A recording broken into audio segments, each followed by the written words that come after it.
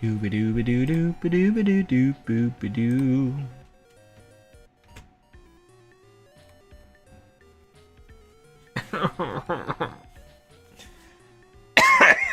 Oh gosh. Should I take another one? First thing I do is cough loudly. Dear goodness.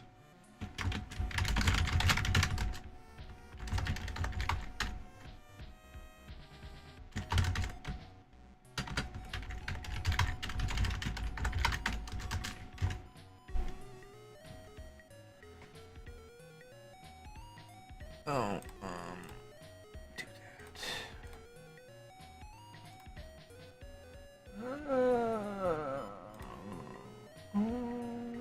What should I put on?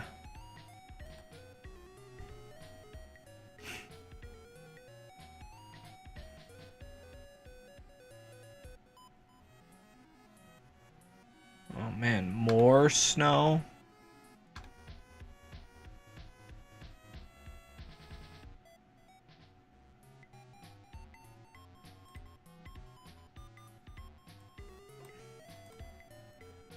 What is the weather? Snow, ice, rain, ew.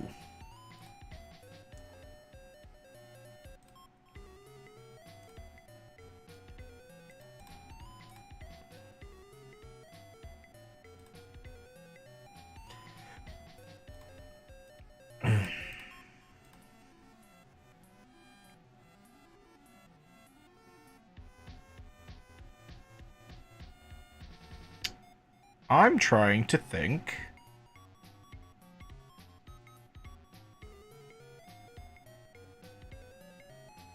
Trying to think what to listen to.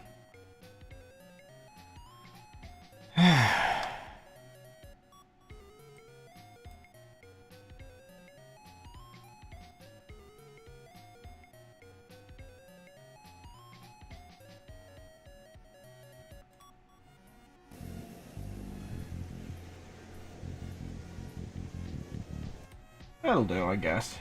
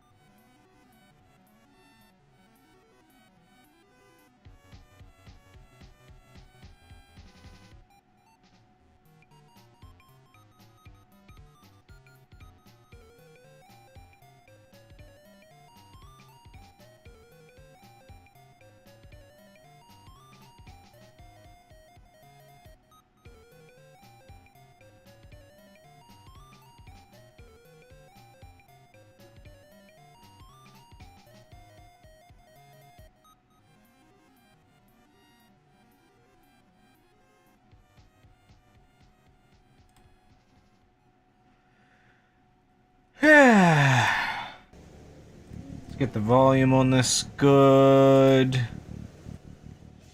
Oh, that image is still up.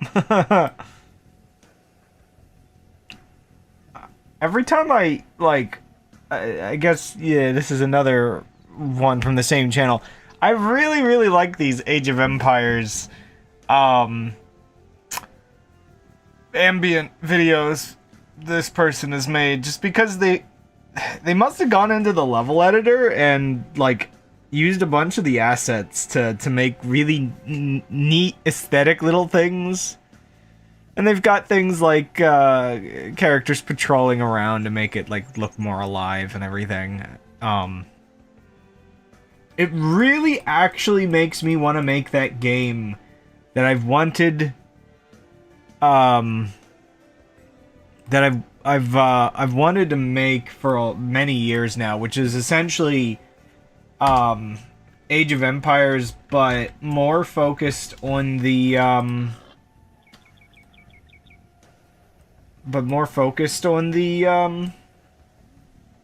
sort of city building element. And I know there's a lot of games. That's the thing I always say when I talk about this, is at this point I know there's a lot of games that are like medieval city builders, but I also don't think there's any that scratch the very specific itch that I'm looking for. Or if there are, I don't know. Like, I think the problem was with these kinds of games is every single time I think about them, I realize that there's a much larger, like, desire to make the game than to play them in a weird kind of way. Which is why I think the market is so oversaturated with them. I mean, maybe people play them. But I feel like the demographic for those games is people like me, who then is just like, well, I don't want to play somebody else's. I want to make my own. So, it's kind of a goofy thing. Hello.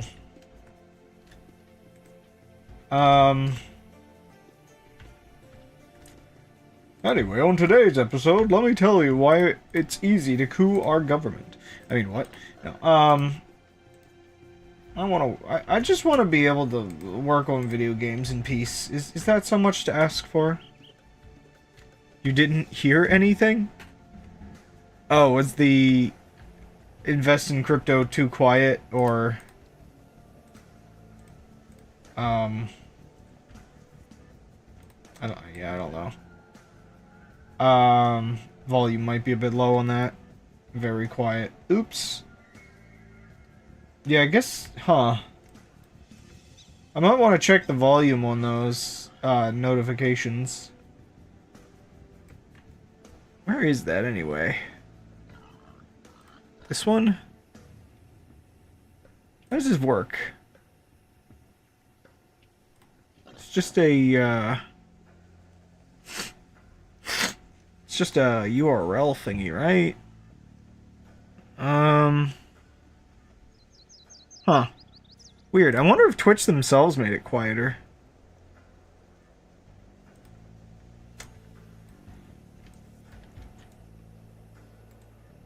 Coop.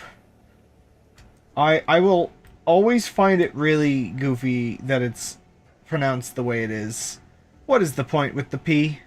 If it's just a coup. A coup!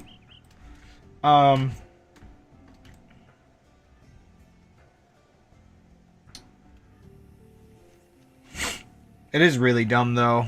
Before the stream started and me just looking at some things. I know. All of the words that are pronounced wrong are French. They're all French. I can guess they're French. It's just how it goes. Soup. Sue. I feel like there is some variant of, like, soup that sounds like that, but I'm not sure.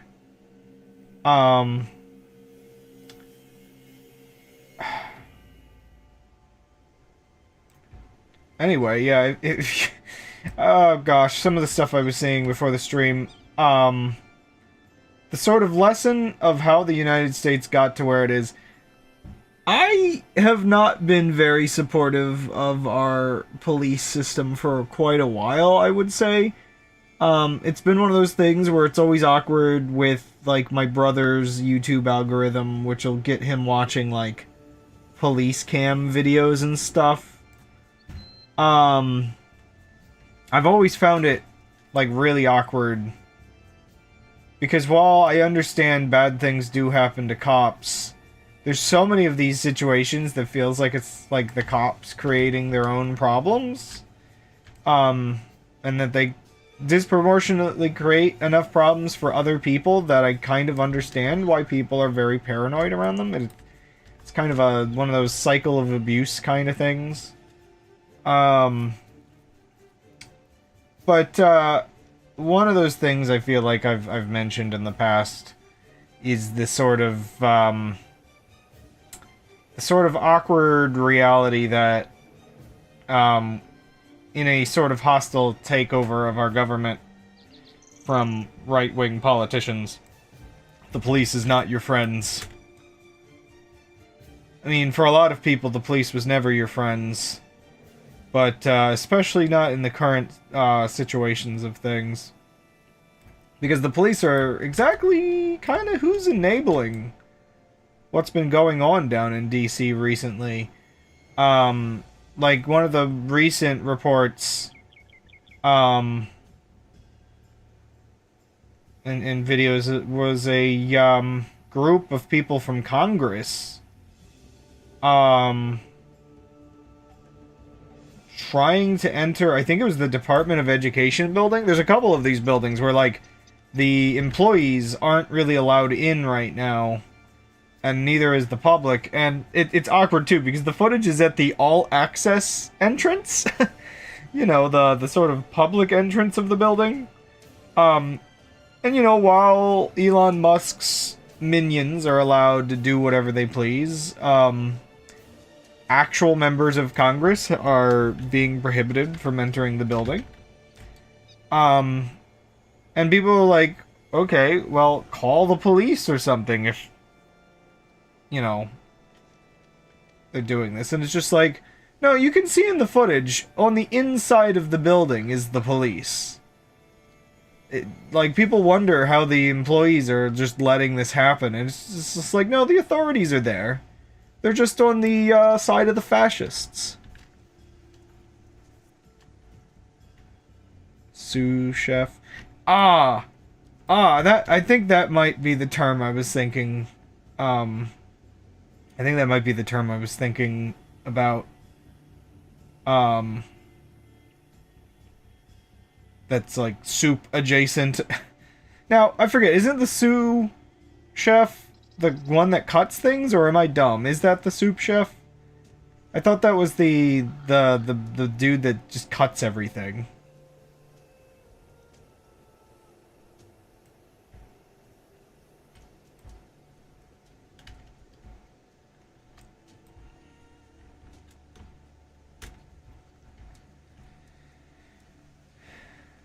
Oh boy, a brief rundown. Let me go through my stack of sticky notes. The fact that it's only been 2 weeks.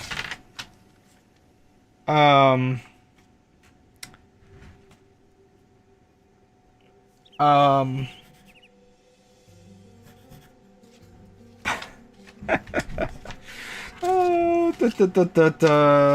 How many sticky notes do I have, actually, at this point? Oh my gosh. I have 1, 2, 3, 4, 5, 6. 7. Oh wait, this is this sticky note's just a recap of specifically illegal things. I mean, what? It's a better term for breaking news. Now what order? I should have put these, like, in what order these were in. One second, let me see. Gosh.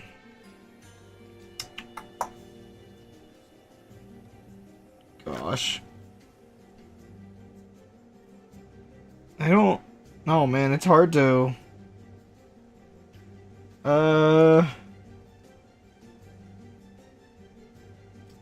Let's see... Gosh, which one of these is first?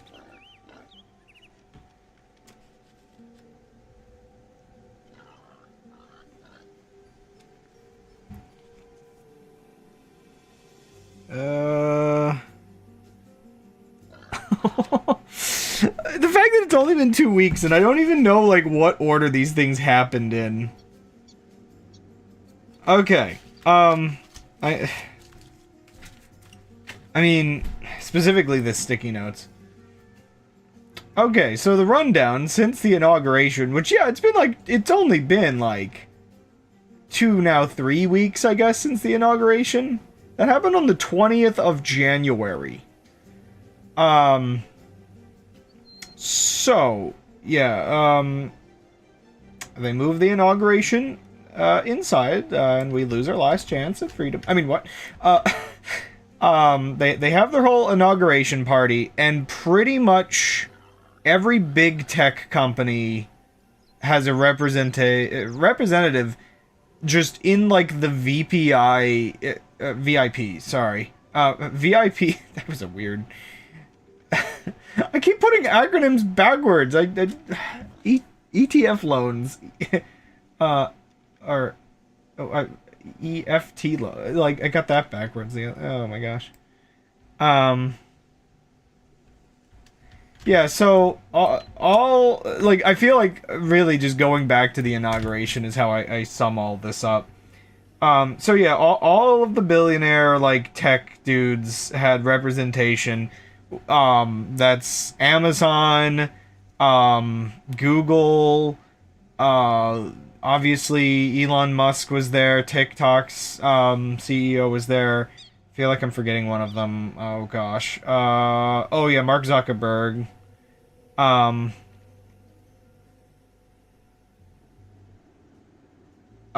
so they're all there. They're all seemingly treated very well. They're all on the same team.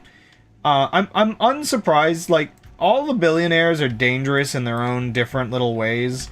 Um, like so the thing that's interesting to me is so Google's CEO was there, but I feel like Google's CEO, or I guess they're called Alphabet these days. Um, Google's CEO is kind of a front man in my opinion. Um, I don't know whether the actual owners of the company were there, but they still own what I'm assuming is a majority stake in the company. Um, or a near majority. So like those guys, um, I guess like if you look up and you get like, I guess Forbes's top billionaires. If so, I feel like people talk about the top of the list a lot these days. Honestly, the only ones on this list that aren't like um that aren't tech billionaires are fashion billionaires. Like the one guy on this list was apparently essentially the creator of fast fashion, so I guess destroying the world in another kind of way. But yeah, number 1 is Elon Musk. He was there. Number 2 is Mark Zuckerberg. He was there. Number 3 is Jeff Bezos. He was there. And I don't know where, like, again, for something like TikTok, the CEO probably isn't like a billionaire, like mega 100 billionaire, but TikTok has its own kind of power. But the thing that is like kind of awkward. Okay, so it swaps a lot because they're very similar in worth, but I guess he's number 8 today. But so the Google CEO is there, and he represents Google, who the owners of that is Larry Page and Sergey Brin, I guess. And so those guys are number 6 and number 7, which Sergey swaps with Warren Buffett a bit. So the only of the top 7, the only one that wasn't there was, to my knowledge, I mean maybe he was there, was Larry Ellison, who is the I guess the owner of Oracle. But there are murmurs that he'll get in with the party eventually. Because there's occasional murmurs that Oracle might be the one to inevitably buy TikTok.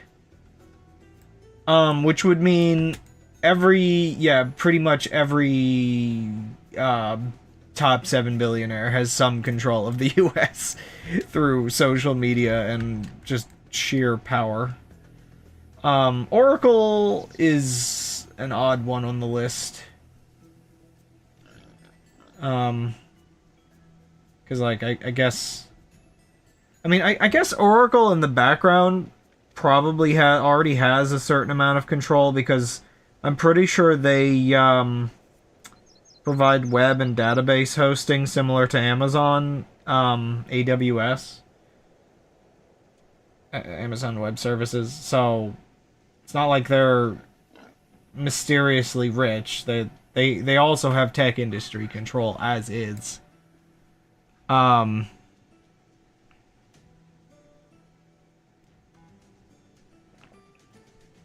Everything I use is bad, I guess. That's the current state of the internet in general. They played us like fools. See, I can't keep up with all of the big names. I feel like... Oh, I don't know.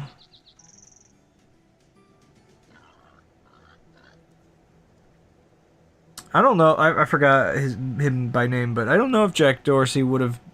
I don't think he would have been invited because he kind of ruined his relevance. Jack Dorsey is an odd fellow. Initially... So here's the dumb thing with Jack Dorsey. Initially, he wanted to make Blue Sky with an intention for it to be a more right-wing Twitter. But then everything with Elon went down, and the rest of the Blue Sky team ended up not being as right-wing as he wanted. So he actually completely abandoned Blue Sky, and it's now, like, he's not related to it at all at this point. He went back to Twitter because he was happy with what Elon was doing with it. So that tells you something about him. At least that's what I last heard. I could just be libeling. You know, allegedly, this is how it went down. So one of my silver linings for Blue Sky is the fact that the original Twitter creator actually isn't involved in it anymore.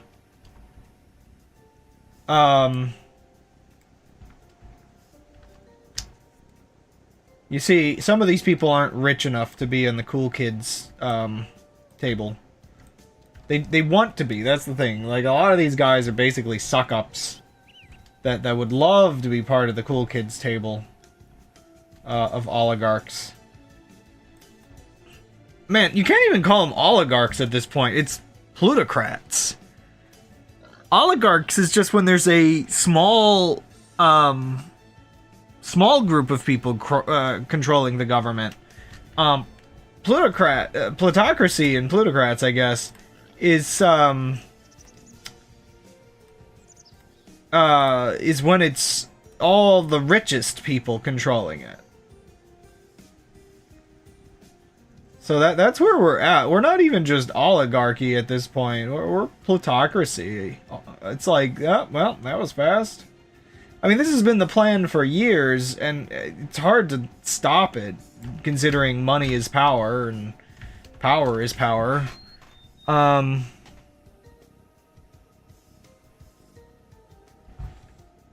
There's an episode with a young tech tycoon billionaire selling self-driving cars that kill people trying to take over the world. Oh, I just spilled water everywhere. Oh, I readjusted while holding my cup and my cup was full.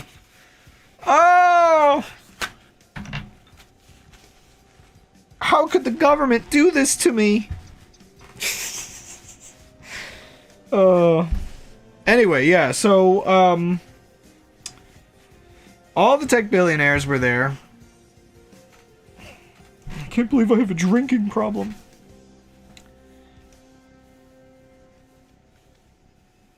Yeah,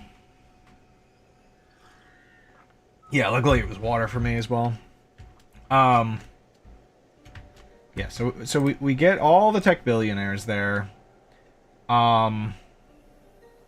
And suspiciously, a bunch of weird things happen after the inauguration that people immediately point out, like, results being suppressed, for, like, Democrats on different platforms, and, you know, they get caught and then they revert. It's like, oops, it was a bug in the system. The stupidest thing, like, so, okay, here's a very recent thing that I saw go down.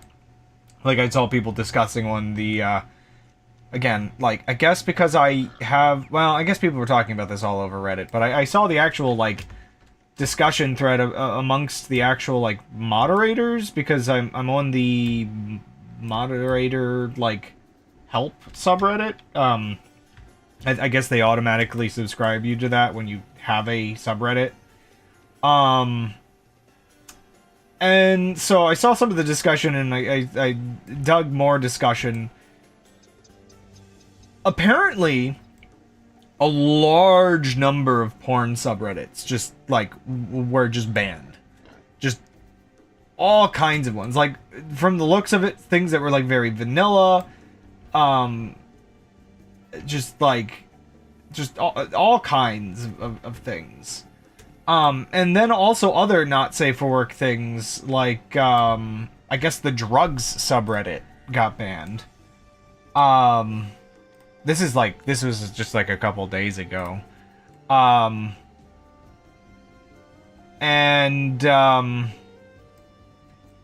This also included some things that seem to be like LGBT help related. And I don't know if those ones had like, if because of the nature of the subreddit, they had a lot of not safe for work tags. And this is where it's the awkward part. I've been discussing lately, I really, really need more social media.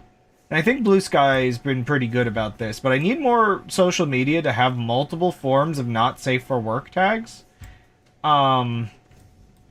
Because, like, it gets just really awkward when pretty much, like, you know, violence and porn and things that are just, like, a little saucy and just, like, swearing even. Like, there's a lot of these different variants of things that can fall under not safe for work, which is where you get something like, you know, the drugs subreddit getting banned along with these other ones. Because it seemed to be any that had like a lot of not safe for work tagged posts.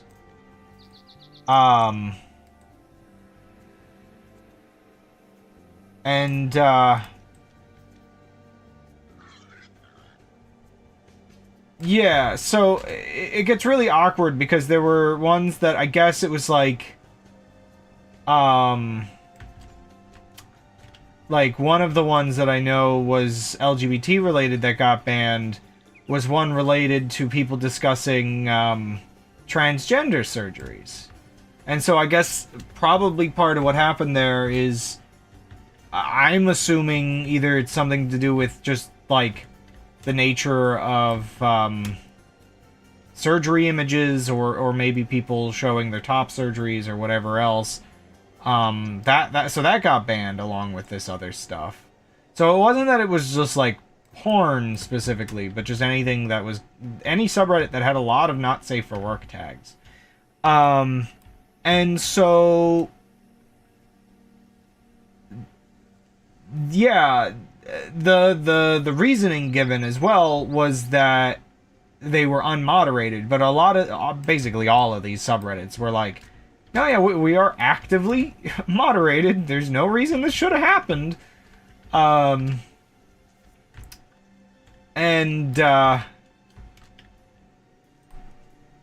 Yeah, so the admins are like, oops-a-daisy, a bug happened. This is always how this goes down. It is, to me, it's way too on the nose that this happens all the time. Something that feels very politically, like, motivated happens. And then these stupid websites are like, oops-a-daisy, our bad. We did an oopsie and made a bug. I feel like it's blatant that more than likely what's actually going down in any of these cases is just they wanted to, like, push something and see what the public reaction would be.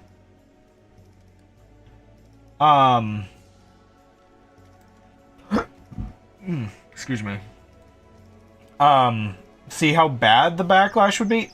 And in cases like this, it's possible that they wanted to roll out whatever dystopian, like, banning system slowly. and accidentally, kind of did it all at once.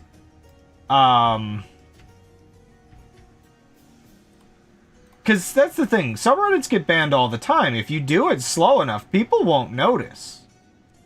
And I guess in a case, that's the scary part. Now, luckily, there is a subreddit that tracks what subreddits have been banned. So long as that one's not banned, people can actually get quite an idea of how common this is. And I think that was part of what, like, lit up the alarms of people noticing all over the site. Because I should note, Reddit already made it so that if you browse, like, the all page, or the popular page, not safe for work subreddits don't appear there. And for someone like me, that's a nice thing. I don't have to, like, go and block a bunch of them. You know, I'm not the demographic of this kind of viewing of the site. But it's one of those things where you almost end up wondering whether the admins themselves wonder, because we've already filtered it out of most people's feeds without them deliberately subscribing, will they notice? So yeah, there's a lot of, like, thoughts that people have on this kind of stuff. But part of my point here is, like, you really can't treat any of these social medias like one is truly better than the other. Now, Blue Sky is interesting because it's protocol based, and we all could, like, let the original company die and start using other people's, like, hostings of the protocol. So that's where it gets maybe a little interesting.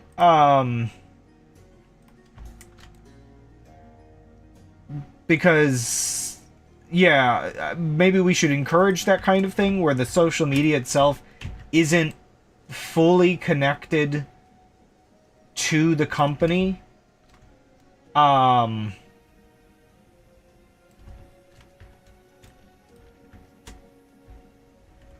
good job, bot.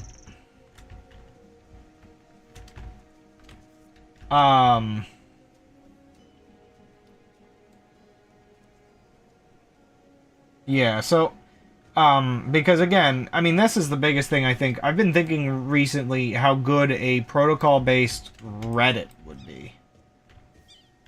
Because I think Reddit, its original format, before they slowly gutted it into something inferior, over the years, I like the idea of a site whose purpose isn't social interaction as much as it is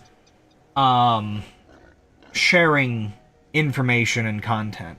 And that's again where I think the thing that, in my eyes, truly was the beginning of the end for Reddit was when they added a video and image upload system. Originally, all of that had to be hosted externally, and the site was way better for it. Because now everybody just, like, freeboots everything. That I know. On there, I don't. I know that stuff is on there. I don't have to see it. I don't have any timeline that's gonna throw it at me. Go looking for it, and even then, it's hidden behind a prompt. Yeah, like, the kind of return, like, yeah, it's that complete choice where it's like, yeah, technically with the default Blue Sky website, there is, like, a Twitter style feed. It's still not quite like Twitter, because the one thing I'm pretty sure with that feed is it's based on who you follow. And I believe there's another feature on it where, like, if you see a post you don't want to see, you can tell it not to show you that, and I guess it'll update the algorithm. I still wish the algorithm for all of these things was completely open, that you could set the weights individually. that for me, that is sort of the dream of how like social media could be better, in my opinion. In fact, that's one of those things that I almost feel like social media should almost be required by law, like you know, as like a compromise, because that's the thing, we haven't yet found a compromise to keep these algorithms from destroying us without like giving the government too much control on what websites can do. So for me, the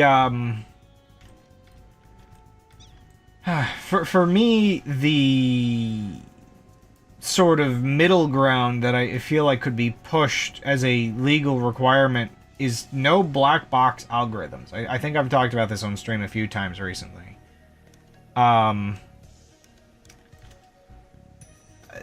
The algorithm, and it, like, the algorithm's weights should, for each individual person, should always have a page where you can view it. And I'm not talking like Google, will Google will be like, oh, we think you like sports, and we think you're about this age range, and all that kind of stuff. That's the close, like, it is interesting to me that Google, of all companies, actually does offer you, like, some of that. But, like, that's, like, only surface level. That's like the, they're only telling you what they're giving you for your advertising. They're not really telling you, okay, so when I say, sorry, I don't mean view the algorithm, I mean view the algorithm weights. Let me clarify that, because that's two different things. Because viewing the algorithm, I do think it should be, like, website algorithms should be viewable source for, like, programmers. Like, I mean, that's the thing. Open source is, or not for programmers, but for, you know, just an overall, like, you know, people that look into these things and actually, like, I guess whistleblow. I think, you know, honestly, yeah, I've been feeling that a lot lately.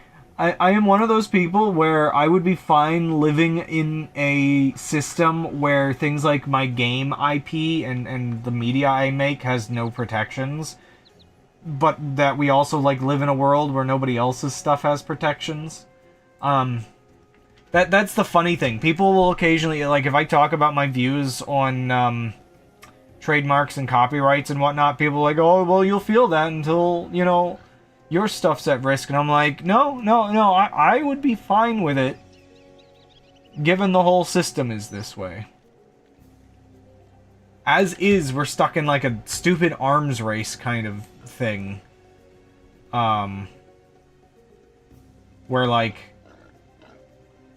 yeah, it's really annoying how it is, because you have to, like, it feels like you have to participate in the scummy system, because otherwise, like, the big companies will not respect it. But you can't do the same to them. It becomes a one-way system, and that's, like, the whole problem. But anyway, even then, it's not like I would go after things like fan projects, if I'm being honest.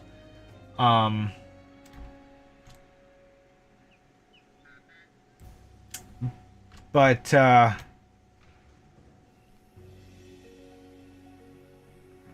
ethics of keeping your model transparent. This actually reminds me, apparently, like, I'm very curious the details on it, but there was, a headline about,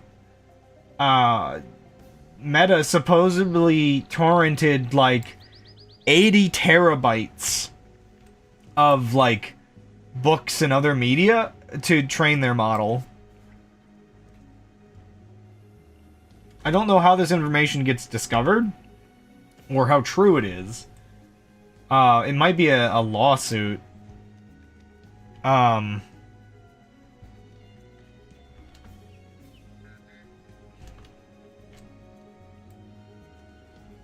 Saying that more accurate the model, the harder it is to make it transparent. I know that sometimes we don't even... Well, I guess that's the weird thing. Yeah, like, what do we define transparency as when it comes to these models? Because, yeah, having the weights open is one thing, but being able to understand them is another. And I think in general, that's where I'm like, I'm fine if like an algorithm's source code is like viewable, but that doesn't like mean it has to be readable. But so getting back to what I was saying earlier, what I was talking with social media is each individual person, there is essentially metadata attached to your account, or in some cases to your IP, like wherever, like whatever the company is storing about you, that feeds certain like tags and weights and things to the algorithm to feed you back stuff. And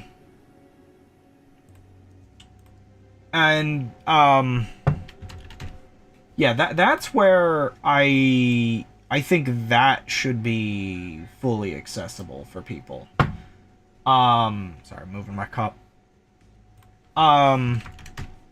Again, this is where like the closest you get is Google will tell you it's like advertiser like information. Um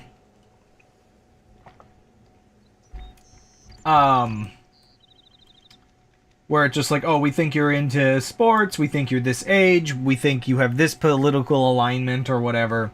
I don't think they really mention that one, but you know they probably track it. And so I guess when I'm talking about weights in a online algorithm fashion, I think it's like important to remember that these terms have shifted a bit in the now that AI has become a thing, because for AI the weights are closer to are like the black box, whereas for an internet algorithm the weights are closer to the prompt, if we're comparing the terms between the two. So like using the term prompt instead, this is where it just like Google, for instance, would be feeding its algorithm the prompt that it thinks you're a Democrat, it thinks you like football like this amount, it thinks you're male, ages 25 to 30, like it's those kinds of parts of the algorithm that I think a internet user should have full access to. And so that's where it's like YouTube suggestions, for instance, would be my example here, where you should be able to go to a page and see, okay, it thinks I like camping and camping supplies. It's got like a weight of 0.3 for the one and 0.25 for the other.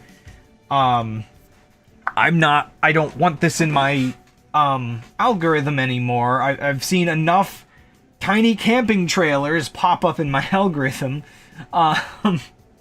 Let me be able to edit that input and get rid of it. Now, it gets a little weird because YouTube, its weights are also based on your recent history, so maybe it's not as, like, I guess that you can kind of modify that. You have to go through your YouTube history and delete, like, specific things. But the thing is, sites like Twitter... Whoa. Sites like Twitter function pretty much the same way, to my knowledge. If you, as much as click a post out of curiosity,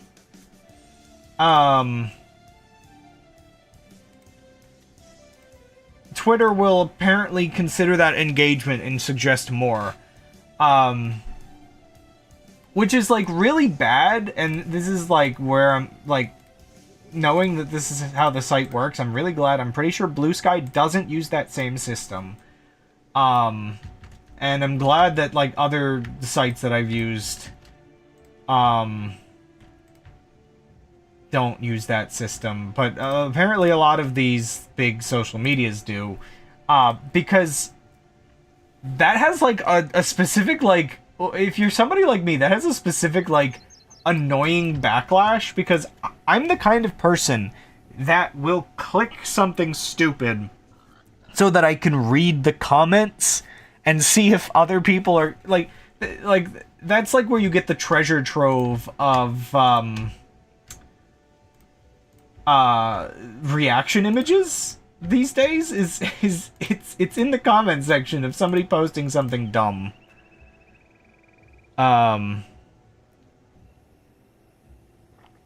Oh my gosh. I like do that one thing. Oh. I'm sorry, Gold. That's why I try not to link you One Piece videos, Gold, because I really don't want that series spoiled for you. But almost no matter anything you search or any videos you watch, you are immediately going to get flooded with, like, spoiler suggestions. I'm thinking of years ago. Oh. Okay, so linking one video recently didn't do you good. Autoplays videos, and they add to your history. If you're not scrolling constantly, pause for a second to read the title and then the top. Oh, yeah. If you hover over a video, even by accident, and it starts doing that, like, picture, like, that tiny, like, little autoplay, it'll count. This is one of the reasons why I don't want to, like, get sucked into shorts, is you can be scrolling through shorts, and every single one of those will, influence your algorithm. I like how this is, like, this entire topic sparks from me just talking about... I'm sorry, this whole stream is going to turn into politics, because Thomas was asking, as an Englishman, if he could get a recap of our recent, political, like, events, because everything is crazy over here. And we get an entire conversation out of just, like, this was just me starting from the beginning and talking about how all the tech billionaires were at the inauguration. And I basically, like... I mean, this is a, unfortunately, very relevant topic. Right. Oh my gosh. But yeah, this is unfortunately a very important topic to the whole thing. Talking about this.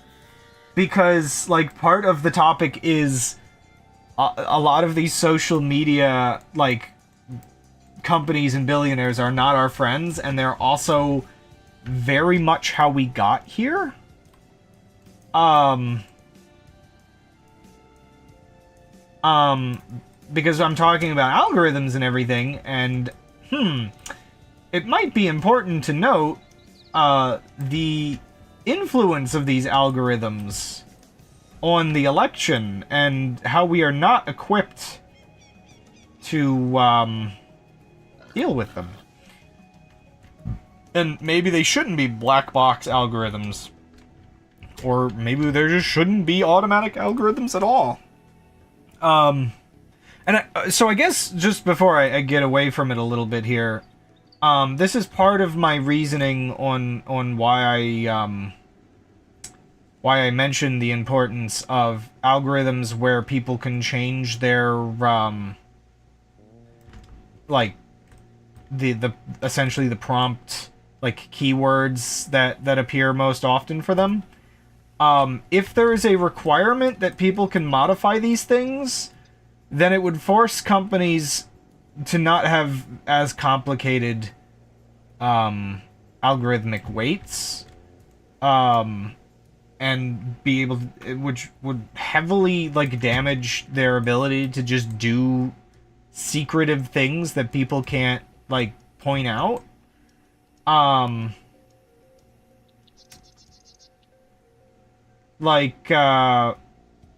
So one of the things, when the social media companies try to insist that they do not have, like, bias or whatever that they practically lie about, the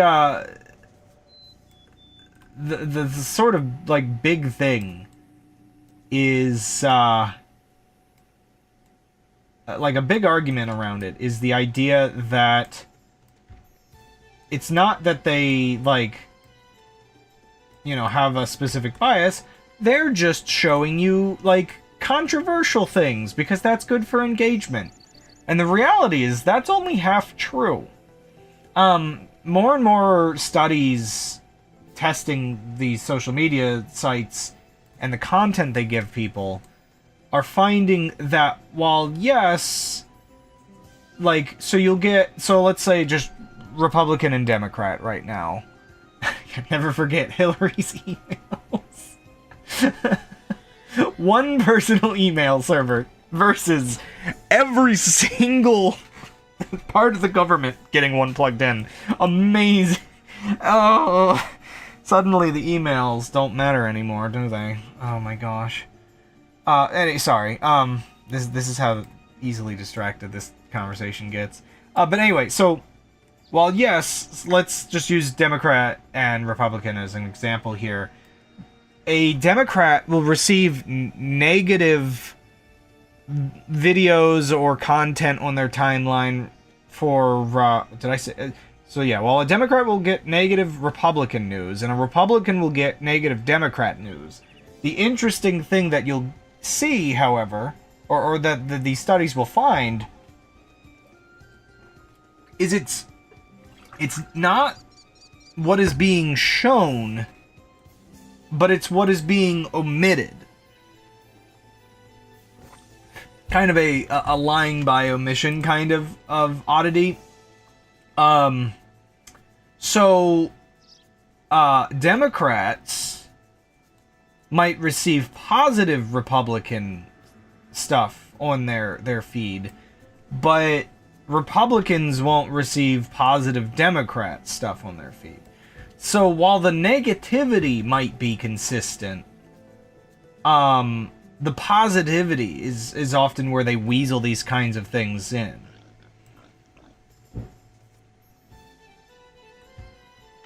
Yeah, and then you get the other thing where you'll get the bias of the echo chamber. You'll get, like, fully positive of your own party on both sides. So you can have, like, 6 different combinations here, but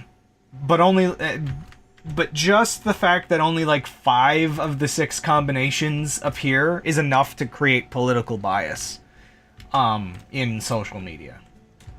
And we can see a lot of European countries are getting increasingly upset with platforms like TikTok. Like, TikTok's a big one because, again, especially a lot of younger people, but just a lot of people online are treating TikTok like, oh, it's, you know, it's not as bad, or you know, a foreign government influencing thing isn't as dangerous as my own government doing it, as if they're not all on the same team of fascism. I mean, what? But yeah, TikTok's a big one in a lot of European countries. Also, I feel like it's somewhat telling that now that Trump has won, he no longer wants to attack, like, TikTok. Basically, now that he knows it's in his favor, he's not bothered by it, is the feeling I get.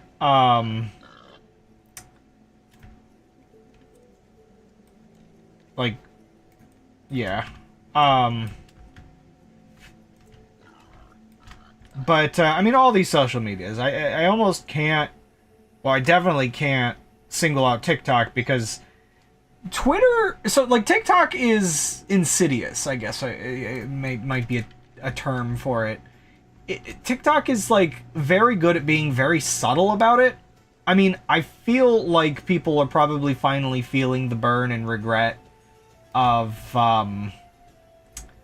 sort of abandoning the Democratic Party over the Palestine situation. Because apparently they weren't doing enough, which is still, like, such a weird thing. Because the Democratic Party was trying to send, like, what was more focused on sending humanitarian aid and more focused on telling Israel to chillax a bit, but because they weren't completely stopping Israel, that was enough for people to be like, nope, we're not going to support you in the election. And that was massively pushed through TikTok as a stance.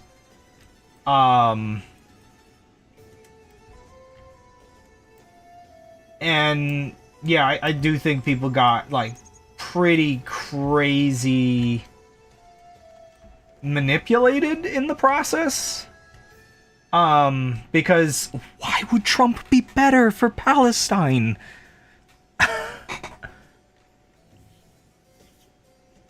Why it matters that we interfere in other countries' wars.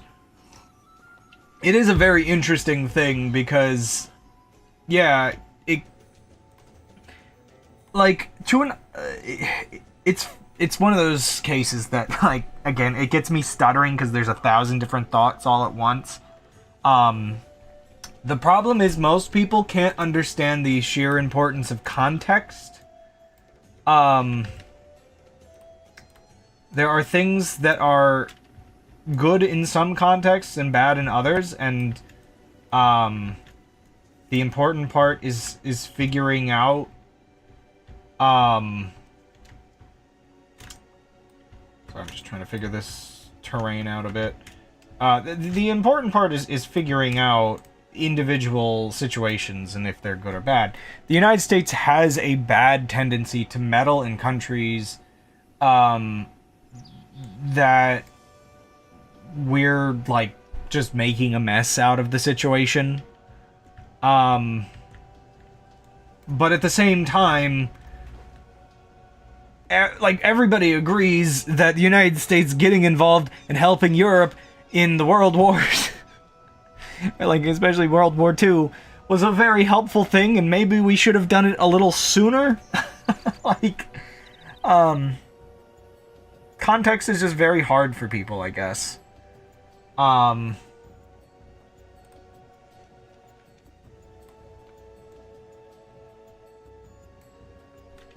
Let's see. How do I want this terrain to go is the question. Alright, I can't do that.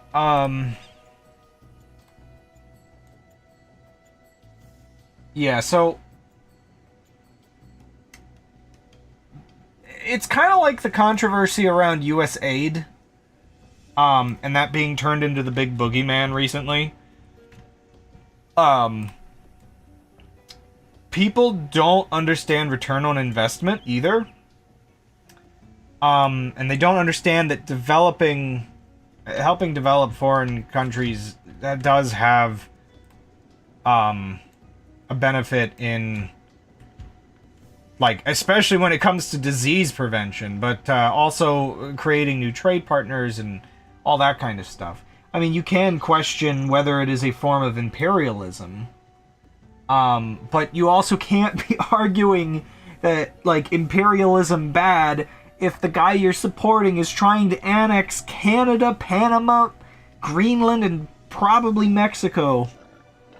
Definitely Mexico. I mean, it sounds exactly like Russia when you start talking about putting troops on the border. I agree, bot. It is awful. Oh, but, oh my gosh, though. Yeah, so, algorithm's bad. I agree also, bot. Let me check something. Sorry.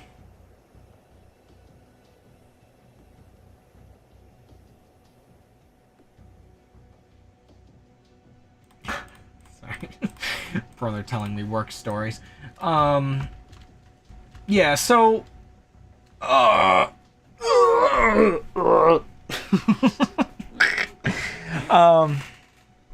my gosh. Yeah, so US getting selectively involved, but so if I had to express what the current administration's type of plan is, generally speaking, if they even have much of one to begin with half the time, It is essentially, okay, the plan that they sell people on, the thing that they justify destroying all of the government agencies and everything on, is essentially what you would consider nuke and pave reform. The problem is, somehow people fall for this every time because, like, maybe this is the true Gale-Man amnesia. Sorry, no. Because of political amnesia, and, like, even though I joked with you the other day, Kyle, or Gold, that, Gale-Man amnesia maybe isn't quite amnesia as much as it is just not processing the information to begin with. Political amnesia, however, I do feel like is practically like an actual, like, amnesia type effect. Just because people's, like, views do pretty much change, or they'll completely forget what happened last time. It only takes a couple years for people to forget completely what happened. Gell-Man, like the physicist? Yeah, so, sorry, what I was referencing there, let me actually, that one's a fun one. Me and Gold were talking about it before, and it came back up, because I couldn't, ironically, kind of like amnesia, I couldn't remember who initially told me about it. Turns out it was just him. So Gell-Man amnesia, it's funny, it has the namesake of him, even though it was like a friend of his that came up with the term, and I don't even think it was about him. It's just kind of a goofy thing. I haven't read the entire article, but the snippet is very solid, and it is pretty much, it's the summary of people will read a newspaper, for instance, or read any form of media, and they will read a topic that they are knowledgeable on, and they will go, ha, this guy has no idea what he's talking about. And yet, they will turn the page to another article, and it'll be something political, geopolitical, about Palestine, for instance, and they will read that article, and they will absorb it as if everything is true. They will forget that they just saw somebody in the same newspaper having no idea what they're talking about, and not think critically about whether or not what they're reading in another article is true or not. And so, yeah, it's basically a topic about, media literacy and critical thinking. And it's one of those things I would encourage. Just because I talk with confidence doesn't mean I know every single topic I am talking about. And so, try not to have Gell-Man amnesia with me. If I say something stupid, which I regularly do, that is a good reason to question other things that I say, and wonder, okay, maybe I should think about this myself, or go look it up myself, because maybe Krab doesn't know what he's talking about. And, like, yeah, it's a good one in my opinion, it's a good one to apply not only to people that you know, to social media you consume, but also to yourself, in the try not to be the bad writer that is spreading stupid information. It is just a very good, like, critical thinking kind of topic, I guess. But yeah, I don't know about government is and how they're using their power. Unless my party is in control, everything they do is great and things are fantastic. It's not a question of does the government have too much power. No, of course they need more. My party was in control of it. Me spreading iPuzzle rumors.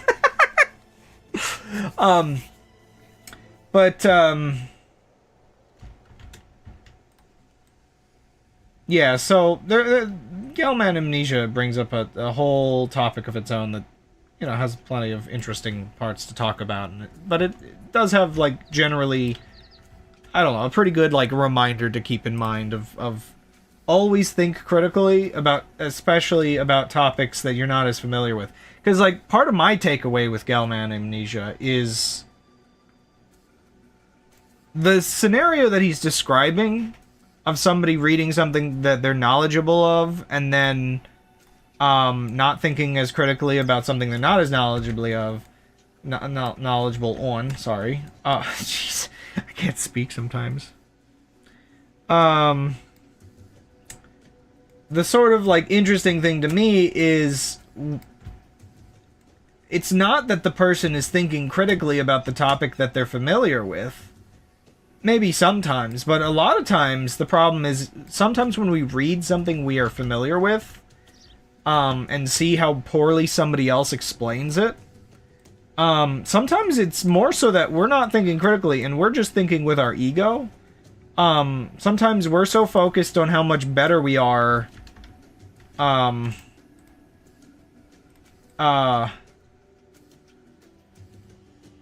sometimes we're so focused on how much better we are that we don't really consider, like, just critical thought on, like, how this got written, what's going on, like, why would a paper publish this? You know, there's a lot of, like, aspects to it where, ego can sometimes get in the way. And that's part of just where I think to myself, how you get into that situation where somebody can kind of skip over and not realize that maybe the other stuff in the paper they're reading isn't very high substance. And it's just because we're not thinking critically on just about anything we're reading sometimes. I'm not sure if I want just like a big lake here, but see, I've never really thought of this area of the map, so at this point I'm just, like, making up stuff. I'm not thinking critically. Hey, everybody.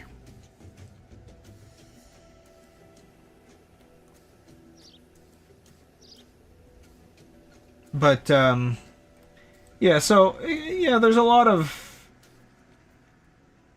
importance in absorbing things.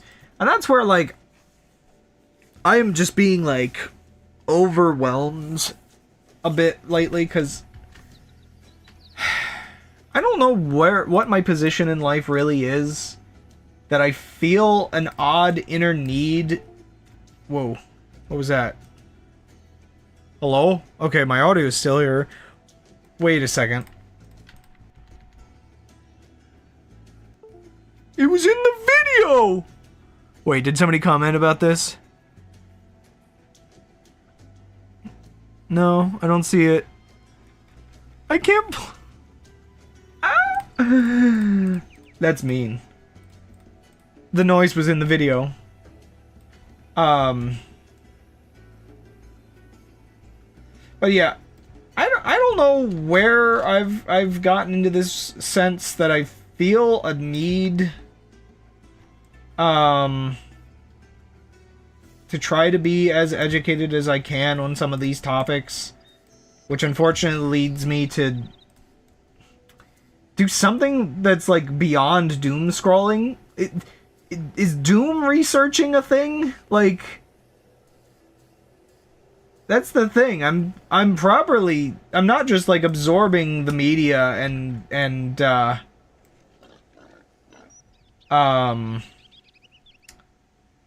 scrolling to the next headline. I mean, I do a bit of that sometimes, but I am trying to research, find articles, learn about things. I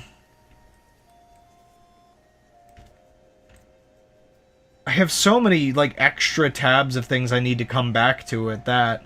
I think there's a part of me that maybe it's a paranoia that if I'm not, like, I think the problem is, okay, here's the thing. Here's the messed up thing. Like, a notable regret that I have. I've talked about this on stream. I'm honest about it. In 2016, what age would I have been? Would that have been like 20 or whatever? How many years has it been? Yeah, I guess I would have been like 20. At the age of 20 in 2016, I voted for Trump the first time. And boy, do I look back on that past me as ignorant and dumb. It was the first time I voted, and I voted partially just based on what my family, like, stances were. I did not really... I was a victim of the social media scrolling. I was a victim of the algorithms. I was a victim of not doing research. It's something I just don't want to make that mistake again. The sheer the sheer increase in my political knowledge after that. Now, here's the thing. I voted for Trump actually with like two things. I knew that he was sort of. I knew that he was sort of politically chaotic at the time. This is where it gets really interesting. Your vote doesn't matter anyway. I do live in a Democrat-heavy area, so yeah, kind of. It was gonna vote blue. It's voted blue every single time, so it didn't really make much of a difference. Now, luckily, I only voted for him the one time. I think I voted third party in 2020, and then I learned more about how the two-party system works and sucked it up and voted Democrat for the 2024. I'm not a fan of the Democratic Party, funny enough. Especially with what you see going on in DC, it about sums up a bit of why. Because they're like status quo politicians, and unfortunately they have like no defense mechanism to deal with this kind of political turmoil.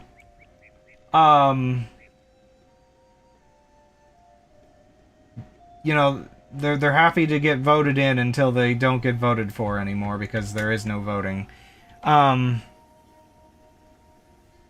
feel like you were 16, and I was born in 1996, so I gain an extra 4 years on that. Kind of forced to choose the lesser of two evils. And the thing with the Democratic Party is it's the kind of voting for them at least feels like the kind of voting, like, definitely one of those things I'm looking for when I look at the candidates in my area. I'm looking for anybody that seems to support voting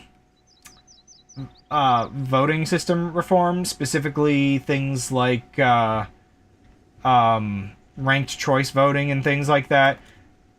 If the Democrats had won for another, I would say, like 10 to 15 years of just status quo, no Trump involvement, kind of just normal politics, even if the Republican Party was always kind of going the direction it currently is going, at least I have the feeling that the Democratic Party would have slowly brought us closer to ranked choice voting.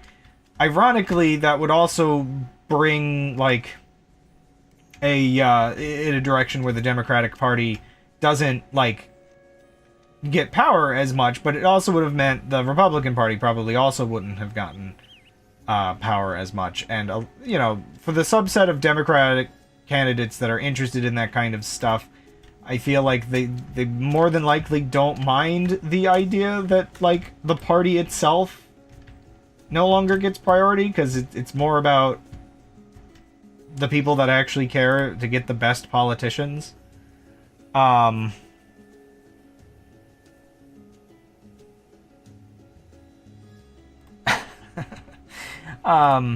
anyway, so it's that kind of thing where at least it's the sense that sucking it up with the Democratic Party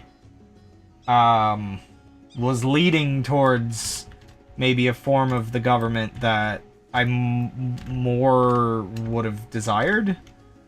I changed a lot in my early 20s, I will say. But also there's a lot of things, like, again, I guess, like, the weird thing is there's a lot of things where I would argue the Republican Party changed around me and I didn't change with it, luckily. But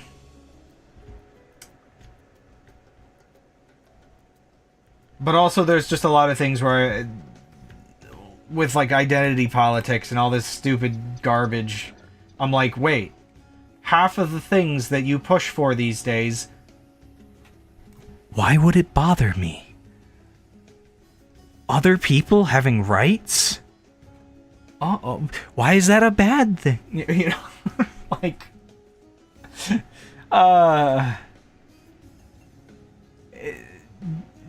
once you start thinking critically about a lot of things in politics, you start realizing that a lot of what they're trying to frame is the misconception that by other people gaining rights, you're somehow losing them. Yeah.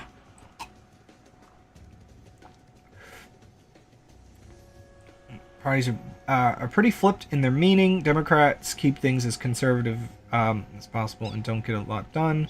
Republicans try to completely overthrow the government and destroy as much as possible. Very much the opposite of conservatism. Yeah, modern conservatism. See, that's the thing. And this is like one of those, like, really, I guess, silly, dumb things, is I would still consider myself a conservative under a version of it that doesn't seem to exist anymore, I guess I would say. You know, the actual term of, I want to live a basic traditional lifestyle. But, like, the interesting thing is where things get messed up is the fact that you can't actually apply conservatism, like true, proper conservatism, as a political leaning, if that makes sense. And the reason for it is, politics is the way our views and our systems influence our lifestyles. And so if you are applying conservatism to the government, you are trying to apply your lifestyle to other people through politics. And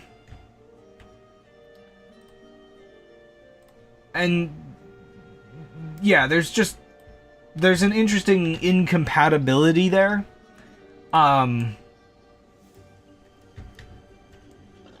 And I get where there's certain problems. Sometimes there is some, like, overcompensation.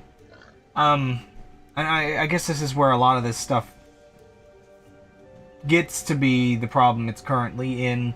I will always say in politics, they will take a truth to sell you a lie every time. Because that's one of those, yeah, that's just one of those things. Almost any topic that I could bring up, the Republican Party or conservatives or right-wing people oftentimes start with an ounce of truth and just run with it into something horrible.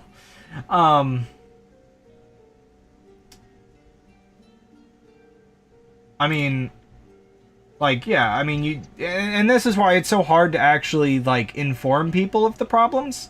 And this might be why I'm trying to become as educated as possible. Because, as I was saying earlier about having been somebody that voted for Trump only the one time, you can imagine that means I live with a family that, unfortunately, like, my parents both voted for him all 3 times. I love my parents, but they got sucked in, like, really hard. And whenever I talk to them, they're not malicious people, but it's some of this like cult aspect of it, and it's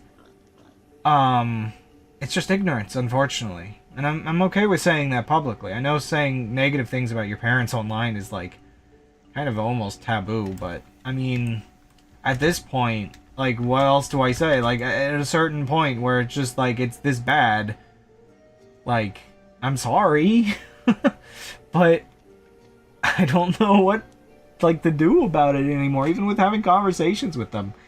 And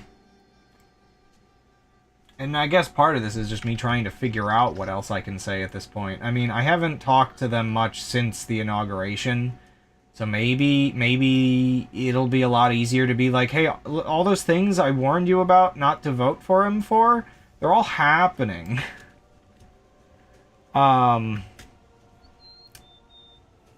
know, like, the one thing that's awkward to me, too, is my parents are very, very, like, Bible open, actually reading it Christians. So it's interesting to me that I can't help but feel like it's bizarre that they fell for the trick that Trump is somehow like more Christian in the way he acts. He's I mean, there was a reason why I had the whole half-joking conversation last week about him pretty much describing the Antichrist. Like,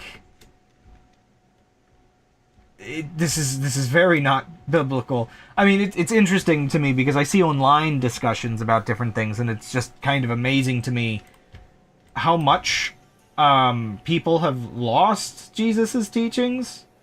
Heck, people can't even do Old Testament teachings at this rate.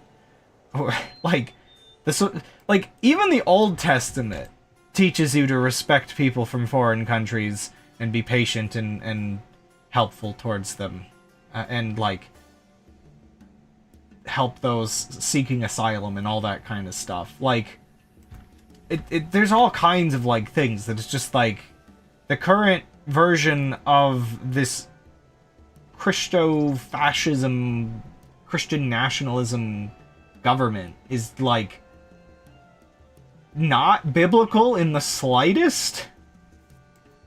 And you'd think I'd be able to get through to them with that kind of thing.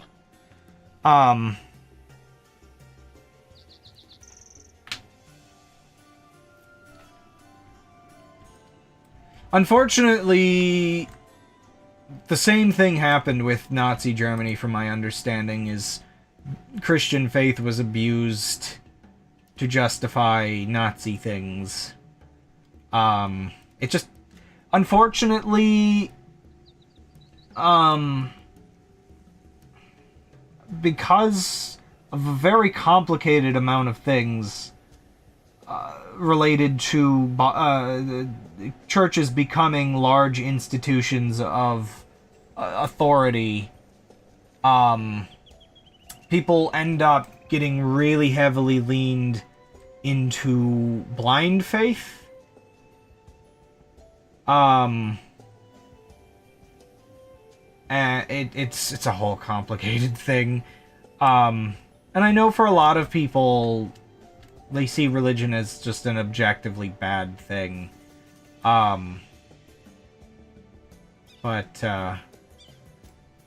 I can definitely say, as somebody that is still religious and grew up in a heavily religious household, that this topic gets very complicated very quick.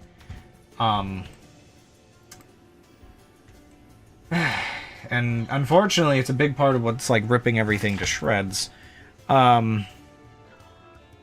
Ironically, it is one of those things where I understand more and more now why, like, Jesus could come back and people would not follow his teachings even today. He would just be, like, just labeled a liberal and cast out of the church. Oh.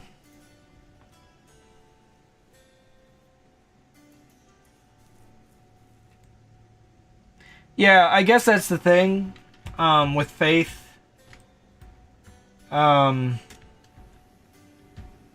It's like faith is pretty much supposed to be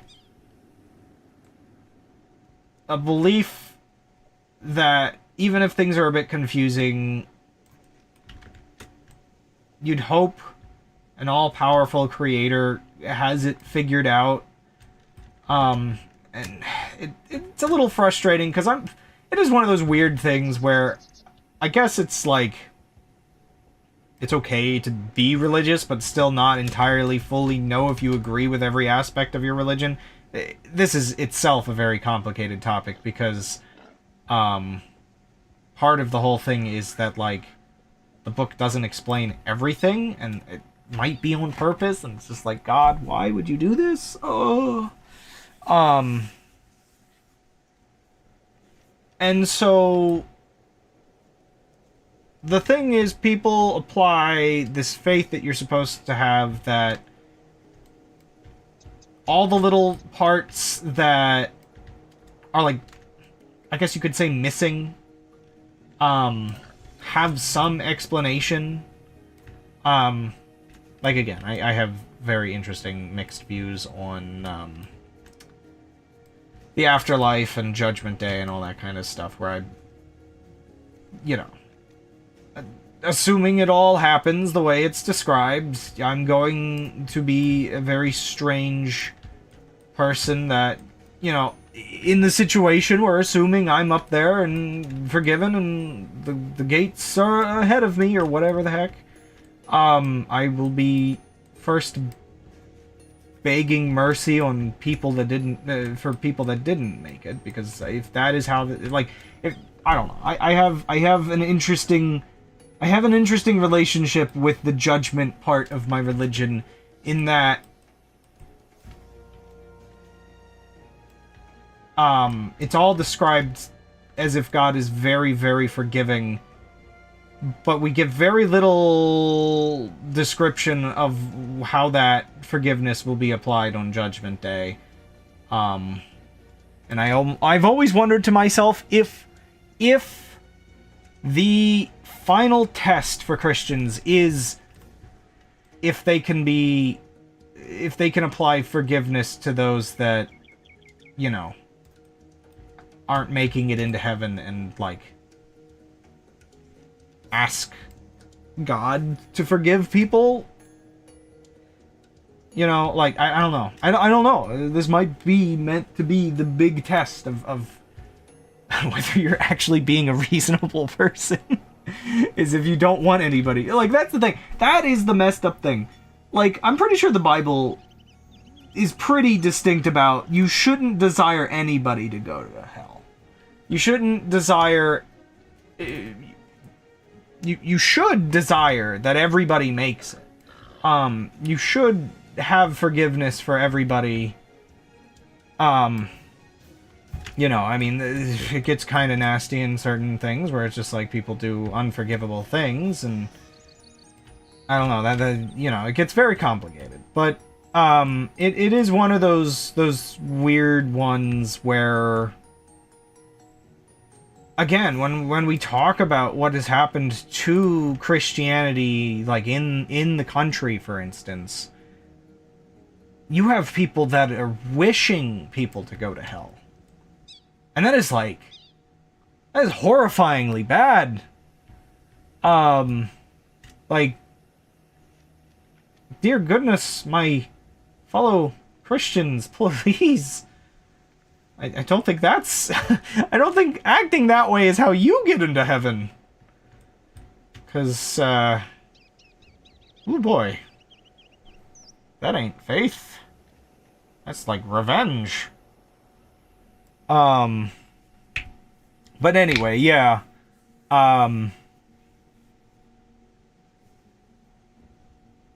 Good thing if you make your way to closer. I know there's a story, Moses, people bought your book, but forgive them. Don't remember the answer he gets, but I know it's there. Yeah, I should go back to that. But anyway, yeah. Yeah, so there's a lot of this stuff where it does leave me just kind of saddened because there is a very, you know, this sort of type of Christianity, this very hateful kind, and this pops up a lot in history. Almost every religion is doomed to become incredibly hateful. It's one of those things where, you know, if I try to get into the deeper topic of what sets my religion different from others, the one thing I could never argue is that mine is objectively more peaceful. I feel like everybody tries to argue that about their own religion, and then their people do the worst things imaginable. Tension between the earlier and later parts of the book.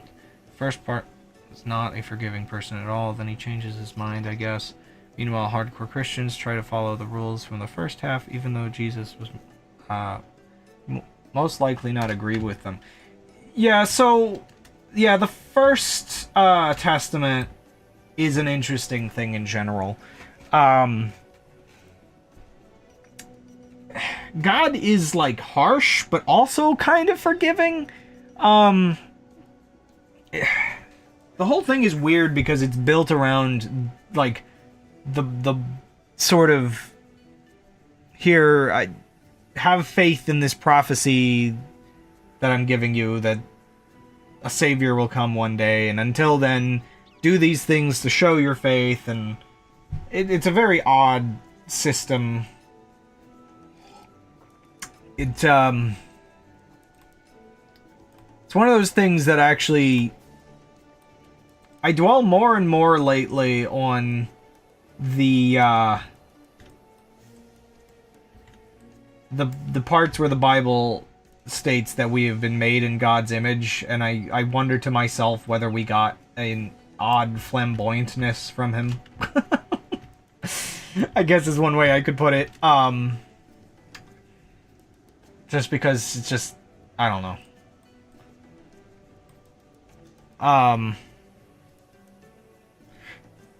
Well, that's like the crazy thing with the, like, the gay rights issue too. There is so much more in the Bible noting how adultery and, like, you know, cheating in your relationship, that kind of stuff, there's so much more against that. The language for, like, gay stuff is so loose that it is not really, I mean, to my knowledge, like, there are even cases, there are even cases that are used as, like, things against gay relationships, where when you actually look at how it's, like, translated and everything, it is actually much more related to adultery again. Like, and so I can't see, like, making gay rights and like caring this much about LGBT rights like such an issue for people, and then to elect a serial adulterer multiple times. And, like, the other one, there's not even really anything in the Bible against abortion. There's even a line about how to make essentially an abortion medicine. You can, like, find it uncomfortable as a concept, and I do find it uncomfortable as a concept, abortion and all that. But, like, there's not actually really much, like, biblical supporting being this against it. It's just something that politicians have figured out can be turned into a forever issue off of very vague comparisons to, I guess, murder.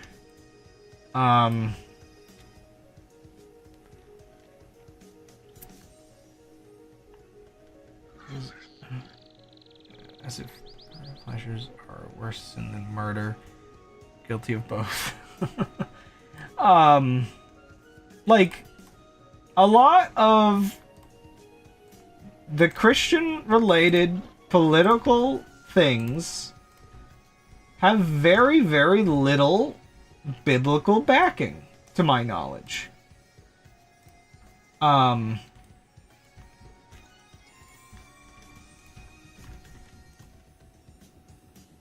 You got distracted by the planes. Yeah, well, I'll get back to some of that in a moment.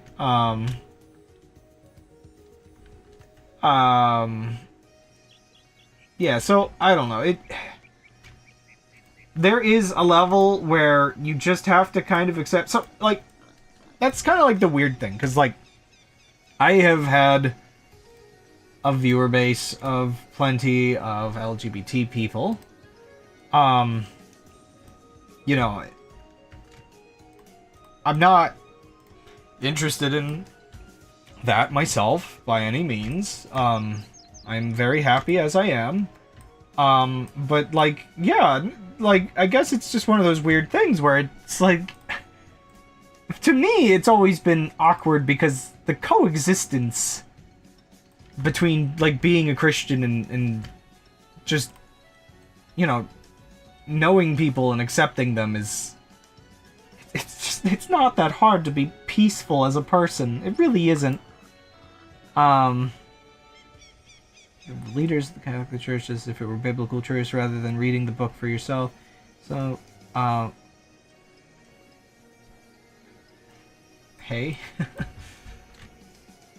Yeah, like, basically all of my dedicated viewers are LGBT, and here I am, a Christian, watching the world burn around me as other Christians try to take away their rights again. The worst thing, though, is, like, this weird overlap, thinking of just, like, how people were manipulated in the United States and thinking about how many gay people actually voted for Trump. Apparently, this is a problem in Europe as well, I've been hearing. It's a very similar issue where the far-right parties in various countries, like I think Germany and France, are making people so afraid of the Muslim immigrants that you'll have a lot of gay people voting for the far-right parties that are much harder against them, even at the risk of their own rights. And it's just like, hoo boy. The fear-mongering applies to everyone, unfortunately, it seems. And social media algorithms come back as part of the topic because they are responsible for constantly feeding people fear-mongering. And I get that in a lot of areas, heavy immigration is a problem, especially as people are, like, seeking asylum from things that are only going to get worse with climate change. But, that gets into its whole topic about the way a lot of these groups want to handle these things. It just turns into concentration camps. The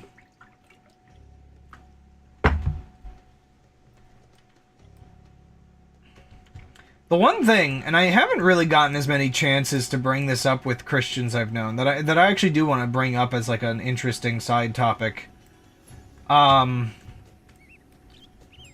Fundamentally, I would really like to talk with some of the people I know, if it somehow comes up in conversation, and really get them thinking heavily about, things like abortion and the fact that, if we're being honest, throughout history, the vast majority of humans have died as babies.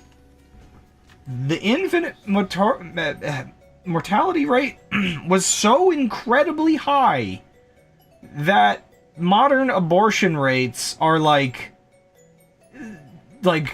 pennies in comparison to the pile of money, I guess, or a drop in the ocean, you know, whatever comparison I can make. And so, fundamentally,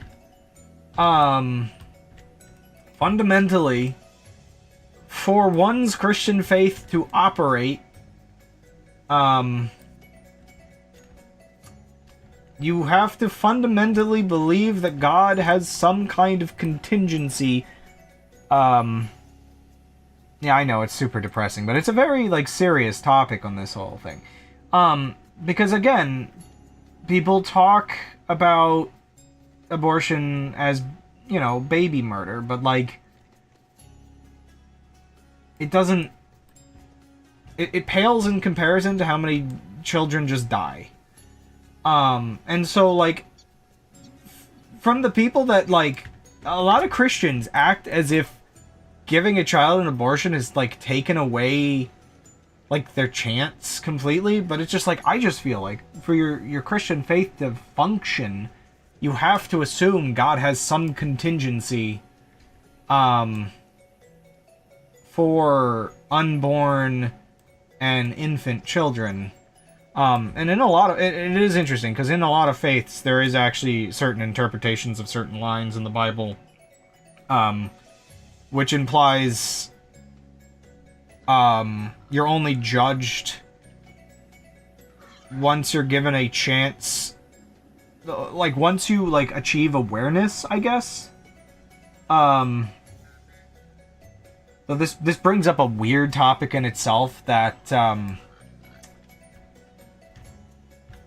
missionary work may somewhat be redundant depending on how you interpret this, because bringing things to uncontacted tribes, the people in uncontacted tribes will probably get like a second chance or just leniency because they never had a chance to learn. So maybe contacting them, maybe it's fine. Maybe just, you know, let them kind of live in their own little thing, and, yeah. But, yeah, so it gets into an interesting thing, because there's a lot of counter-arguments for the fact that it's a lot of Christian people that are against abortion. Like, personally, again, I'm kind of, like, creeped out by it as a concept.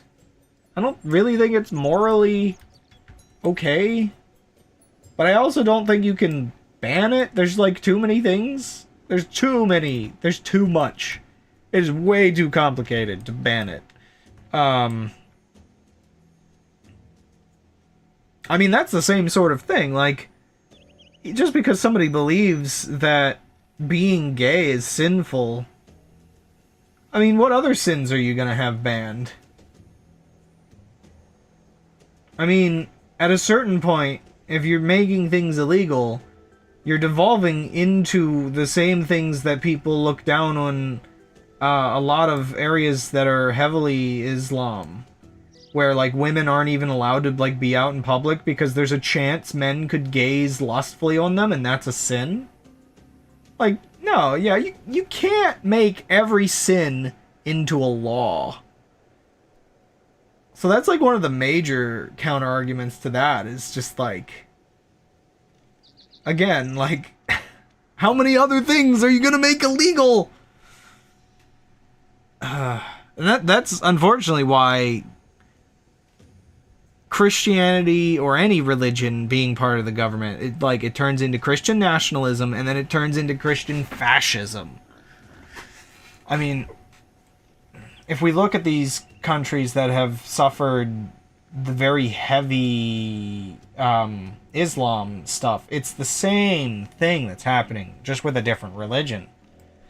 Even if, you know, more peaceful versions of that religion exists, the one that gained power and the version of Christianity that's gaining power are both the fascism variety. It's like, oh, this kills the crab.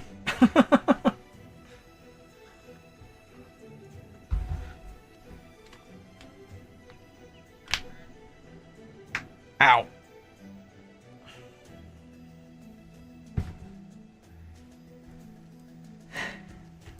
Also, I guess that's one of those other things about those early books of the Bible. It's a lot of the rules from the Old Testament basically exist Like, so there's a couple interesting things in the Old Testament where the Israelites are like, we want a king and we want rules. We want to be like the other kingdoms. And God's like, no, you really don't. They're like, but we do. We really want this. He's like, are you sure? I'm like, yes, judge us or whatever. I don't know. Just give us a king. And then he's like, sure. You know, when it comes down to it, I told you so, but sure. And he gives him a king and everything goes wrong. And he gives them a bunch of rules and there are way too many rules to keep up with. And the sort of, I feel like there is a sort of moral of the story of, sure, if you want, there is a form of perfection. But, like, there also seems to be a lack of expectation for humans to follow such perfection. It's also kind of weird, the sort of odd reality of it. 'Cause, like, so let's say, hypothetically, we do just determine, being gay, for instance, is just, you know, Bible considers it a sin, it's a sin. That kind of, like, thing about it. The weird thing that, like, from what I remember reading the Bible, too, that's, like, it's a sin in, like, the regard that it's not how things were built, but, like, it really kind of comes down to, like, how seriously you take sins, I guess. And it's also, like, conditionally a sin, where, like, I don't know what romance or any of that might be like in heaven, but from what I understand, a lot of these things that are built into the rules of this life aren't really going to be as relevant in heaven. I think it's going to be a lot easier, like, the whole aspect of people sort of being their perfect selves in heaven. I also think it'll probably be a lot easier to be perfect because it's going to be a whole different rule set. Like, I think a lot of people really need to remember some of these things. It's very condition based. And you see people make this mistake in all kinds of, like, parts of life. So, like, I guess one other, like, weird example would be the sort of gazing lustfully at another woman when you're in a relationship is essentially cheating. But people, like, take the whole, like, sort of lustful gaze kind of stuff. Thou shalt not sin. People take that kind of stuff and they, like, over apply it, where it's just like some people can't even look at their own wife. Told that there are no possessions there and no physical body, so, like, what do you do there? The descriptions and interpretations get wacky. I do actually have a specific existential dread, not of, like, what do we do in heaven, but, like, eternity scares me as a creature with finite time. I have a lose-lose, and I don't want to get into this topic very long. I might get into politics, because politics might actually be easier to digest. I have a lose-lose existential dread. I think I often call it advanced existential dread. Living forever freaks me out. But, like, only having, like, 60 more years to live freaks me out almost worse. I think I might take eternity, because there's, like, a chance it's like, okay, maybe I can, like, sleep for a billion years if I get bored. Maybe it's impossible to get bored. I mean, okay, here's the thing. How many billions of years could I just create a Minecraft world?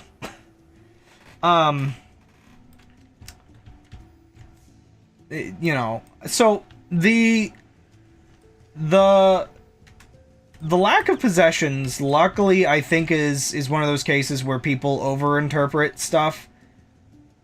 You're not gonna bring, like, what you have in this life with you, but, like, I guess it's probably gonna be redundant. It's, I think it would be redundant, because you'd probably get, like, you get to do much more interesting things, likely, because you're probably not gonna have the same sort of limitations. I'm assuming, like, so if the world can be created with, like, a specific rule set, and we live under that rule set, I would assume once relieved from this specific rule set, we would live in essentially a realm that, like, creativity truly is infinite. An infinite number of different things to do. If you merge with Omnis, something... Oh, question, sorry, answered. Luckily, I don't believe we would be... So, okay, here's like a, I just realized how to solve... Not even God can solve the eyes. I mean, what? Huh? No. Nah. Here's an actual interesting oddity. I've wondered what the existence of God could be like sometimes. I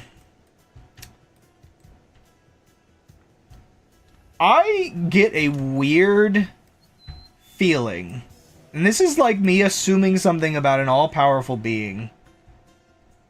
Now, also, I could get into a whole topic about the complexities of what all-powerful actually entails, because, like, you actually get into, like, the weirdness of, like, what kind of infinity does God have?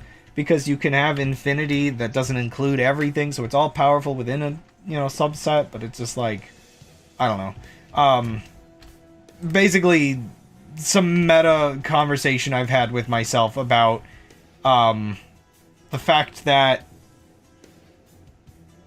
evil just seems to exist as its own sort of force that God doesn't overlap with, but yeah, I don't know. There's like fundamental forces even for God, I guess.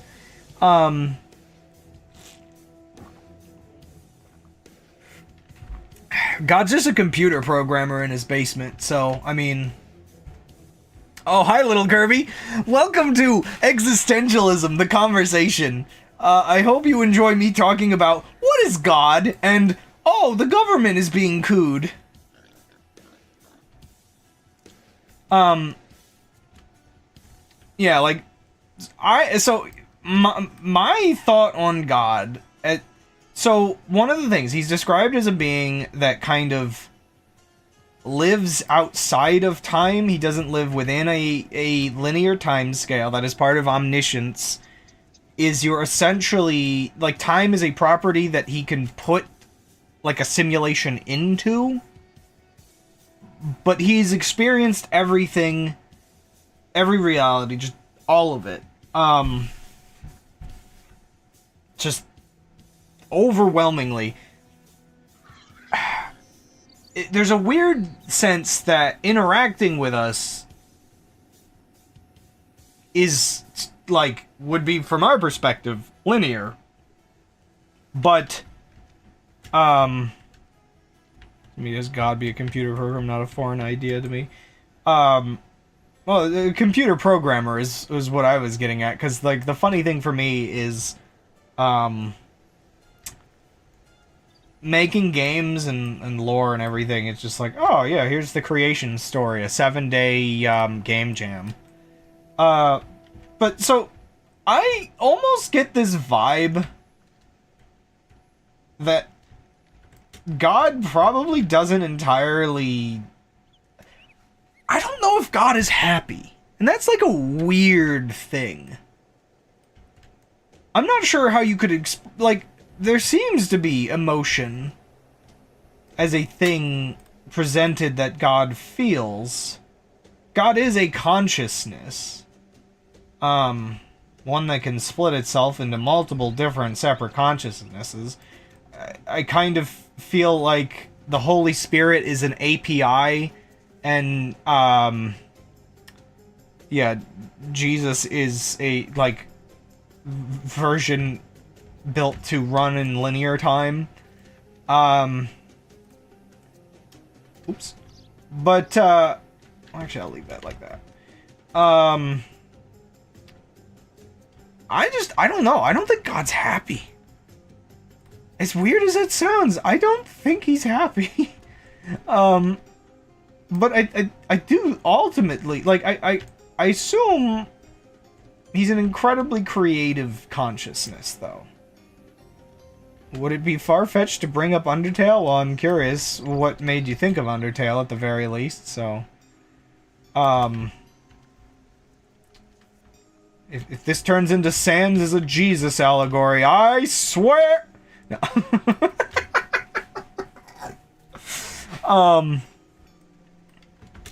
Well, okay, I think I see where you're probably gonna go with Undertale, where the characters live within a sort of linear, simulated timeline that we as the player are an external entity that sort of interacts with it. But anyway, yeah, so... He probably sees no reason to hear more than once because we will eventually behave ourselves. Also, generally it seems the simulation is intended to have a conclusion. I don't know what exactly determines, like, when he wants the simulation to conclude and bring everybody to heaven or whatever.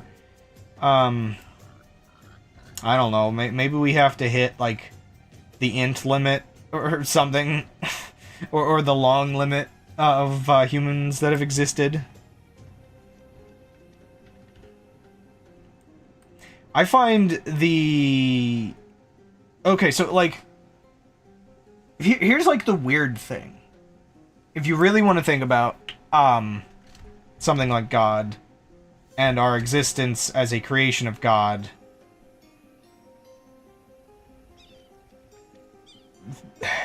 It's a weird thing where I both believe God can create a simulation that runs on its own and does its own thing, while also at the same time... this gets into the whole topic of, like, people debate based on religious stuff whether free will can exist. And I think, like, the weird thing is, I guess at a certain level of power, everything might as well be deterministic, but you might still, like, just because like you're experiencing everything at once, and also, who knows, maybe there's, like, some other form of time where it's not in the way that we see it, but it's still, like, maybe he doesn't experience everything all at once.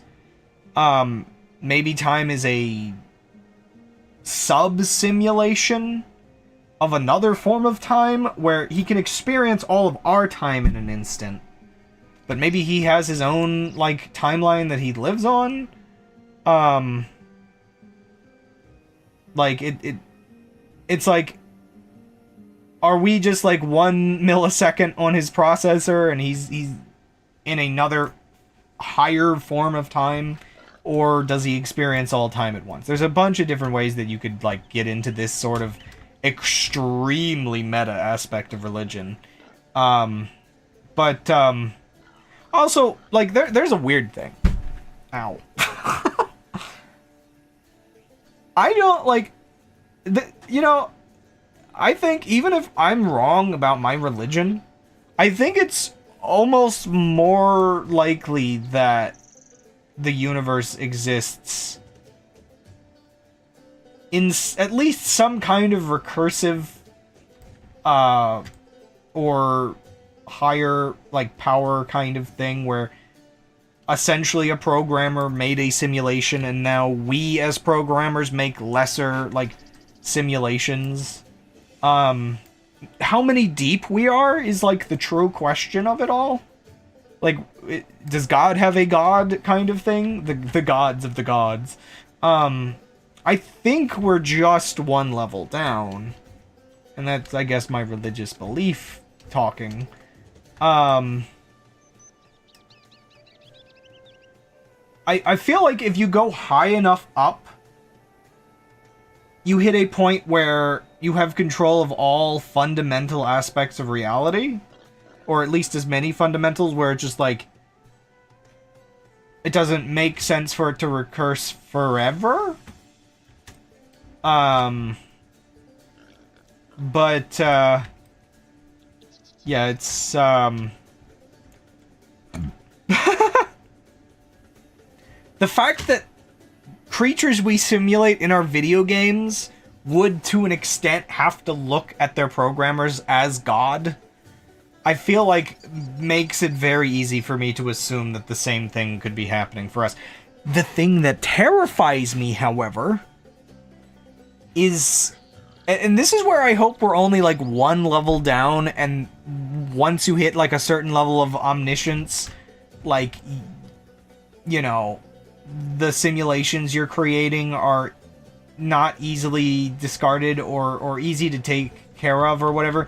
Because the thing that terrifies me is once you finish the game, once you finish the simulation, we usually just pocket that stuff away. Like, there's no, like, promise to the creatures we're simulating that they get an afterlife, like what our religious texts promise us. It's that kind of, like, existential dread of, like, what if God just discards us when the experiment is over?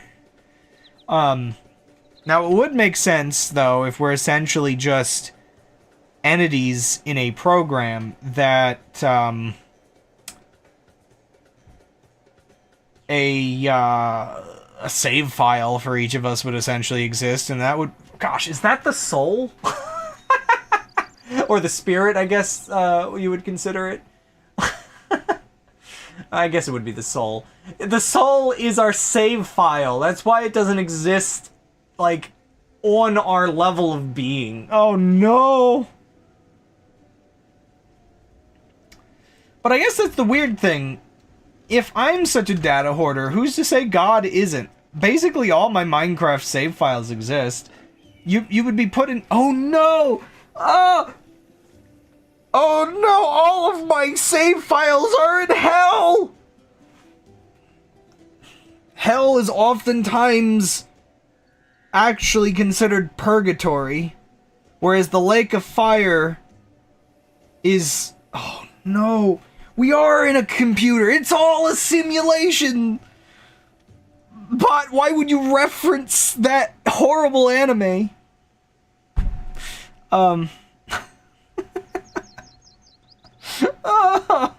Okay, so unfortunately, okay. So okay. The interpretations of hell, if you really get down to it, hell is not, like, the torture place that a lot of people describe it as, with, like, the devil and the pokey sticks and all that stuff. That stuff comes from, like, Dante's Inferno and other, like, fan fiction, I guess you would say. So, hell is oftentimes considered actually, essentially purgatory.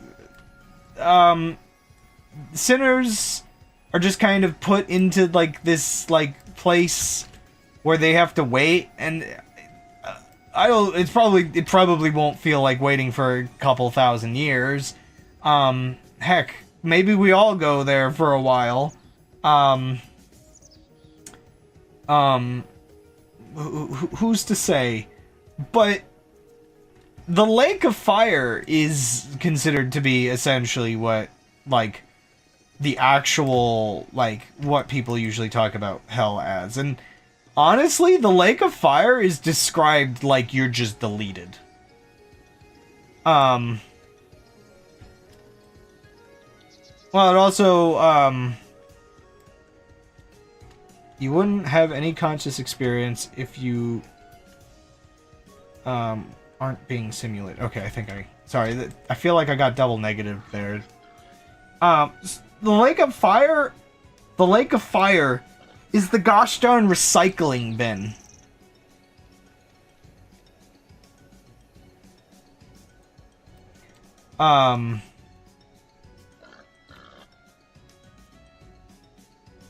Like,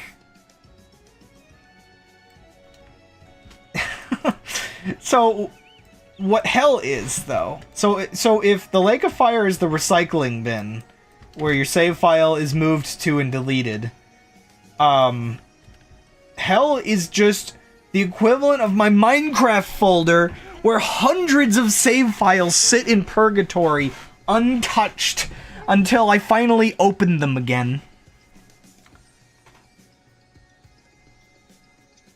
Yeah, so maybe that really is, like... So, but, okay. If... Yeah, oh my gosh, this is so goofy. Now that said, so here's the interesting thing. Is the equivalent, of an afterlife the fact that a lot of us, when we think of making simulations, I think a lot of us that are in like the programming space have occasionally sort of fantasized about making like a little, like, I guess these days people would say like an AI like companion. And for me, like, I've actually thought, what about having one that starts on the computer and then eventually I make, like, a little robot body that it can, like, wander around and do things. I guess that is the equivalent of promising a like, game character or a simulated thing an afterlife, is sort of, giving it I guess, a perfect, unrestricted body. Unfortunately, this gets into a different form of existentialism of, like, boy, I hope it's better than whatever we can do for, like, a little robot, because even if... I guess that's the weird part. We make, like, a little companion like that, and in a weird way...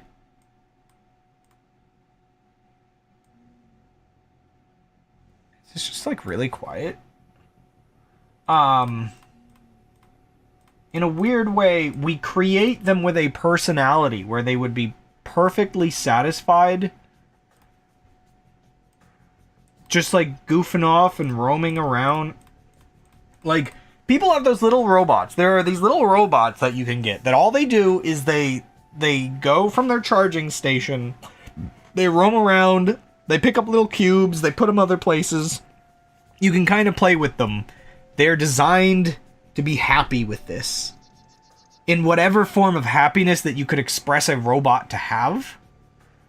No,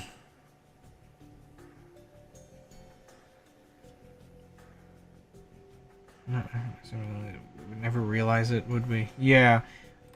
I guess it depends on, yeah, what you mean by a simulation. We were always simulated, but, like, what form of description of a simulation, I guess?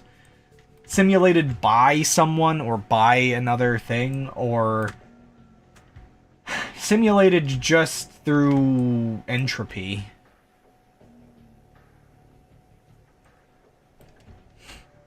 Because I guess that is the two conflicting, yeah,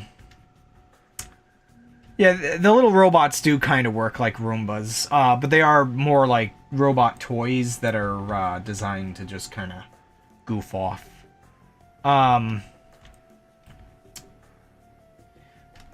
But, yeah, so, turn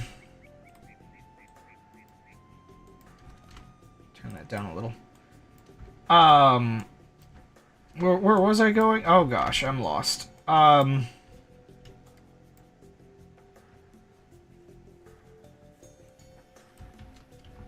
gosh. Yeah, so the two like competing things is the idea essentially of, are we simulated through a greater power purposefully building a simulation out of us? Essentially making a video game, you know. Or are we simulated through happenstance of entropy, inevitably creating life? Now what gets really weird...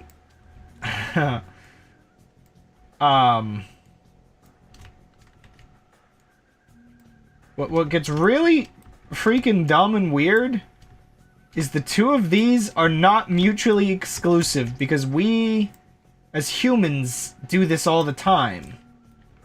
Where people will have certain, like, evolution simulations where it's both. They were created by a higher power, but it was specifically the higher power created a simulator that would evolve these creatures. So it's like, oh... The whole evolution versus Christianity thing was always a redundant conversation. Yeah, like, I don't know where the whole you don't have a body in heaven thing comes from, by the way, just because, like, personally, I guess growing up, that was never really one that, like, I guess anybody around me ever really talked about. I guess we can ask what it's like to not have a body. Oh no! They exist in the cloud! All the language models are in heaven!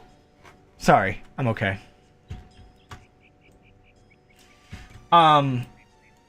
Where was I?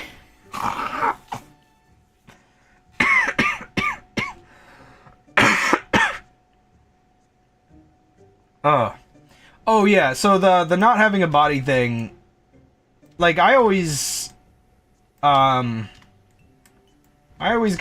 growing up, I was always told the, like, variant that's basically, you'll have a perfect mind and a perfect body. You'll still be yourself, but I guess this is where we get into the weird topic of the restrictions of our mortal world, and, like, how much of us is us? Because I feel like we all have a very distinct feeling that there is a version of them, but we also all have issues like you always say everybody has their vices. We all have our cases where we don't feel entirely in control of ourselves due to essentially chemical impulses. And so I'm assuming a perfect body itself would provide us sort of a perfect mind by default? Because...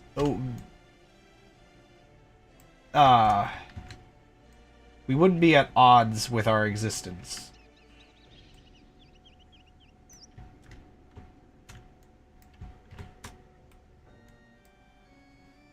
But, the cloud is heaven? Yeah.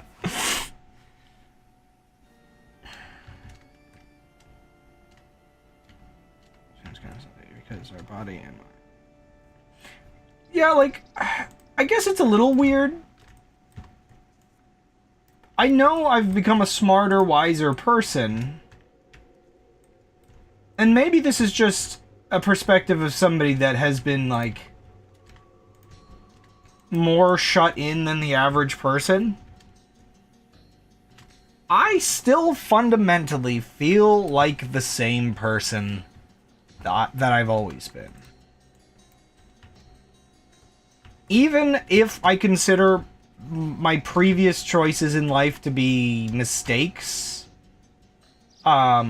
stupid, misguided. I still consider that to be me that made those choices back then. I still consider the unhappy, weird teenager that I was, that was still me.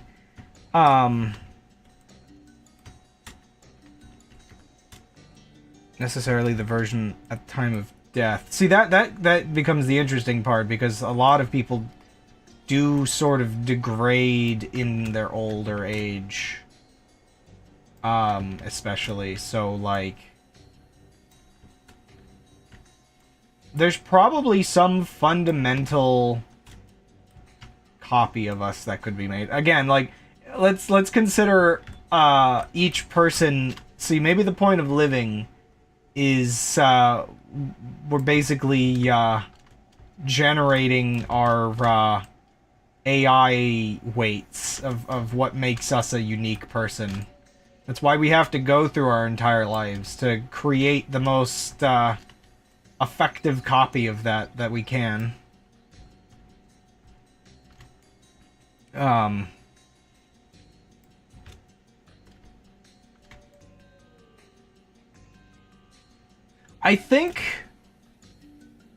definitely think if you took, if some higher power had the ability to take and essentially throughout our lives scan and keep track of what truly makes us fundamentally ourselves, I think you could pass away as like an old man, wake up in the afterlife, and not be exactly the mentality you were as an old man, but still 100% feel yourself.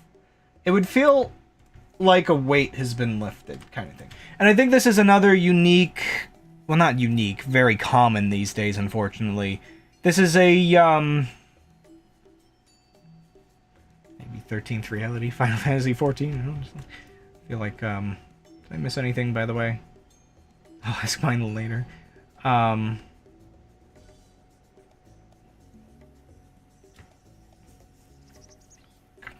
Just, despite your entire consciousness dissolving every night, every day, you wake up as a different person, but tell yourself you're the same. See, yeah, we're read off of our save file every morning. See, when people get like things like dementia, it's just that the API is corrupted, and luckily the real version of them is still saved. The save file isn't corrupted. But okay, so the thing I was gonna say is, being somebody that has gone through some pretty nasty one second, some pretty nasty bouts with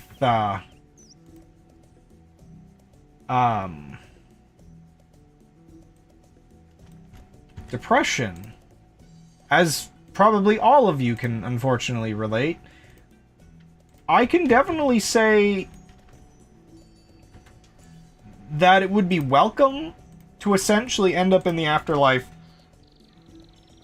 and have a sense of clarity. I feel like I can really easily imagine that kind of almost a sense of waking up again. Because when I get out of my depressive states, that's kind of how it feels sometimes. It feels like I haven't been myself. I've been, like, chained down by some kind of broken emotional state.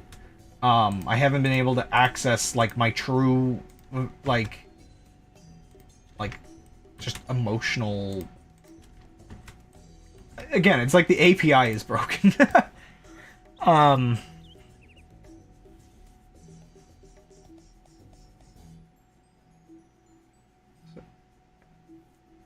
Chipping away at your being and using those chips to recreate the most accurate version of yourself. But, Yeah, so there's a couple interesting things, at least for me, about the the nature of consciousness. Ah, crud. One thing I can say for sure... Oh, did I, like... Yeah, there's, like, a single little one.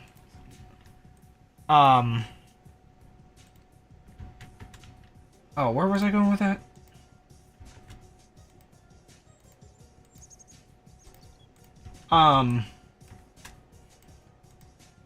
Yeah, like, I guess there is a level of, I guess where I wouldn't really accept the idea that we're just... Like, I don't know, it gets into the specific type of philosophy that just gets maybe a little obnoxious, the idea that it's just like, oh, you're just whatever you convinced yourself you were the night before. Because, admittedly, and maybe I'm just not a very sound sleeper, the days blend together, like, very heavily for me, to the extent where it hardly feels like my consciousness stopped.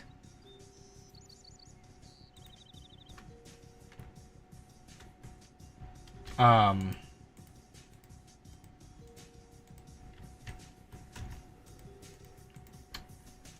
then you get into weird things like dreams and whatnot. The fact that they're distinctly their own thing. But there also seem to be some kind of weird processing. Emotional processing. But, there's a lot of weird things with consciousness.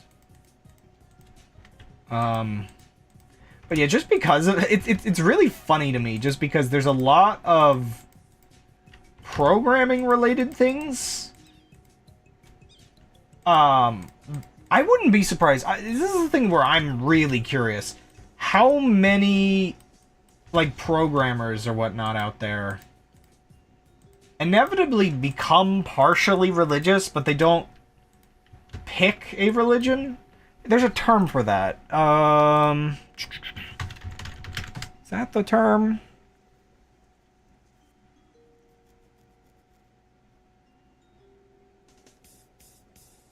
Well, I guess a lot of them at least become agnostic. But that's not...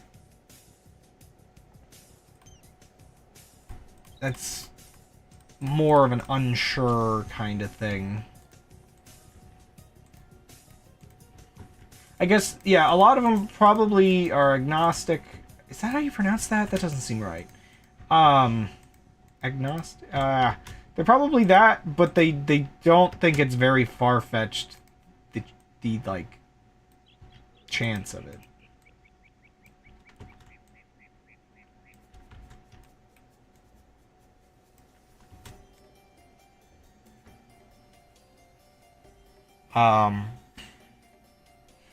You know what's the weirdest thing? Just on dreams for a second. The weirdest thing for me about dreams is the fact that my dreams are partially consistent. There are just versions of towns that I've lived in or visited that are almost always the same in the dream. But they're not quite like real life. That always makes me wonder about the way we process data. And the fact... Okay, what that tells me is that dreams themselves do seemingly try to form memories of themselves.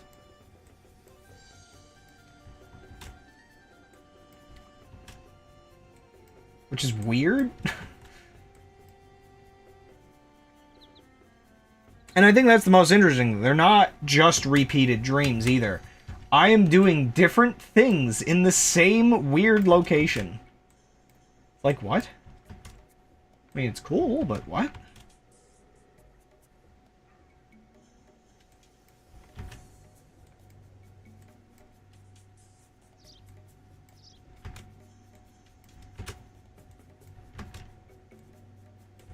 Making rivers is going to be a little awkward. I think I'm going to have to accept that they're not going to be, like, perfectly how I want them, but...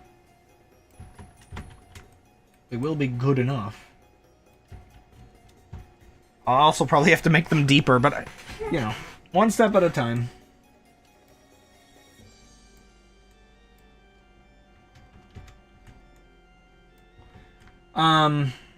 Anyway, I am getting later into my stream here, so I feel like I know I got into a crazy tangent, but maybe it's for the best. I do feel like I should at least answer some of Thomas's questions about what's been going on. I guess to some extent this sideline gives a little bit, because we talked a lot about like how religious people in the United States are acting right now. It gives you a little bit of an answer to how we got here, because unfortunately it's just kind of a psychological insight of just the current era American Christian neo-Catholicism. I don't know. Everything becomes Catholic eventually.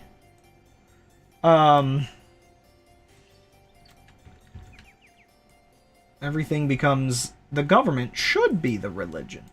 It's not, and then the religion's not even its own religion anymore. Yeah, so getting back into it. Also, I guess part of the tangent was also about algorithms convincing people to vote because, ooh, scary.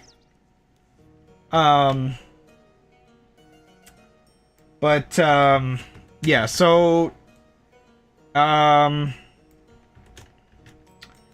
marking his words from before the election, so yeah, Trump gets in office on the 20th, and as he himself said, dictator day one.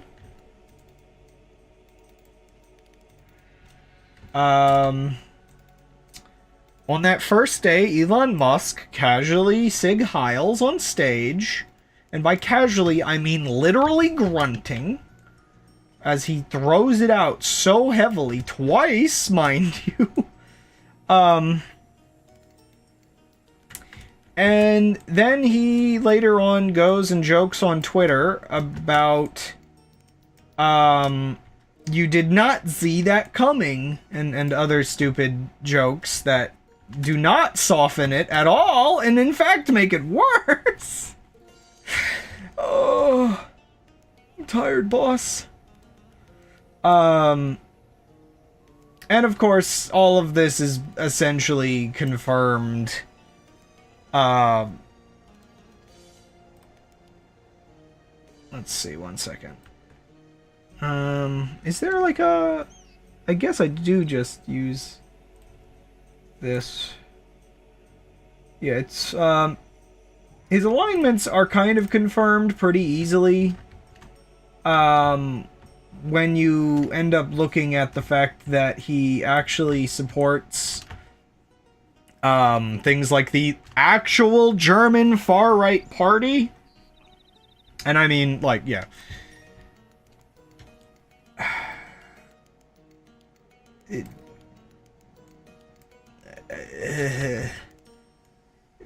Why are there Nazis in our government? Oh. Yeah, so that kind of painted the entire rest of the week. Anyway, so on the first day of his presidency, Trump, as every incoming president does, vowed to uphold the Constitution. Hey, look, a bot. Kill it. Mods, kill this guy. Thank you.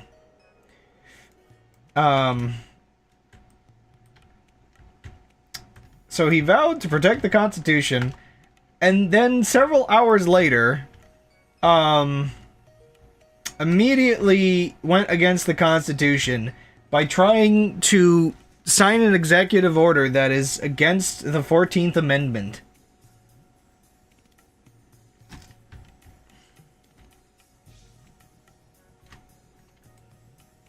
Oh, you just got the stupid joke?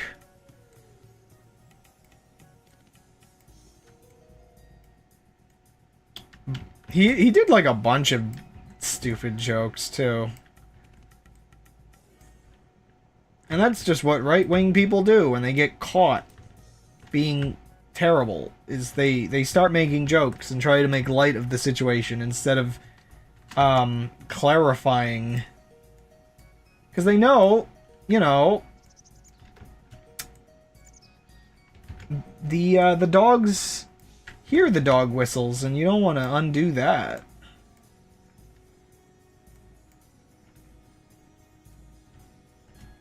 He made a bunch of, different things on Twitter, from what I saw. Actually, do I have... Sorry, I've been keeping screenshots of certain things.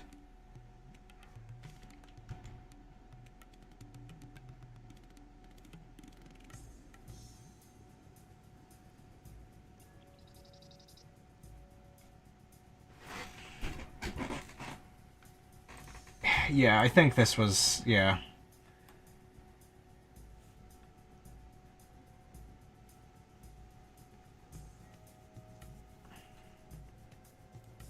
It's like... That was basically most of his response. And then also just threatening to sue anybody, I guess, afterward.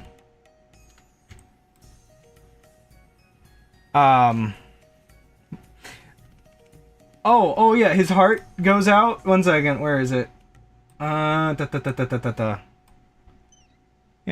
his you know, he's just a little autistic. He doesn't know how to do a heart symbol out. Well, just, you know, you when you have footage of him doing the actual heart goes out motion, it doesn't exactly, your claim doesn't exactly work.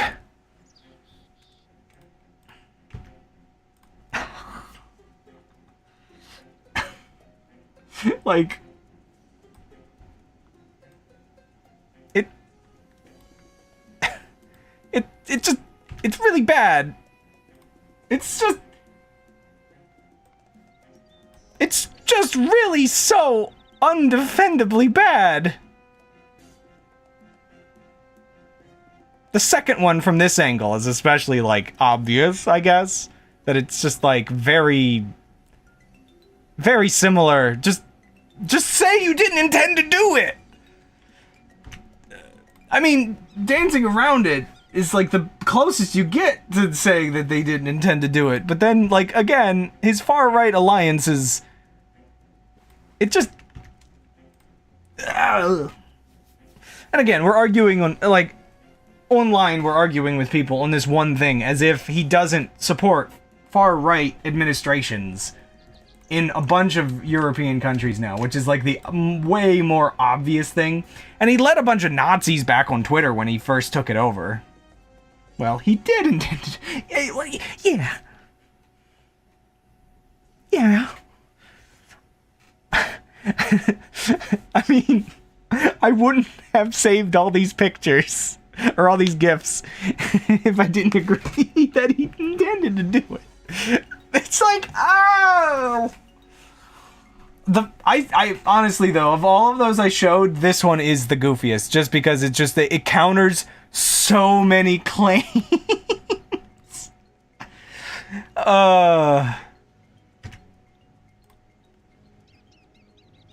The out-of-context screenshots are pretty funny. Just so tryhard, because they do it all the time. Those same screenshots have existed for a while now. And, like, the thing that a lot of far or right-leaning people that, I guess, I don't know what kind of, like, denial people have for the side of history they're on, or whatever. The thing that they won't look at is if the neo-Nazi groups are the ones cheering and happy and having, like, people that work for Trump as guests at their events and, like, they cheer every time something like this happens. Like, maybe, you know, maybe those groups are the intended audience for these little motions. These dog whistles. Man, it is crazy just how much all of social media lit up with it, though. And unfortunately, so, like, while I'll talk about this thing as, like, something that, like, paints a picture of where we're going, unfortunately, I have all of my, like, all of my sticky notes of things I've been, keeping track of, and all of this is really good to at least somewhat mask, like, the really, like, scary stuff. Like, again, just recent events have been a good, like, sort of distraction. Like, with the tariff stuff, has been a great distraction for Elon to be gutting, our government institutions. This is, like, I think this one must be from the first day, because this looks like the first pile of executive orders. So, like, yeah, what I'm pretty sure were, like, day one executive orders include stuff like putting Cuba back on the list of terrorist states, after we had just removed that at the end of Biden's administration. Oops. Like, that was, like, one of our, like, Biden putting that back on was, like, one of our few chances to start, like, fixing things with Cuba. Because, unfortunately, there's a really dumb thing where politicians don't want to lose voters in Cuba, or voters in Florida that are from Cuba, and other states as well. And so, like, nobody's going to soften relations with Cuba, except for an old politician that's not running for re-election again, like, Biden. So Trump putting it back on immediately has undone, like, the one chance to start fixing that. He immediately got rid of the Medicare price caps on things like insulin. He pardoned the rioters, the January 6 rioters that had been arrested. 1,500 rioters pardoned. Which, if they were arrested, you can assume they were probably all ones that made it inside the building. I know of at least, like, a half a dozen or more of those have already been rearrested for other charges. So, that's great, including soliciting minors. Wonderful. Good people.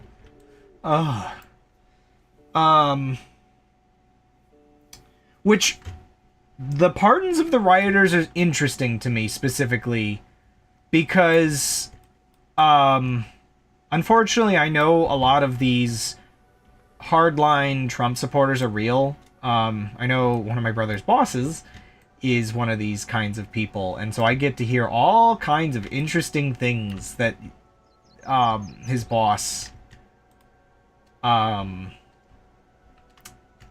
brings up. So you get some, like, things about how, like, some of these people have actually been convinced that all the rioters were Antifa. And they were all plants from Antifa. Which is wild in itself.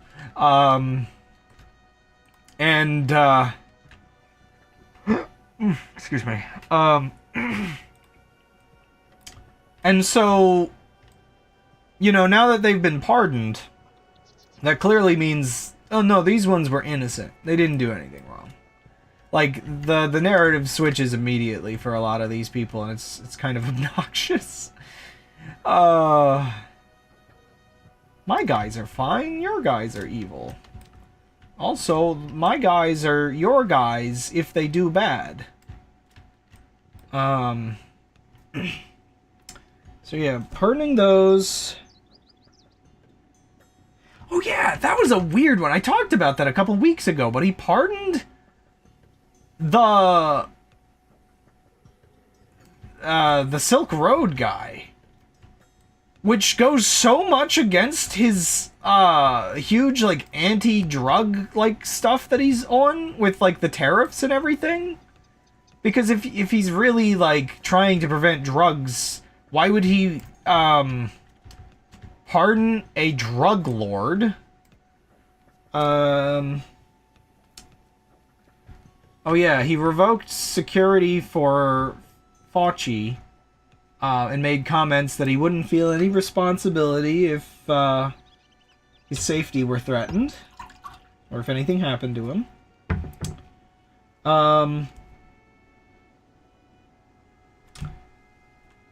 I don't even know where to start with his cabinet picks and his heads of department picks. I can't get over the fact that one of these guys was a Fox News anchor, and he's the Department of Defense secretary.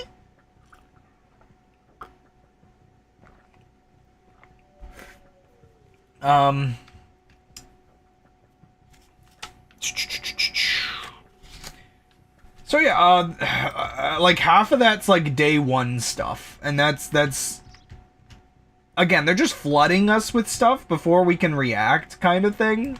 This is why I have it all written down on sticky notes, like some of it so I can come back and do more research on. It's insane.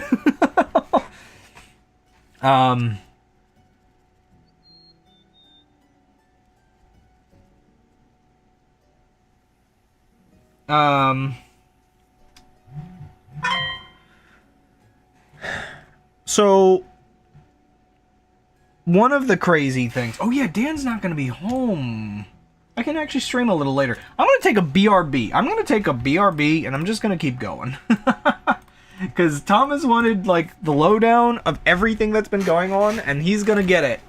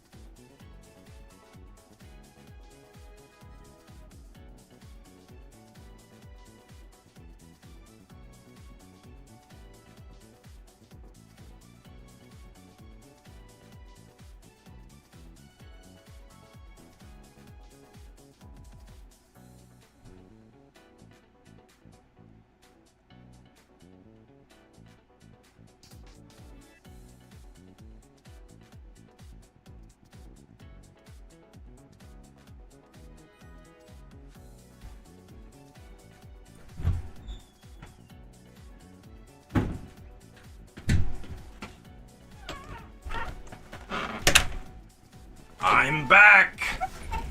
Time for more insanity. Also, sorry to everybody else that you have to hear all this, but I actually... I mean, Thomas asked. Blame Thomas. I feel no responsibility. Sorry.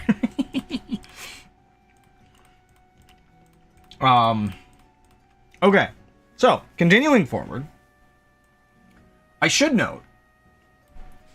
So, a number of these executive orders,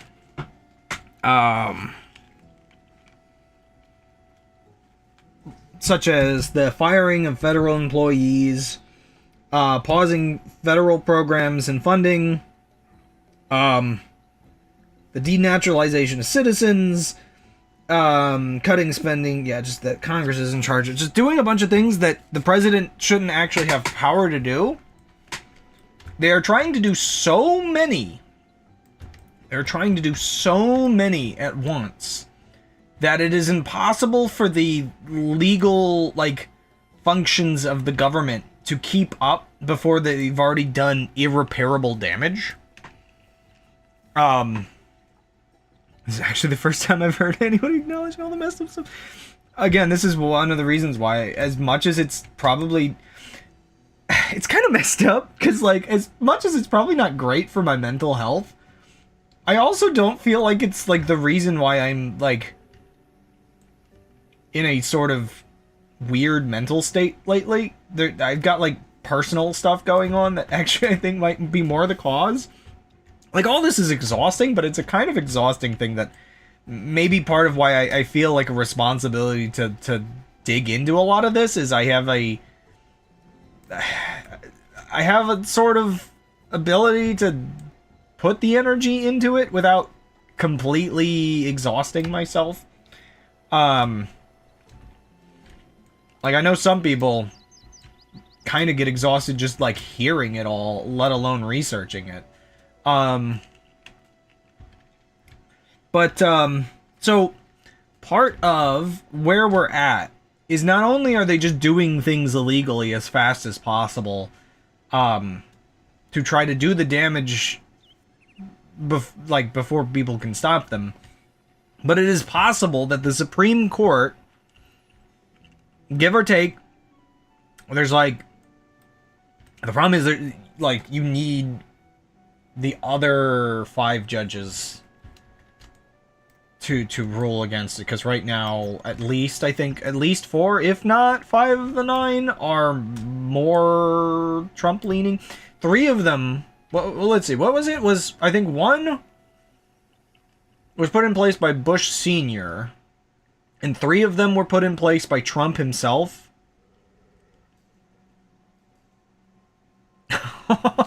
Rip. And I think some were put in by Obama, and I can't remember who's who for a lot of it. But so the problem is there's enough of these sort of pro-Republican judges. I really think the entire system needs reworked, if I'm being honest. The checks and balances system makes no sense to me. You're supposed to have 3 parts of government that all keep each other in line. Congress sets the laws. Oh gosh, how the president is kind of overridden by Congress, and Congress kind of overrides the president in different ways. And then the Supreme Court can override the president and Congress, but also Congress can sort of override the Supreme Court. I don't know. It's the whole thing's a mess where you'd think the point of it is essentially rock, paper, scissors. But instead the president can get really freaking lucky and set the Supreme Court almost entirely himself. This happened with Reagan, by the way, if you want to know how much, why Reagan was able to do so much damage. He got to put, 4 Supreme Court justices in.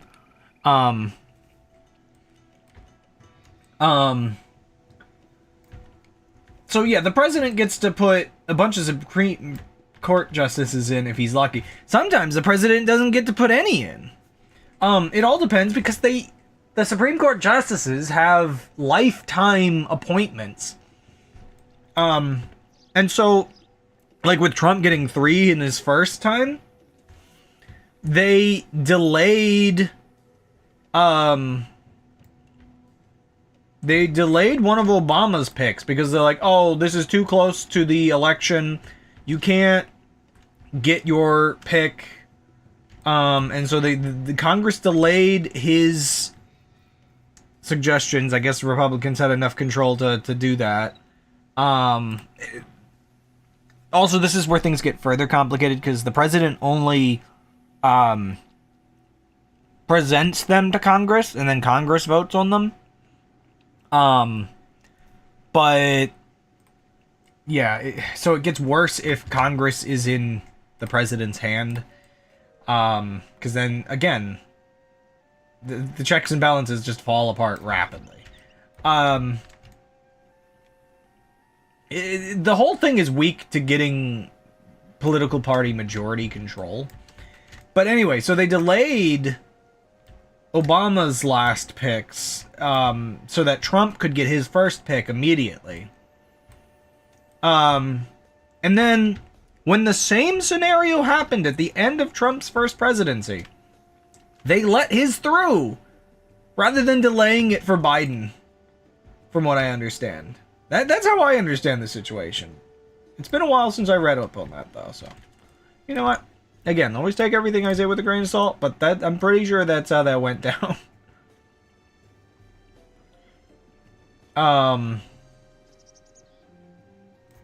Yeah. So... and the thing that people also don't consider is that the president also sets a bunch of other federal judges all over the country, which can end up having similar power to the Supreme Court in the way they act. Which is one of the reasons why Trump's files... So, the files that were deemed to be stolen, that the Department of Justice was going after him for, the reason why his voter base can look at that as like a nothing burger, like political attack thing, is because that never went fully to court like it was supposed to. And the thing that's like insane to me that like went down, the judge that was appointed to that case was appointed by Trump. People are actually theorizing that, I think it's, I forget her name, but people are theorizing that she'll probably get nominated as a Supreme Court judge. Like, that's one of those mark my words kinds of things people talk about. Like, I would not be surprised if that turns out to be true. So yeah, a Trump-appointed judge oversaw that case, delayed, made outrageous claims and just all kinds of things to delay until after the election. I think one of the most crazy, before she just straight up threw it out, one of the most crazy ones in that, I think, was that the entire jury needed access to read all of the top secret documents that were recovered. Like, I feel like that was like given as one of the reasons why it was going to be thrown out, is the jury had to see all the evidence. They had to be able to read the whole documents, which would have taken like an impossible amount of background check work and security thing. Like, you don't give random people high security documents. Like, that just doesn't happen. Yeah. And now all of the FBI agents involved in that case are being thrown out of the agency by Trump's administration. Which, something somebody pointed out, is FBI agents don't actually get to, like, pick their cases. So, yeah, that's great luck. You get assigned to that, and, now you're getting tossed out because you were just doing your job. So that'll never go back to court. As it was, I think it was going to be appealed to get a new judge. But anyway, all this is to preface last year's decision by the court that anything the president does can be ruled an official act. They did not, however, define in the text what an official act is. They clearly were delaying it for Trump, like whether or not Trump won, because they would probably define it differently based on who's in charge. So I guess we'll probably get to see a definition of that by the Supreme Court soon enough once it comes back to them. Because I think it went back to the lower courts. But essentially, last year, mid-last year, when the Supreme Court decided this, they essentially decided that we live in a dictatorship. And, yeah, it really freaking bad. But clever on their part, because it also meant that, because it wasn't defined yet, presidents like Biden, trying to work within the law, like Democrats seem to generally do, didn't take advantage of doing whatever he wanted now that he could officially make anything an official act. And he wouldn't have been able to take advantage of it anyway, because they probably would have just conditionally ruled that, no, that's not an official act. You're still president. So anyway, because of that, the entire justice system is in complete turmoil. By the way, for years it's been known that once you capture the justice system, you capture the entire country. It's, I would say the justice system was the Achilles heel of the entire United States system.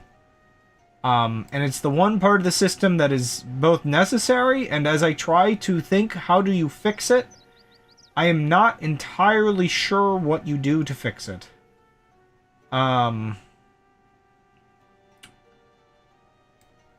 So, anyway, with ultimate control, Trump, he still has to somewhat skirt around things that are just blatant oversteps.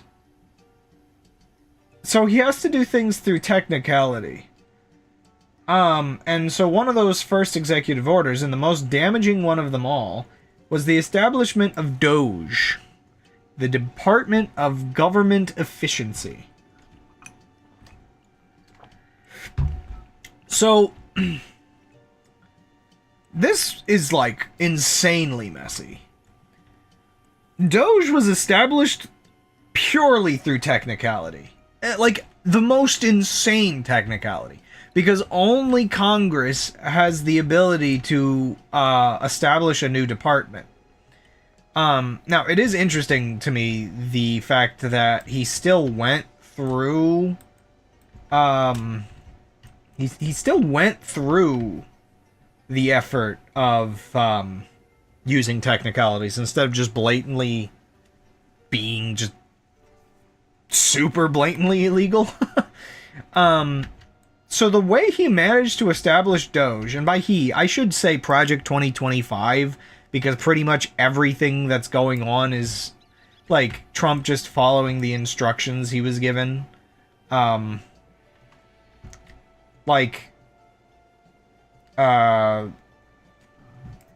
the actual mastermind of all this? I think I have that in a tab somewhere. Oh gosh, I have too many tabs again. Is it... Okay, he's probably not... Well, I'm not sure whether he would be considered the mastermind, but he is at the core of it. A guy called Curtis Yarvin.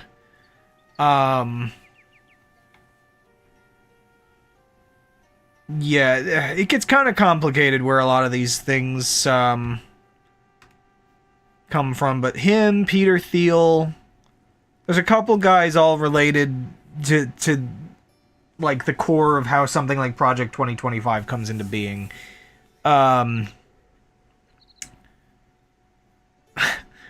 Vice President J.D. Vance has cited Yarvin as an influence. Unsurprising. That's what the wiki says. Yeah, so you get this like absolute insanity of a huge think tank doing all the writing, doing all the research, like pre-planning all of this. It's amazing that Project 2025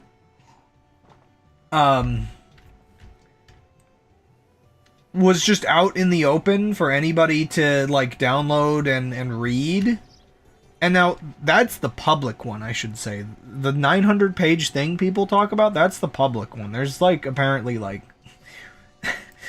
there are murmurs of worse versions that exist out there that are not as publicly designed, I guess you could say.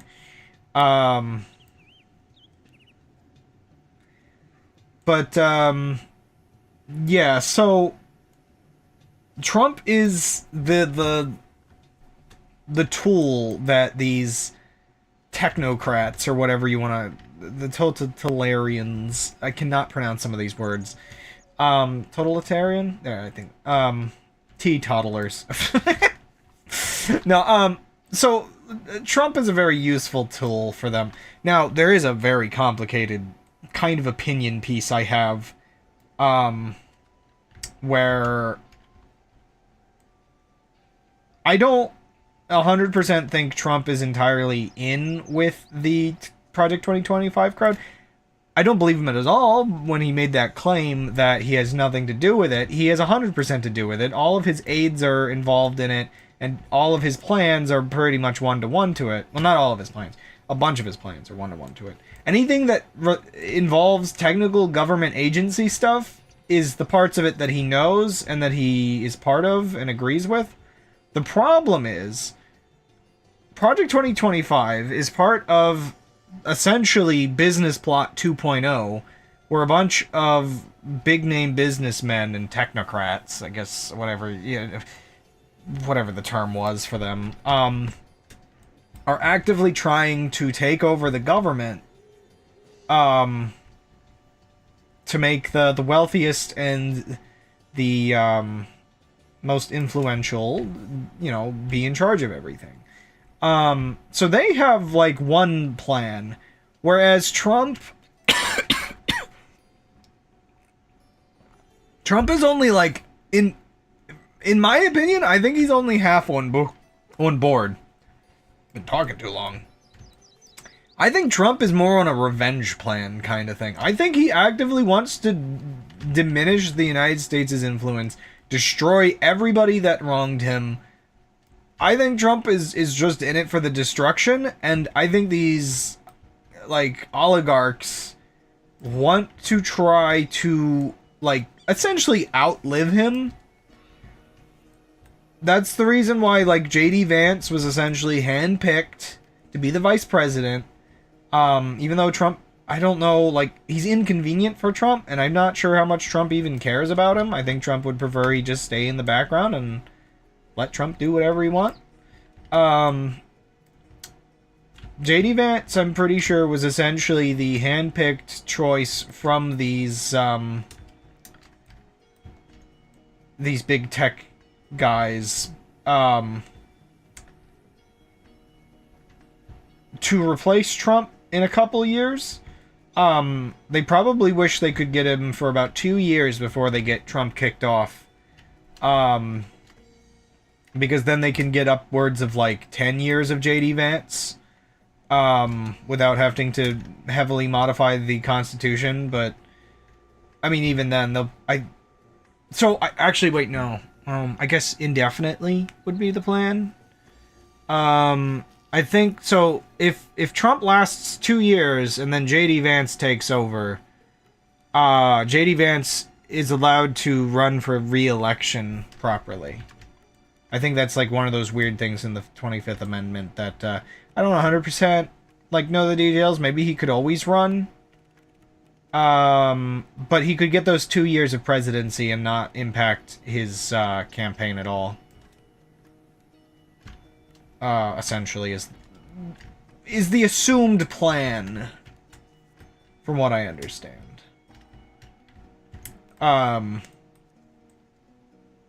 JD Vance actually does seem worse than Trump whenever I hear this man speak. Like, yeah. As much as I want Trump gone, I hate the fact that they picked the perfect replacement for him in terms of somebody who could cause immense damage.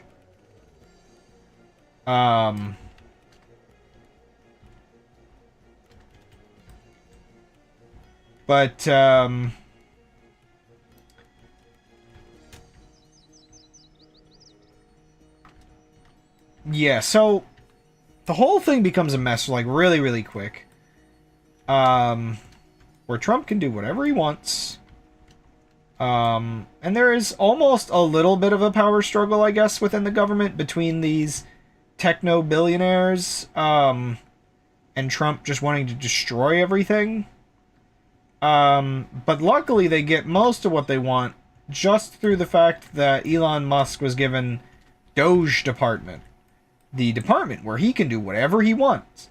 Which, by the way, I should note, a very important note, all of these guys that Trump is putting on his cabinet and giving departments and whatnot, they're usually supposed to go through a background checks and get security clearance.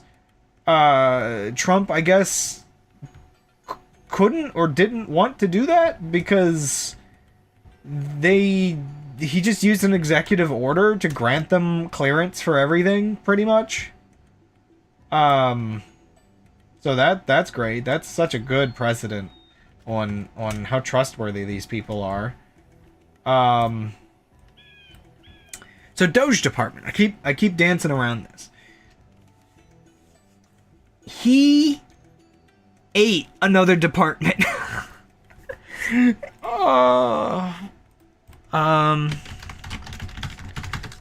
One second. I can get this real quick.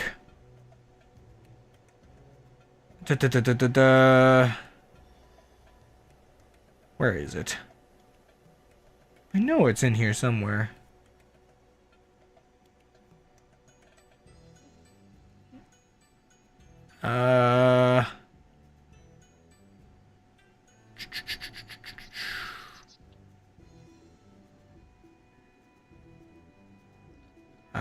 I can't. I'm trying to remember the department that it.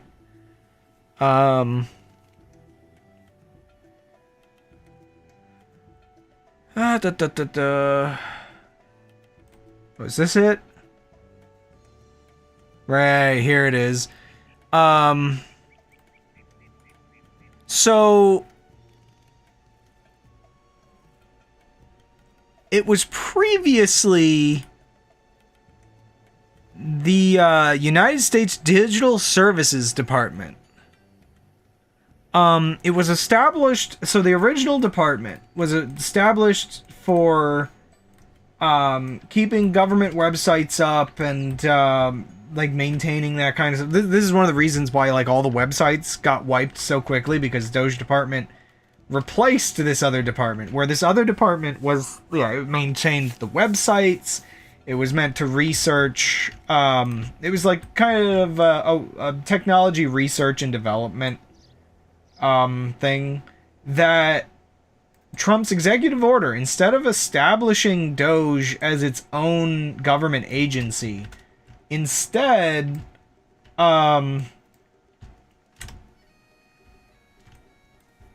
cannibalized the Digital Services Department.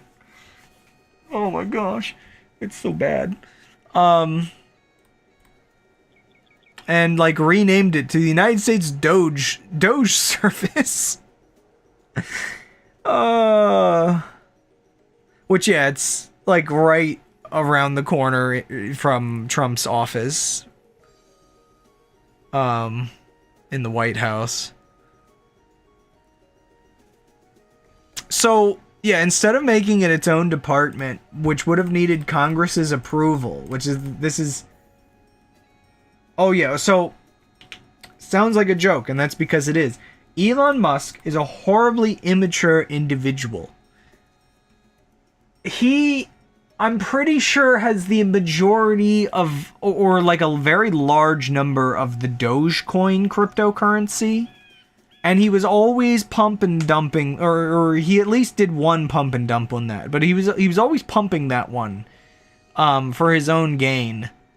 So Doge became one of his big things. Doge to the moon, and Doge will save America.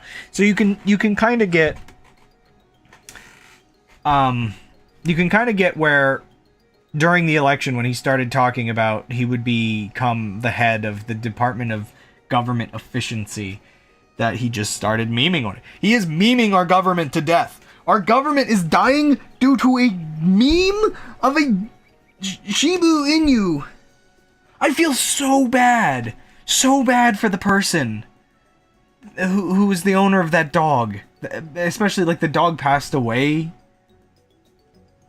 Like, that's gotta be a nightmare. How did we get here? This is a bad timeline. Yeah. Oh my gosh, it's insane. Like, it's absolutely deranged that this is where we're at.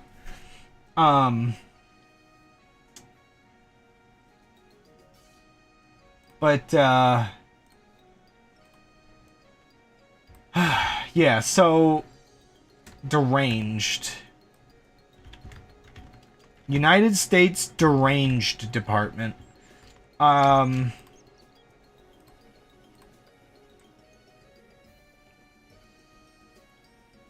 Yeah, so, it is absurd. It's crazy absurd.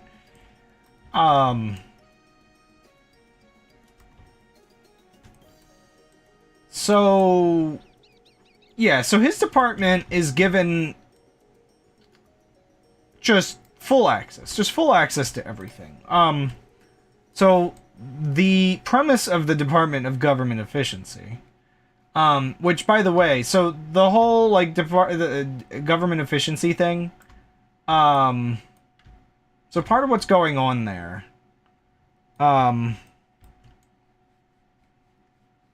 oh, the dog, I see you over there on YouTube. So, the weird thing is, it is a team that is given 2 years to complete its, it's given 2 years to complete its task. Ooh! Which, by the way, it is slated to expire on July 4th, 2026. The Doge Department completes its job, or is slated to complete its job, on the 250th anniversary of the country, which just makes me feel like that is the, that might as well be the,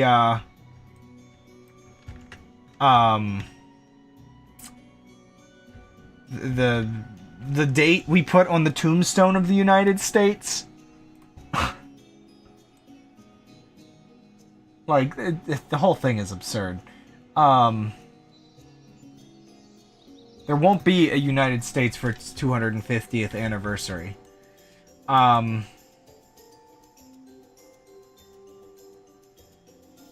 But, gosh, yeah. So,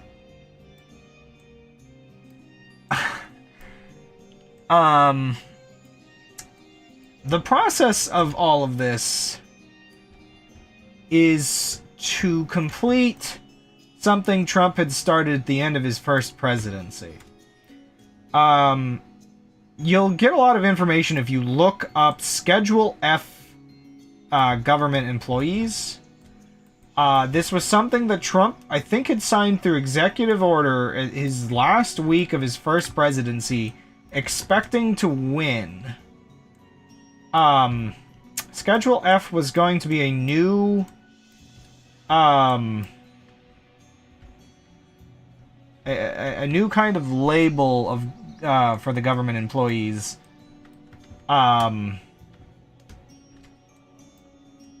Or a new category, which were ones that the president had, like, full control to fire at any time that he likes.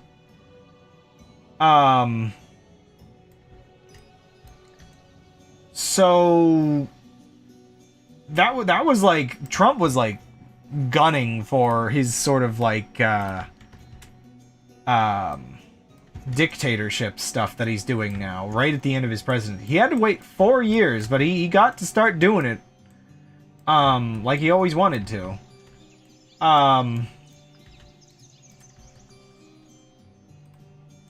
So yeah, Schedule F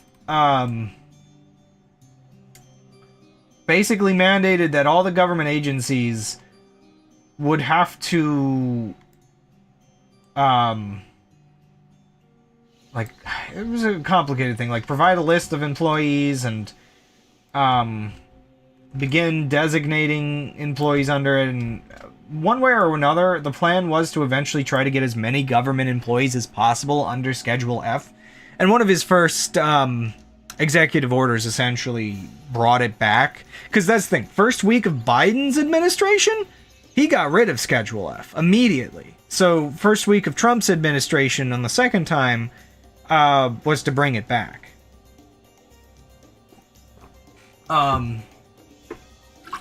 So the Doge department, as we're calling it,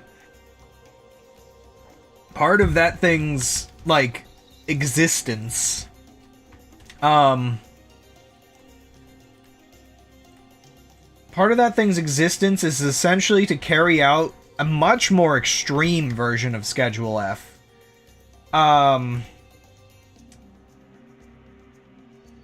Where he's just invading, like, every government facility he can, trying to force employees to quit. Like, the whole thing is the quote-unquote government inefficiency aspect of it, involves purging as much of the government as possible, deeming anything they like to be a waste of government money.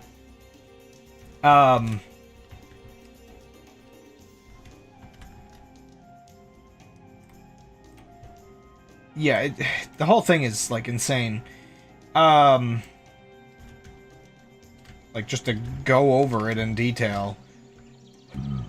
So that's the thing. Trump is giving Elon pretty much any access to any government facility he requests right now. That's how things are going down. And so, unfortunately, this is where, like, the police are not our friends, because the police in the areas are enforcing this, forcing employees out, letting Elon's employees in. Nothing you can do about it, it feels like. If senators can't get into these buildings to see what is going on, nobody can. So, this is where it is accurate to deem what is going on as essentially a coup of the government. Like, not a single one of these employees that Elon has going into these facilities, like, I think they lost what would be considered their, they lost what would be considered their senior officer, where people discovered his racist tweets, I guess. And so he quit. He was 25 years old, as the most senior person in this group of Elon minions. Pretty much.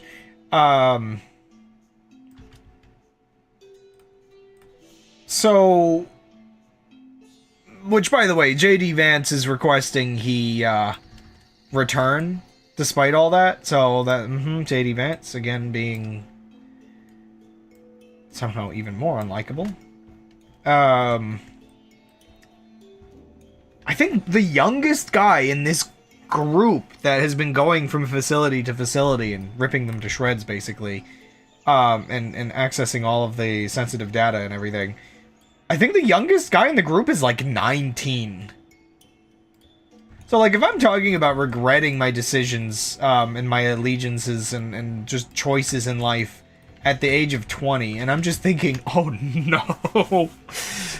Like, I'm kind of fine with things like the minimum age, even though I think there should also be a maximum age. And I'm fine with things like the minimum age for, like, presidential positions and everything, because, yeah, I don't think until your mid-30s you truly have enough figured out. But, yeah, maybe the group of guys gaining access to all of our sensitive government federal employee data and our treasury data shouldn't be a group of guys under the age of 30.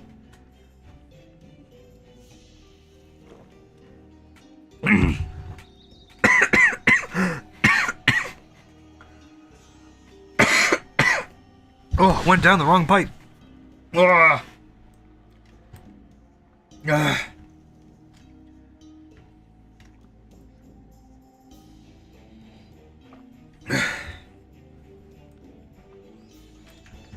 I'm trying to figure out.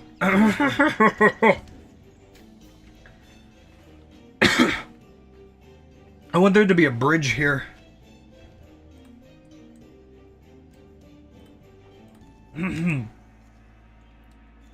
Still got a bit of a cough after all this time. Yeah, there's a lot of stuff. Holy moly.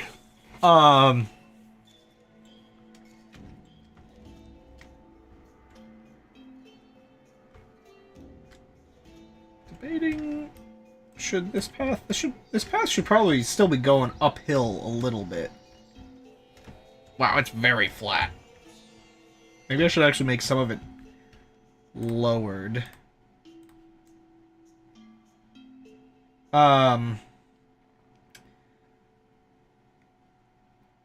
don't even know if I have, like, every department that they've been pretty much invading, like, written down. Also, all of this gets worse when, like, I don't know, man. There's so many things on these sticky notes that I haven't even gone over, because some of it's not even as important as some of this other stuff. That's the thing. There's so many things going on. Like, this is where it's, like, so bad. It's just, like, there's actually so much going on that, like, even with my sticky notes, it's just, like, I don't even feel like I've kept up with it all. And so much of it is easily distracting to, like, bigger picture kind of issues. Like, I look down at my sticky notes and I see the fact that, yeah, there's been a lot of instances lately of Trump joking again, quote-unquote joking, about already talking about how he wants to have a third, a third term.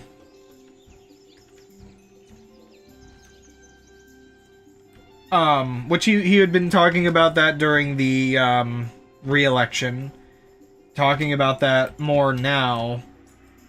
And a politician from Tennessee. Yeah, oh yeah, you'll never have to vote again? Oh, you Christians, I love you Christians. All I need you to do is come out and vote this one time, and then you'll never have to vote again. Like, I remember that clip. That clip is nasty. That was during the election. The fact that it was at a Christian convention, and he's talking like that to them. He's very baby talk to Christians, which is part of, like, what feels like so gross about it to me. Like, if you find the original clip for that, it is so embarrassingly bad. But,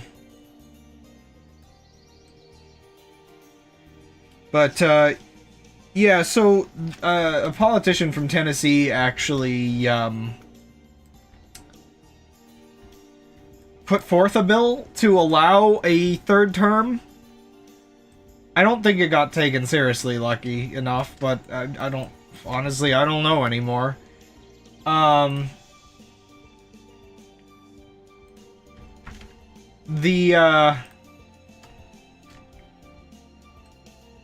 so... let me actually make this smaller. The stupid thing with the bill is it was specifically designed for only Trump to get a third term. I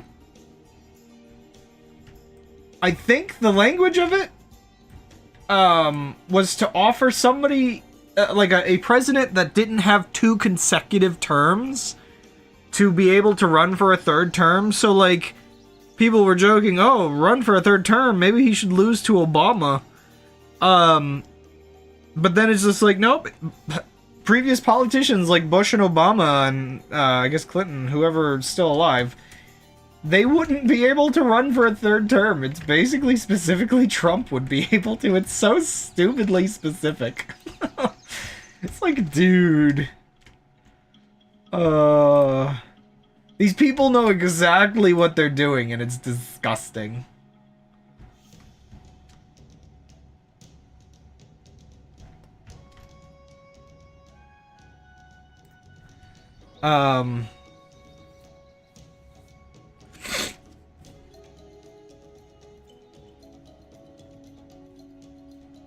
But yeah, there's just a lot of,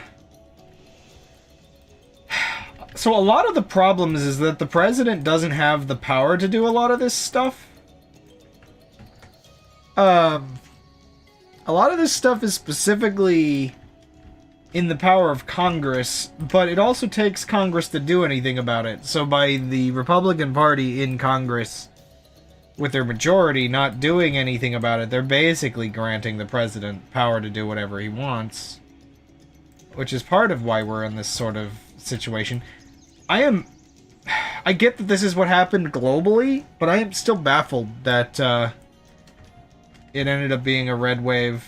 Especially, like, I don't know, the midterms were not good for the Republican Party, but I guess the current state of the economy just was enough for people to just do that thing where if the economy's bad, people just auto-flip. Now, granted, it still comes down to the swing states. I know that he did win, like, he won the majority, but ultimately, I also don't think, in a lot of these states, like, okay, so, I guess the politicians, won, but, like, there's just a lot of this kind of, like, weird stuff where I think people are, like, burnt out because they don't think they can vote against some of this stuff. I don't know. I don't know. I guess I do have to accept that my country is just kind of this way, but I also accept it from a state of my country is just this ignorant.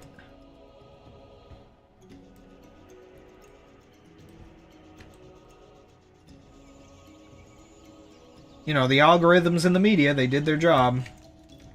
As we've been talking about. So Thomas mentioned earlier, I guess what got Thomas curious was, the plane crashes. A lot of those are just unlucky. Now, the big one's kind of like a horrible event. Because I almost wouldn't be surprised, what is it, the FAA? I wouldn't be surprised if the FAA is in a very chaotic state right now.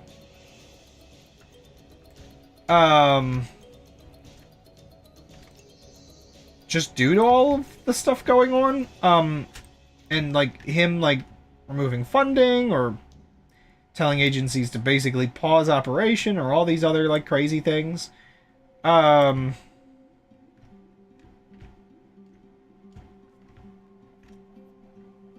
The fact that he immediately pointed fingers at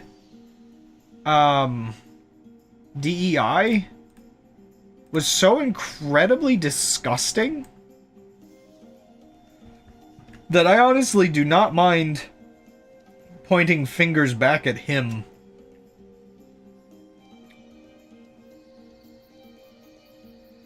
to be like, well, you know what you're doing? Like, if you really care about this, you wouldn't be, like, destroying the agency.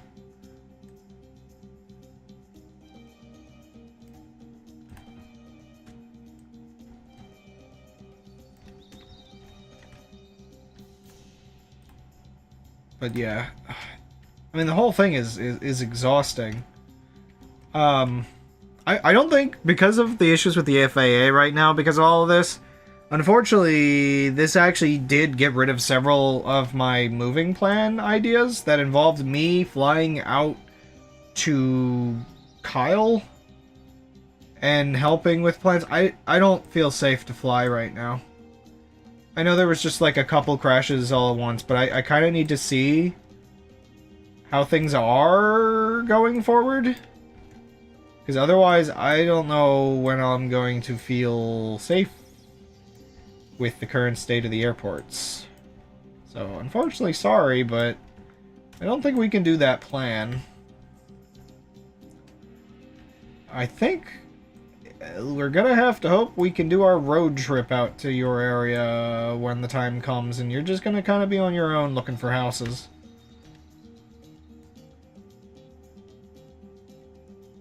So, forgive me, things are gonna be annoying.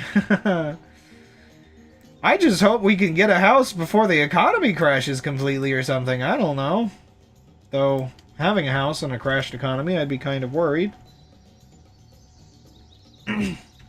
Yeah, like, if you can, like, if Discord works fine, well, that's, like the only awkward thing is, I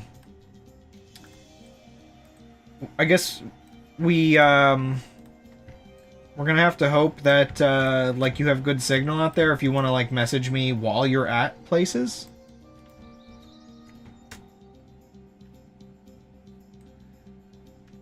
Yeah, I really don't know.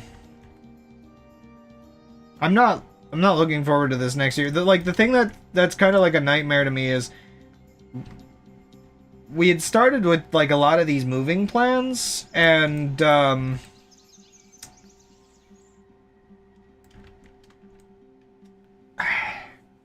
we couldn't make it work before the winter season happened, and I really wish we could have.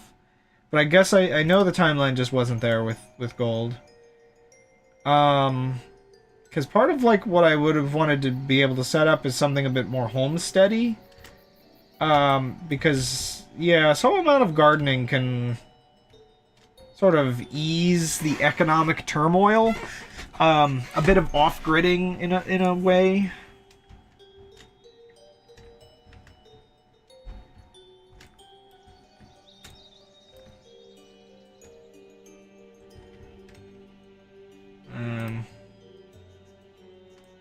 Yeah, so it's like, it crosses the river and then it kind of like splits up here. Are we...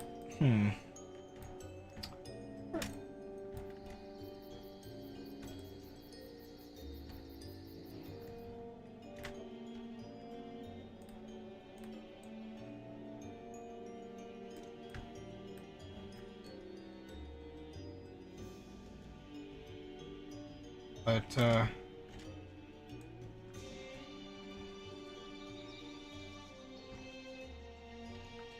weak men make hard times make strong men make easy times make weak men. Over and over.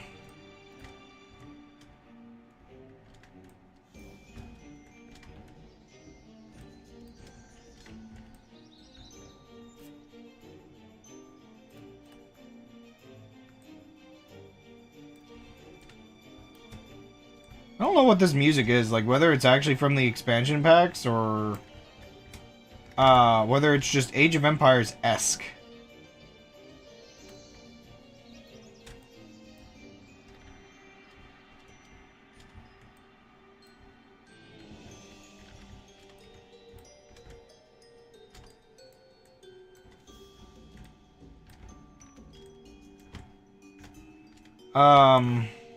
Yeah, so there's definitely a million different events going on.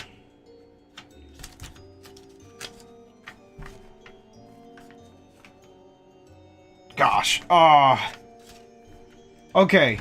Here's one that I can, like, personally, like, make a note on. I think he's trying to stop the CHIPS Act. And the CHIPS Act was an investment act, that had the intention of bringing chip manufacturing to the US. And it's awkward to me because, like, there is a part of me that feels like part of what happens is people, you know, one of the best ways to make people, like, kind of chill out is to get them to travel a bit. And I think to myself, there's, like, a very obscure situation where I, like, have seen firsthand that, like, the CHIPS Act is doing exactly what it, like, set out to do. Because when I visited, when Kyle was living out in Arizona, but you're as on point as ever. When I was visiting Kyle when he was still living in Arizona, one of the things we saw while we were there is this huge facility. Absolutely massive place. Like, really impressively large. And I'm like, what is this thing? And I start looking it up. And I find it's one of the manufacturing plants that was being introduced as part of the CHIPS Act. I'm pretty sure it was. It's one of the many bits of, like, investing in all this. So, like, for me, this is, like, something, at least I'm pretty sure that that's correct information.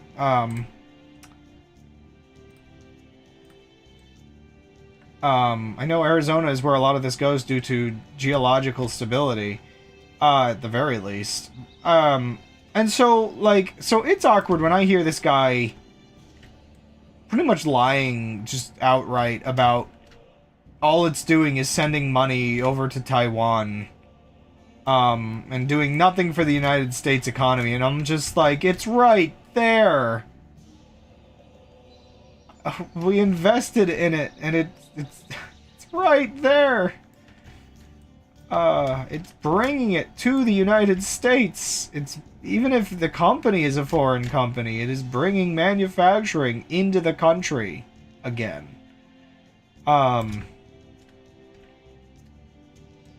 So you've got, like, stuff like that that's frustrating for somebody like me that's just like a little bit more aware of where some of this stuff goes. Yeah, I don't know, it's all over the place. Oh no, I just remembered. Oh, I look at my... Again, this is the flood of information. I look at my, sticky note, and I see the one where it's just like... Because they're, like, dismantling the, IRS as one of their plans, it seems like they're gonna get rid of the free filing. And I'm like, I've been waiting for this for years. We were almost there, and you're taking it away again. Why?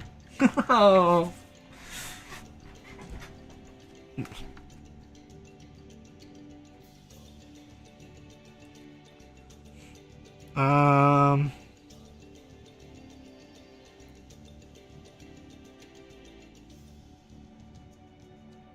Gosh.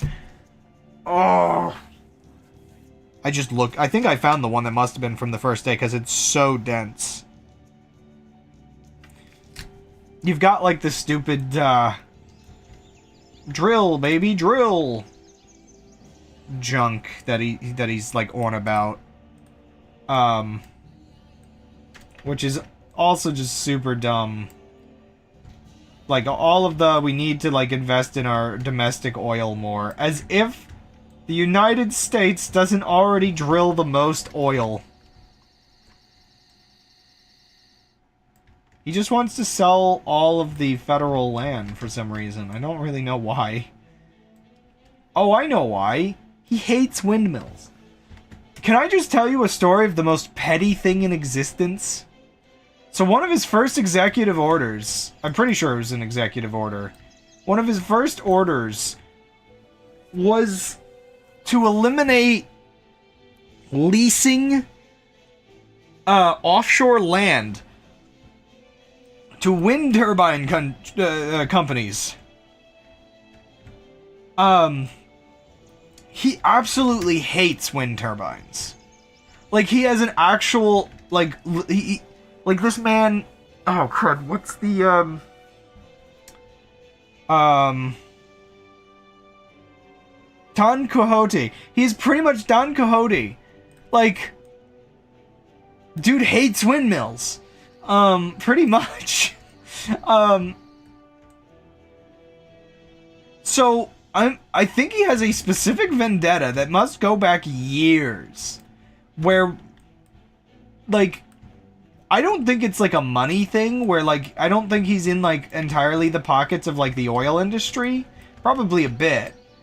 But, from what I understand, he lost against some wind turbine companies in, like, was it Scotland or Ireland or one of the lands, England maybe, I don't know, somewhere in the UK. I'm pretty sure he lost against them when he was arguing that the wind turbines were ruining the view of his golf course in one of these countries. And so, like, it feels like ever since he's had a specific vendetta against specifically wind turbines. So I am unsurprised that his, like, one of his first executive orders was to essentially rid the United States of the off-sea ones. I freaking love wind turbines, by the way. They look so dang cool. That's one of those things, looking at areas in Minnesota, and I'll see that, like, there's, like, wind turbines in the distance, and I'm like, oh, yeah! So just because they look cool in the distance, it's like, for me, it's, like, enough of a thing where I'm like, this isn't, like, for most people, I'm pretty sure this is not hurting their, like, enjoyment of the coastline. You know what I see every time I'm at the beach? Like, oil tanker ships sitting in, like, the bay or whatever, waiting to come in. Or doing whatever they're doing. And you know what I think of those as well? Ooh, cool boat. Like, actually, most places I go to the beach at tends to have very large bridges nearby. So, like, half of my view of, and, like, my nighttime view is like, taken over by, like, bridge industry stuff. So, like, windmills are, like, a non-issue.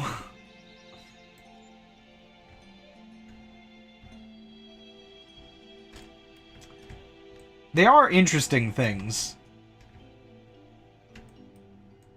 I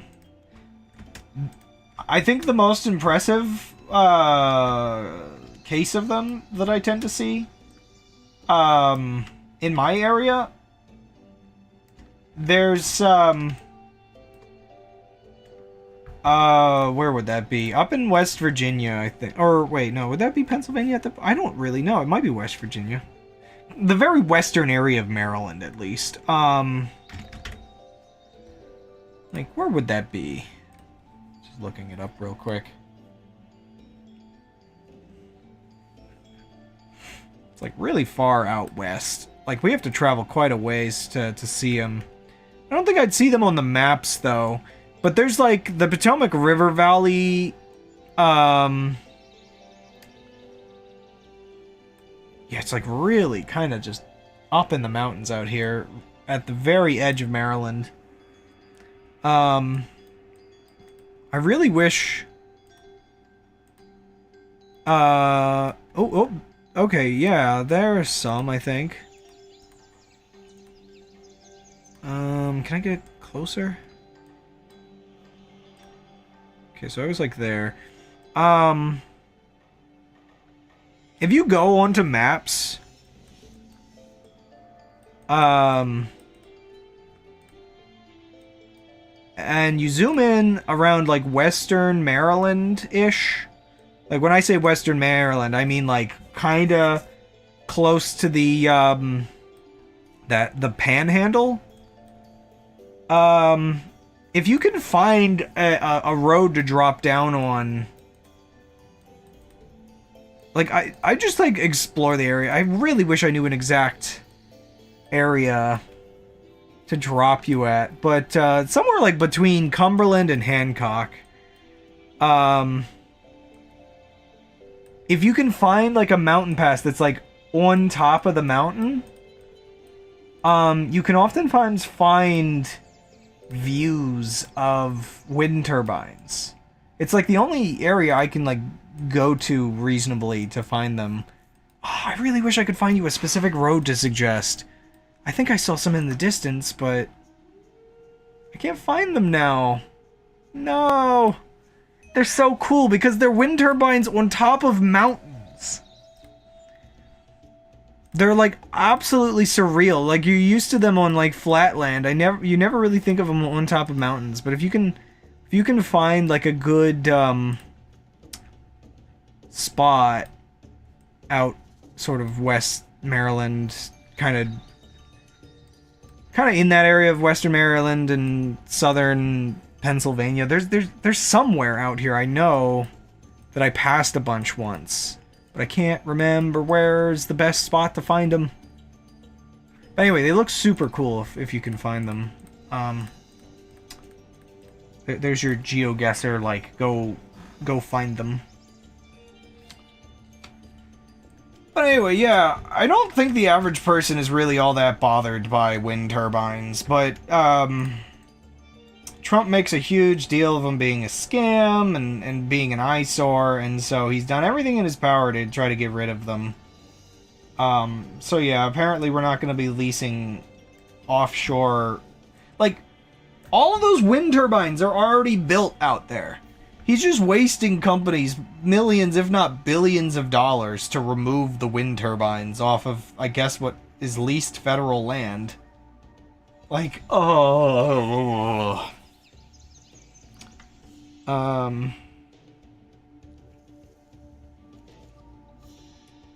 Which, yeah, it's just like stopping green energy, selling off national parks is one of his plans. Like, it's just all disgusting. But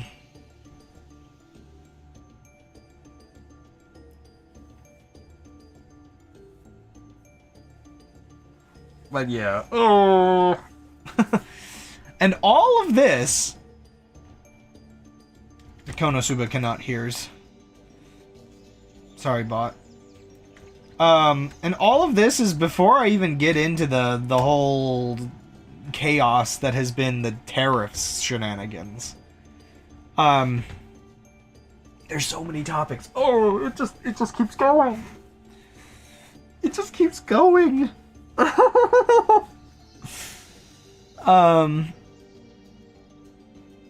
I don't know, maybe we can all go fight the Demon King. Maybe that's better than fighting the Demon King.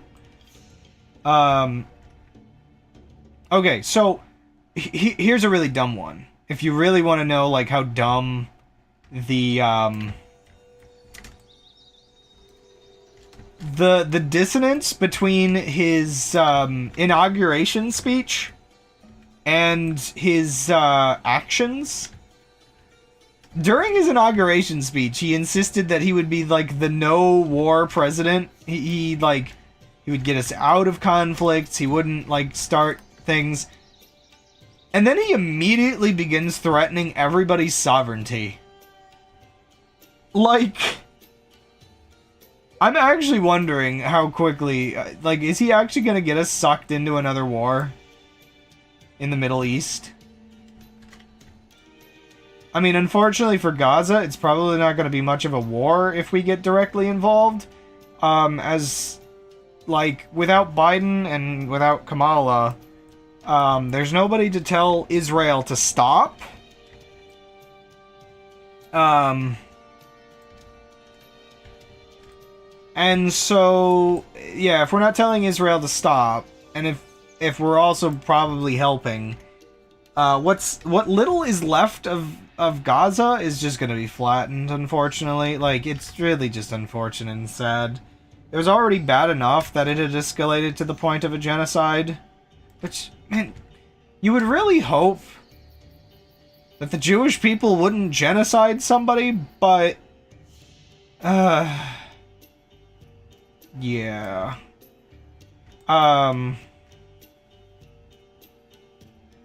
I mean, unfortunately with the Middle East, it's just everybody trying to genocide everybody else. I don't know, man. It's so rough. Like, the whole thing that's messed up, too, is we're so concerned with that because Israel is, like, a direct ally, and I always think back to just, like... Oh, man, there were actually a lot of genocides still going on in this, era of the world, especially in Africa, where we just don't, like, look at it at all. The whole thing is just annoying, frustrating, sad. Really, there's no proper word I can... My thesaurus isn't good enough to describe the sheer tragedy of it.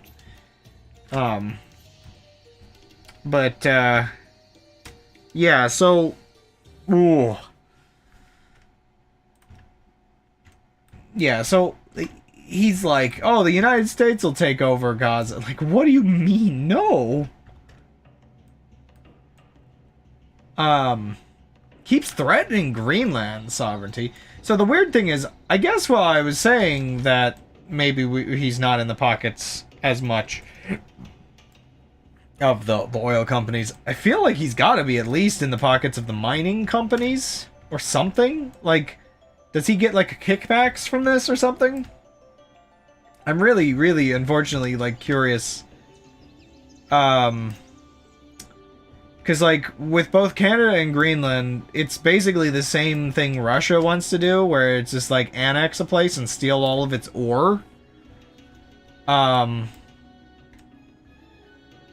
like, I don't know, the whole thing's bizarre. Like, it's bizarre that he's doing the exact same thing Russia is doing, and people just don't care that much.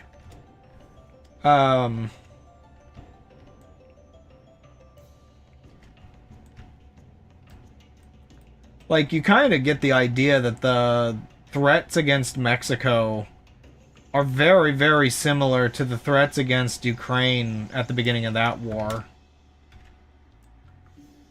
And I'm talking, like, you know,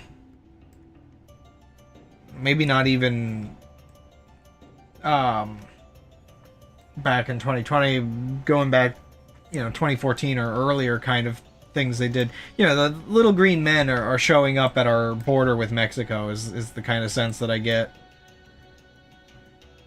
Also threatening to annex Panama unless they do what we want. Which I bet China is like, ooh, if the United States is doing it, I guess it's our turn. Which, that's the one thing. I'm not sure if we would end up having a war with China. Because Unfortunately, Trump being Putin-esque would probably not come to the defense of Taiwan. So what I actually unfortunately worry is going to happen is that the United States is going to be weakened geopolitically and not do anything as China takes over a lot of our sort of Southeast Asian allies.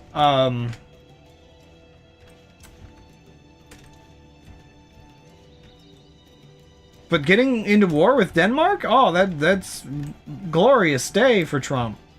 Because anything that weakens NATO must be something good. See, that is the key. He's only going to go to war with allies and neighbors. When you're blatantly evil, you don't go to war against your enemies.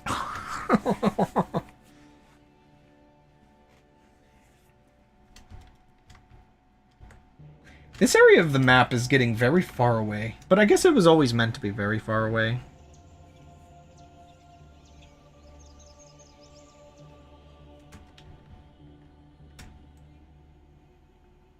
I honestly feel like a lot of our own tech billionaires,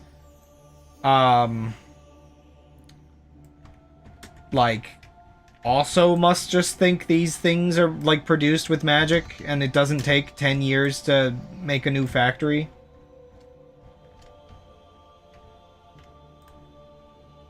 But, unfortunately, I assume a lot of our tech billionaires would be fine with China taking over Taiwan, because it would probably make the circuits even cheaper based on Chinese economy.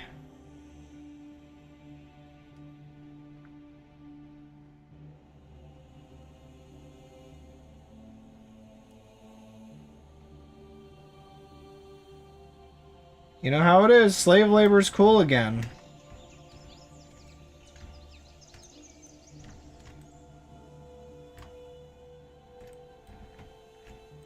I mean, it's not like the United States doesn't do slave labor. What do you think the prison system exists for?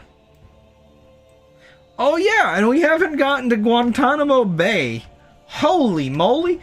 So I can answer your question about how long it'll take until the United States has, concentration camps.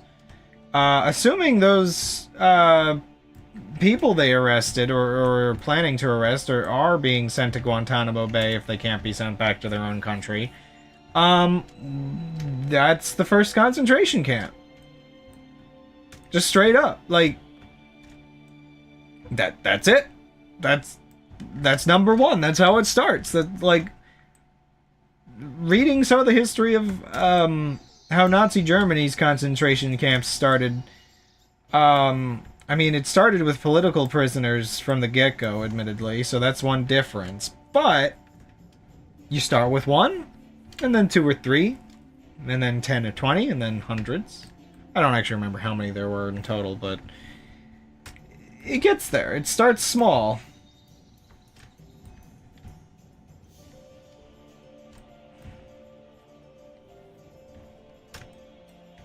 I mean, after all, they have so many Untermensch to put in. I mean, DEI people to put in prison. I mean, what? They really do use that term similar to how Nazi Germany used the term Untermensch, which is like underman, like pretty much undesirable people. It's kind of there.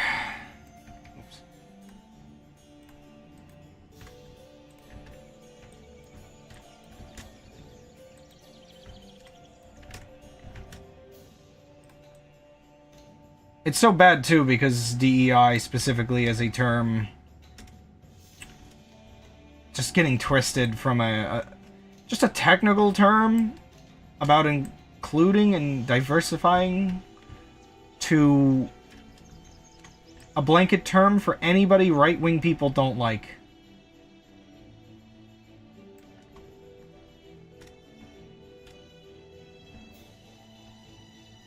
Tech billionaires really do end up being very complicit in holocausts. Or, I should say, industry, like, leader kind of people tend to be. What's with car manufacturers and siding with Nazis?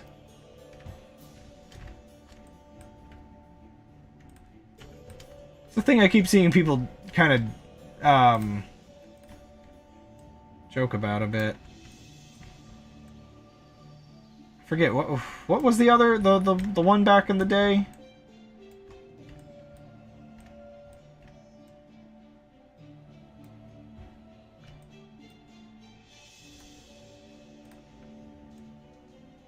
I don't remember.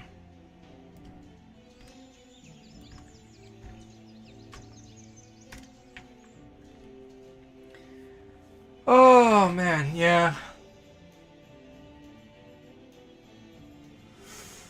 Oh, and remember, every time the United States, or any country really, starts mass, like, deporting or imprisoning people based on specifications, they always end up imprisoning some of their own citizens.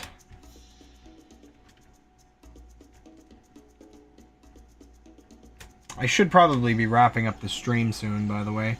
I think I've talked about most of the things. I mean, I could talk about the Secret Service turning into the SS. I mean, what? Or just blackmailing California for FEMA aid or whatever else.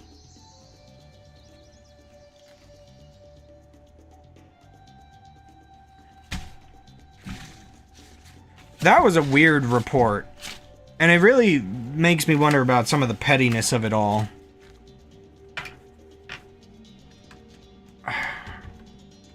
I don't think I got a chance to look into this one more deeply.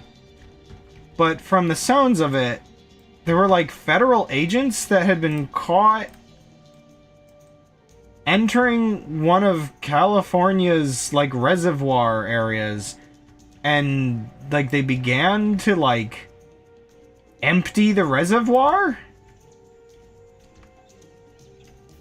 Because like I guess it feels like it's one of those things to try to like reality control, like correct the past, where it's just like, well, Trump insisted that the reservoirs were empty,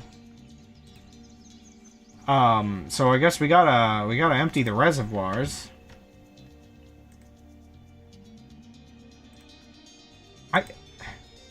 I don't even know, man. I don't know if that's like to sort of make the thing line up to look like Trump was right, or if that was just to try to like straight up damage California by like draining their water when they just finally like started to like refill it. I sure do, bot. I sure do.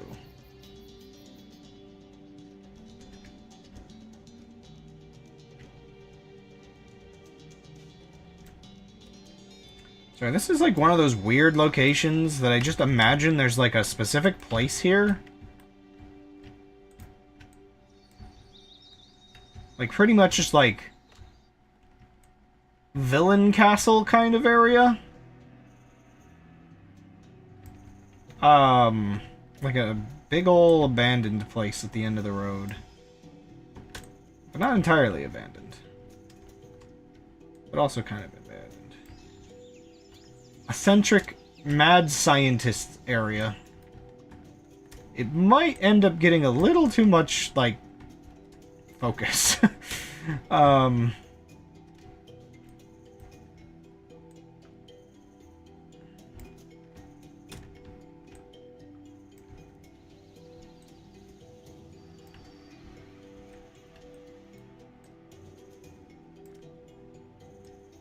It's one of those, like, weird locations where...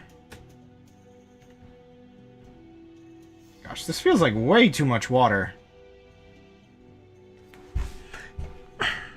Yeah, that's, like, the crazy thing. A lot of these sort of issues is why I've been thinking more and more, what would we do next time? What could we take from the Constitution? You know, what could we take from the Constitution? Improve it, fix it, just make sure this doesn't happen again. I think it's important to learn from mistakes and improve the future. So I think about these things quite a lot. Gosh, what was the... I should have written this down. I had a notable one the other day. I think I told it to... I think I put it in chat. But did that gets buried under 1,000 other things I say. That's the problem. I don't know. European countries feel like they've got some of it down. There's like more we could get from Europe. There's definitely like different voting systems and like the big thing with a lot of European countries is they do at least have like the voting system stuff down. Where they have a lot more political parties, but a lot of them are also holding on by a thread right now, as a lot of far-right parties are sort of taking back control in recent years. Voting as it stands now doesn't work, and I do have a lot of things I could get in there. I'm just really curious. What? I swear I talked about something the other day that was like, I don't know, what I consider almost a revelation of just like, oh, is that how we fix that? I talk too much, and I don't know where it is. I can't remember what it was. There was just like, I want to find it though, just so I can write it down somewhere better. Yeah, the executive branch is a mess. I personally don't think there's a necessity to have a president. Oh, I remember what it was. So, I was thinking about... So, our government has baggage, I guess I would say. So, one of the ineffective natures of the... and why the like Congress's branch is a bit weak at times is kind of like fundamentally just the issue of how voting works within Congress, because like the rot that like kind of slowly ruins. Oh, this area is way too big. What have I done? This area is freaking massive. Holy moly. So yeah, so part of the government rot that we suffer from is this like, just the old school system where members of Congress can only really vote on bills if they're brought up to vote in Congress. They have to be there. They can't vote remotely, from what I understand. Only those present. And bills are at the mercy... Zealot's Death Mountain, but in real time. This area did end up very Death Mountain-y. So... The Speaker of the House has way too much control, is part of, like, my issue with the current system of government that we have. So one of the things, like, we had that issue with, like, aid... Whoa, okay, that's really tall. Aid to Ukraine was being delayed by the Speaker of the House, and just, like, other issues of, like, the Speaker of the House basically just doing things for the benefit of the president.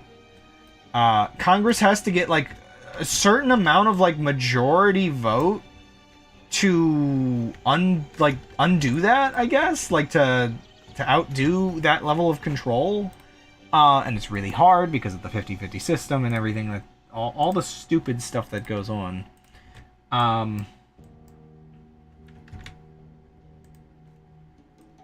So, like, one of the things I feel is maybe bills should just be able to be written and presented by anyone. And members of Congress should just be able to vote on them kind of at their leisure. So the benefit to going and actually being in Congress is the discussion. Congress becomes a forum for the politicians that are elected, you know, as their state representatives, as the representatives of their regions, to be able to discuss bills, and push the ones they want, There has to be a lot of revision. You have to build the government from the ground up to do some of what I want here.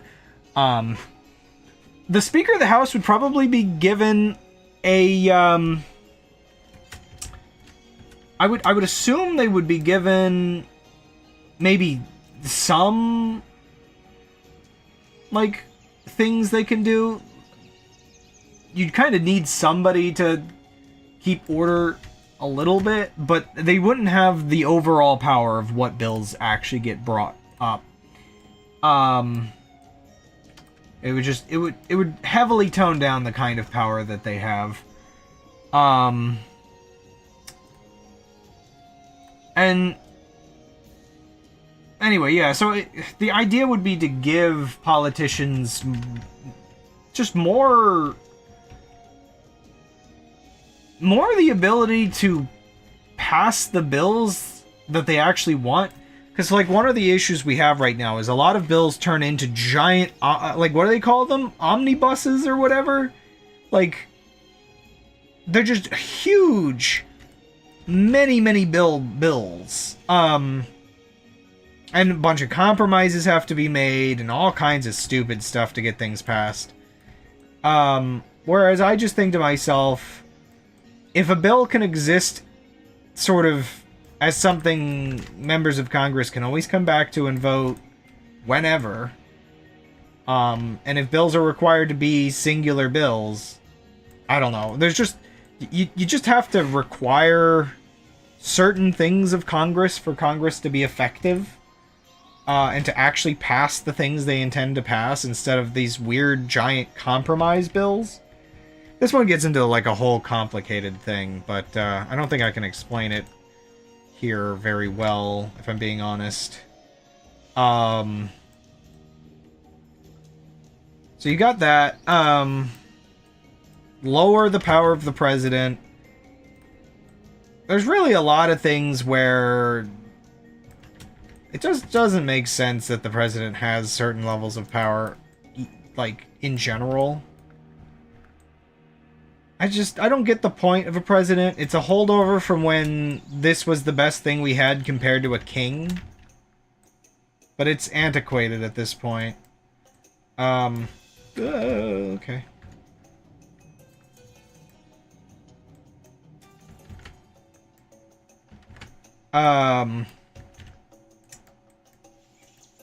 You basically just need somebody for things like foreign relations and whatnot. Kind of like a better structure to like an ambassador system.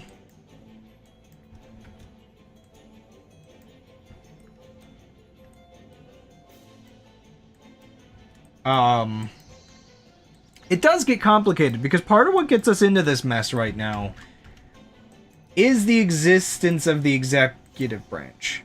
Now, the problem is Congress is usually the one that gives power to the executive branch. But the president ends up having, like, further power over, like, the who's and what's-its of, like, who's in charge and just, like... I mean, there were no stopgaps from the president doing what he's currently doing is the problem. So Congress is kind of supposed to be in charge of these other branches, but they kind of like lost control of them to the president. And so the messed up part is Trump's team and people supporting him, the argument for what they're doing is they consider these other executive agencies to be the deep state, as they call it. And the problem is, they're just upset that these groups work for Congress instead of working for them. They'll tell the people that it's like a shadow government that doesn't follow anybody's rule, but ultimately these groups follow Congress. Congress can do all kinds of things with them. But all of this is like kind of built on trust as well. Where, again, you just kind of trust that the president wouldn't, I don't know, do a bunch of illegal things? So,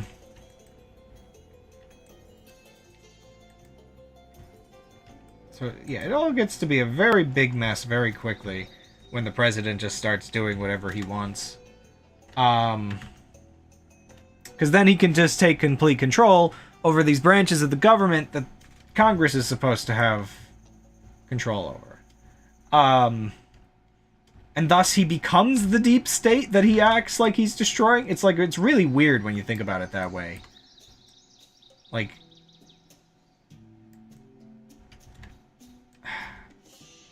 I mean, that's the thing. You frame what you think your opponents are doing, and then you do it yourself. Or you frame what you want people to think your opponents are doing, and then you do it yourself. And so the complicated part is, for the government to operate, I actually do not know what to do about the executive branch. Probably not make it the executive branch, and probably give Congress some power, some like more clear power over the choices that the various executive branch offices do. Like, maybe Congress should always be able to essentially veto individual choices. That would probably make people feel more comfortable about it, even if it would practically operate the same. Because the executive branch, the federal agencies, are fully necessary, unfortunately.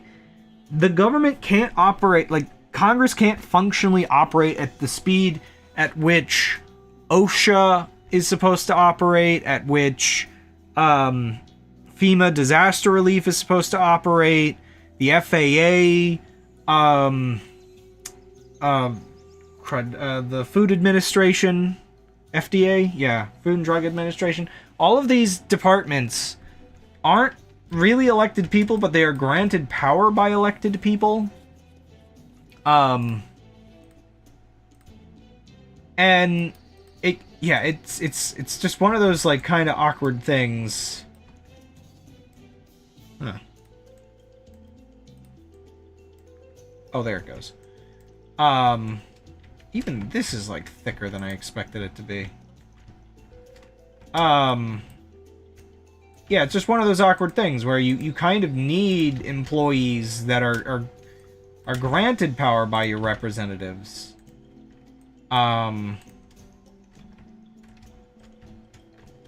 unfortunately, generally aren't elected. Which, like, maybe there's some solutions that could be come up with. Ooh, I think I oversmoothed that. In terms of, like, giving the citizens control of, like, you know, if people think they're overstepping it, maybe it, like, grants some power back to, oh, I just put a hole in it. Back to, like, or maybe they can just tell Congress to do something about it, I don't know.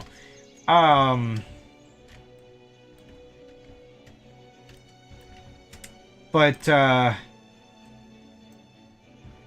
boy.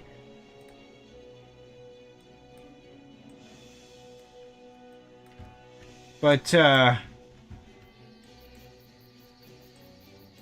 I don't know, because part of how we got here is through unelected employees doing whatever they want. But the problem is, you can't justify Elon Musk getting the power he's gotten. Specifically because he was never approved by Congress. I mean, he might end up be after all, because the Republicans are complicit in all of this. And, I don't know, the Democrats sometimes too. But, yeah, he kind of wasn't. He shouldn't be doing things already. The fact that, like, they didn't even wait is the part of, like, a huge part of the problem, to be honest. They just jumped on it immediately to do whatever they want. He was not granted power by Congress. He was granted power by the president, which is like so many steps away from how these departments are supposed to work.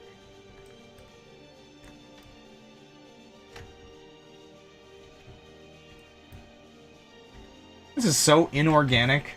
This is so video gamey. I don't think it was... Okay, so... I don't really think this area is supposed to, like, look like this. I think I went too far in a couple of places.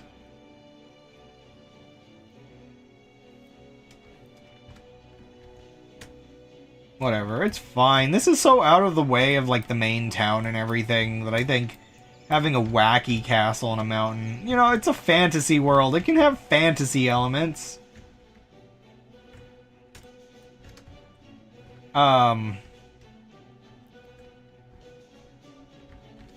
Yeah, so... There's probably some things that could be improved about how the government departments work. Giving Congress the ability to essentially nay any choices if they choose it to be bad enough. And maybe if they ever do, it would call into like some kind of question the current administration of that, whether they're overstepping, you know, it would become a whole thing. But you kind of do have to have those departments.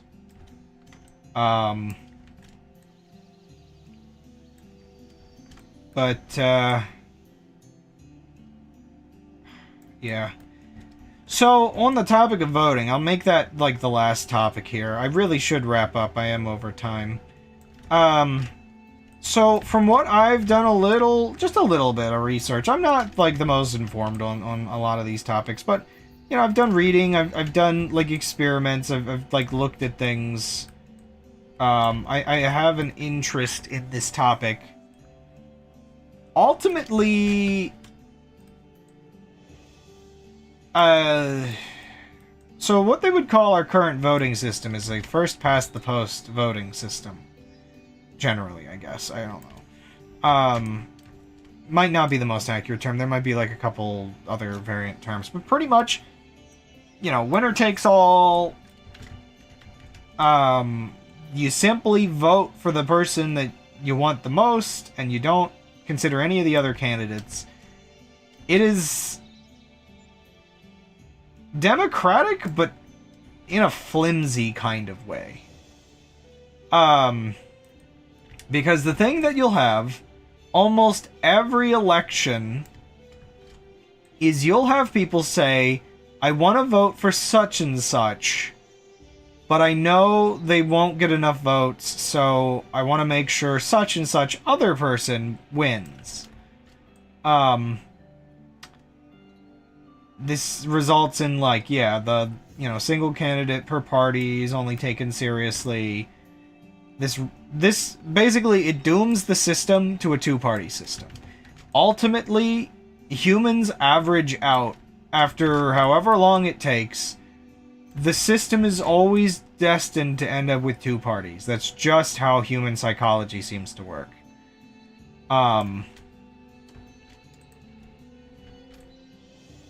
And that's where other governments, and I'm pretty sure a good few in Europe have switched over to this.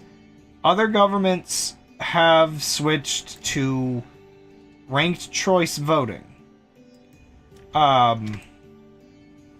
ranked choice, it can come in a couple different versions, and unfortunately, the better versions are a bit more technically difficult to explain. Which means I don't think they'll ever be very popular or very easy to establish.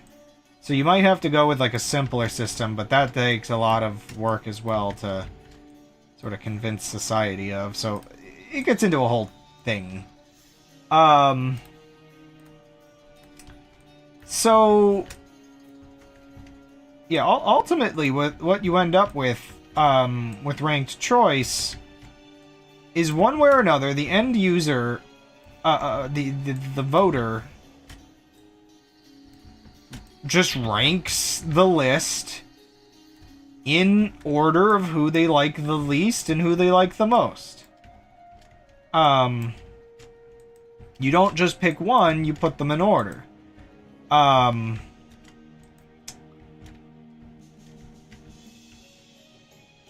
generally this system is considered pretty decent. Because you'll end up in that situation where, oh, I really want to vote for this guy, but this guy's more likely, and I don't want the other, like, group's guy to win, so you can put the other group at the bottom of the list, of your list, and then for the group that you like, you can pick the one that you prefer, and then pick the sort of, the one that you feels like more expected to win, or whatever. You have a lot of different options, pretty much. People can vote based way more on their dynamic feeling of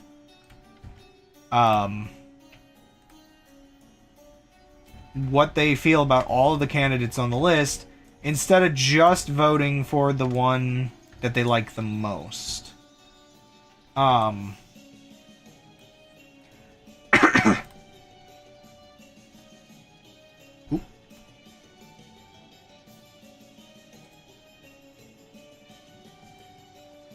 Well, this is music's based on Age of Empires 1. Interesting.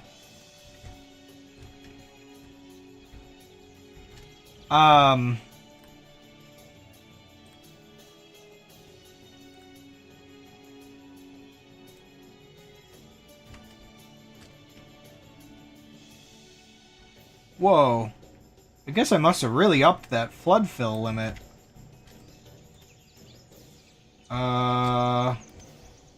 Okay, that could be a mistake to do that now. All those areas are still up. They're open.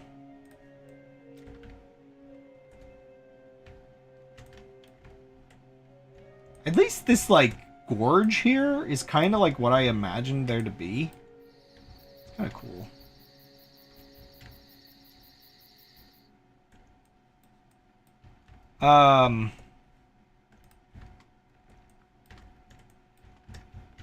But yeah, it ends up being a lot more effective. The big thing that things like ranked choice tend to result in is more political parties. Other political parties are able to thrive much more effectively under a system like this. Because again, people are thinking a little bit more dynamically. Like, the big thing is right now, nobody votes for third parties because they don't think they can win. So the thing you would have is, like, a third party... Oh, no. A third party that you like, you would put at the top of the list. And then you put, like, the sort of regular, kind of more expected candidate below. And because of the way it's scored, you know, it works out pretty well for just making the options viable at all. Now, this is where things get a little complicated, because the part that makes it a little hard for voters to accept is that currently our voting system has kind of been poison-pilled, if I had to put it a certain way. The idea of the write-in candidate has made everything, like, way too complicated. In the fact that it has forced us into simplicity, ironically enough.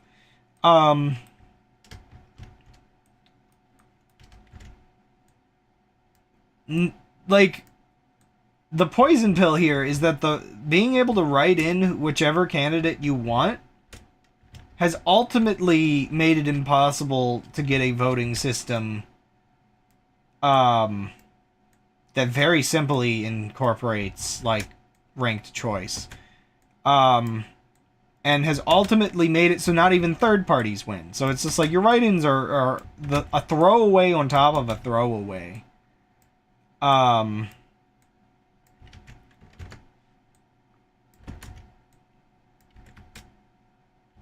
Yeah, I do have a headache, so I should end this soon. Yeah, so a write-in is a throwaway on top of a throwaway. And it ultimately is what makes ranked choice very difficult. Because, one of the proposed ranked choice, like I think the most popular one, is very computer required. I don't think people like the idea that a voting system would require a computer to function, because it pretty much has to rerun the results multiple times. It makes it too black box-esque. Because it compensates for write-ins. I'm pretty sure that's why it exists the way it is. Maybe I'm wrong about this, but I think it is because it has to compensate that somebody might want to put their write-in as their, like, top choice. Because if I recall, the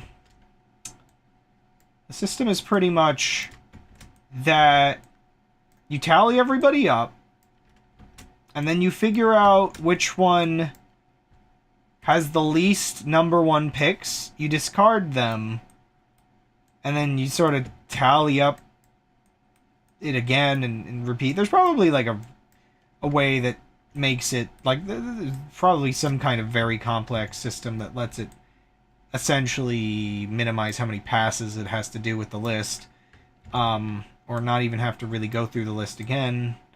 But it is kind of complicated in the way that it would be calculated. And it makes sense once you really give it some thought, but it's way too complicated for the average voter to accept, in my opinion. In my humble opinion. By the way, how gradual will this side of the river have to be to make it all the way down to this lake? I want it to get to this lake. Oh no, it's really not that high uphill. It's barely uphill at all.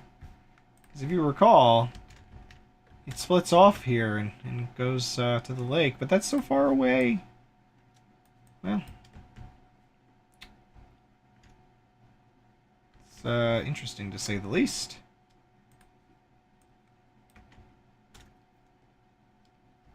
Man,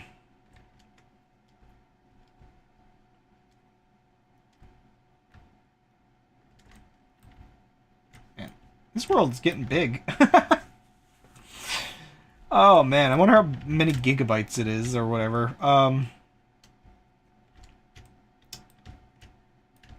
Yeah, so in my opinion, that version of ranked choice is too complicated for the average voter, and I think you just need to have it so that before the general election, you have a system where each party can get their candidates. Maybe allow them to have 2 candidates per party or something as a maximum, or 3 if you want to be generous. Only really, like, yeah. If you have to, you can have an official primary election, which allows people to write in for that one. And the official primary would just exist to get the list of candidates that are past a certain threshold that can get on the general election. And then just have the general election. You just score them. Now, this would be where people probably would be bothered. You know, 100 million people voted in an election, but the top score, because there's like 10 candidates, the top score is like 100 million points. Maybe not really, but, you know. Oh, wait, no. The top score would be like 1 billion points. You know, I don't know. You know how this is. Because it would be ranked. Because it would be score-based, it would be like.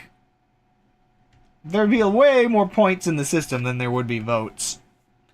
And there's some genuine things I can understand that being kind of like weird to people, but I mean, it'd still be better than what we have. And it would be more accurate to what people want. Also, get rid of the Electoral College. Just axe it. Gone. Just gone. You gotta get rid of that. That is dumb. That is stupid. I mean, part of the thing of doing ranked choice is getting rid of the Electoral College. The amount of people that do not bother voting for the president because of the Electoral College makes it inherently bias the elections towards just supporting what are considered the swing states of any season, which then enables political propaganda to convince people that their state is not a swing state and that they shouldn't bother voting. There's just so many issues with the Electoral College that makes it not worth it. And the biggest defense of the Electoral College is that the Electoral College is said to give the smaller, less populous states more representation. But if I'm going to be honest, do they need more?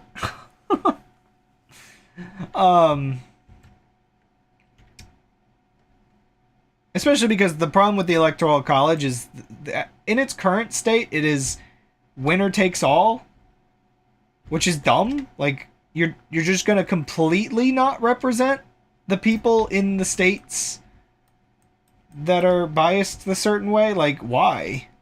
That doesn't make any sense. If you're trying to keep, like, the minority groups, or, you know, the white DEI, sorry, if you're trying to keep the minority states, the lower population states represented, why are you only representing, like, the most opinionated of them in a way that then discourages the other group from even bothering? Like, the whole thing through and through, there's barely any justification to why the Electoral College is the way it is.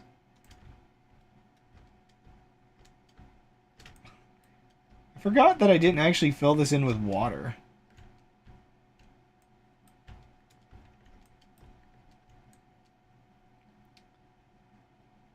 But also the Senate is already designed to the Senate is already designed to represent the all the states equally. And the House of Representatives was changed. I always forget. I think it was late 1800s or early 1900s or something. It was changed to stop increasing its number of seats. I've talked about this a million times. Yeah, this is the last thing before I sign off as well. But 1913. Yeah, that sounds about right. I was thinking early 1900s.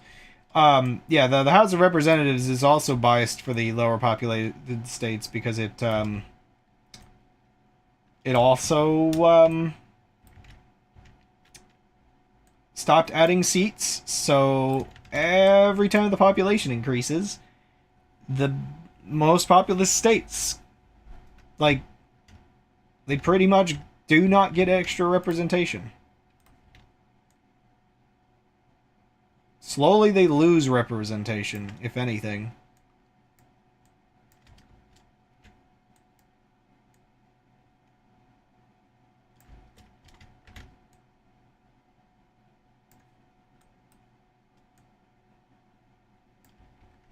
But yeah, let me just finish this river, and then that's that for me today.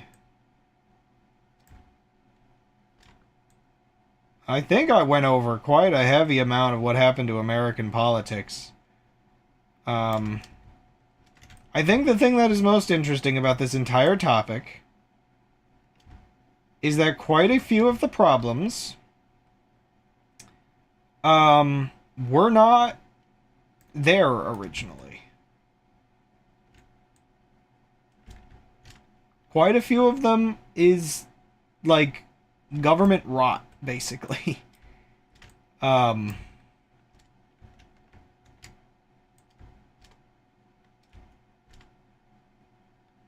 It's like, I think judicial review is another one that was added, you know, not too much longer since, like, the country was made, but, the Supreme Court originally did not have... I don't think it had, like, the ability to review the law to the extent that it currently does. It was just, like, arguably one of those mistakes, giving them that power. Actually, they gave itself that power, didn't they?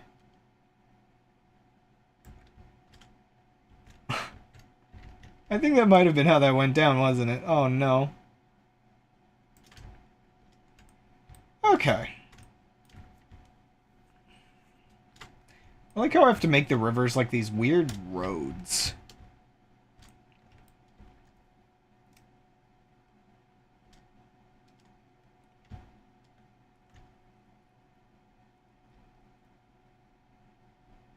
Too much of our government was built on the assumption that people would be decent. Then people proved themselves to be indecent.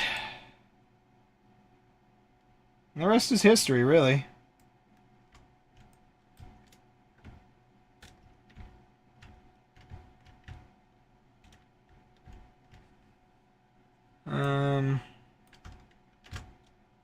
I wasn't like super in love with this hill, but now this hill is kind of inconvenient. I might front load some of the, like, make the river kind of like come out this way and sort of almost waterfall in.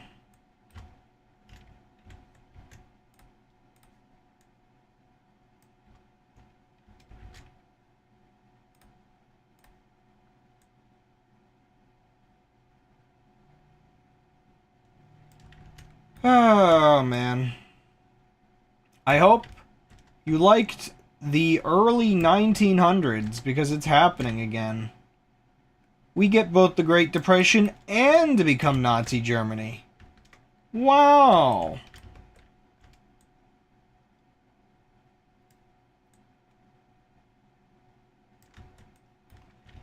It's kind of unsurprising if you look at how many Nazi sympathizers existed in the United States.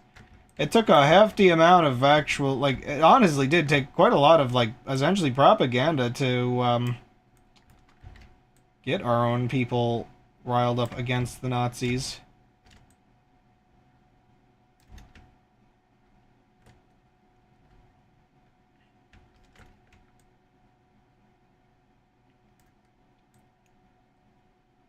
We also can't be surprised that Elon Musk turned out the way he is. Being a rich person, growing up in apartheid, South Africa, like, that just unfortunately feels par for the course. Like, his grandfather moved there for the intention of white supremacy. At least that's what I've heard. Seems decently well known. Okay. I think today was actually really good progress on this map. Just working on this whole hilly area back here. Got a bit of the river in. Marked out another part of the river. Worked on the plains a bit. Added a lake. Probably like one or two little ponds I could add in a couple of places, but it seems fine. I did it! I worked on something other than these mountains. And I talked about politics for 5 hours. Well, okay, politics for like 3 hours, and then like religious existentialism for 2.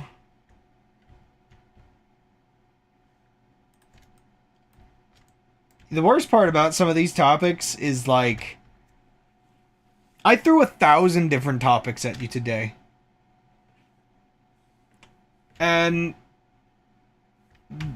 unfortunately in politics, this is kind of how they keep you like from being able to focus on one issue. I really should pick one and just go with it next time. I have a difficulty staying on topic for that. Because like, you know, admittedly there is some similarities in all this to the strategies involved in the fire hose of falsehood.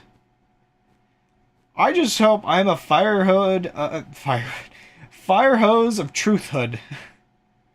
But also, I don't want to frame myself as the only reliable source of news, because that is what the enemy does. I'm on my my closing thoughts of my closing thoughts.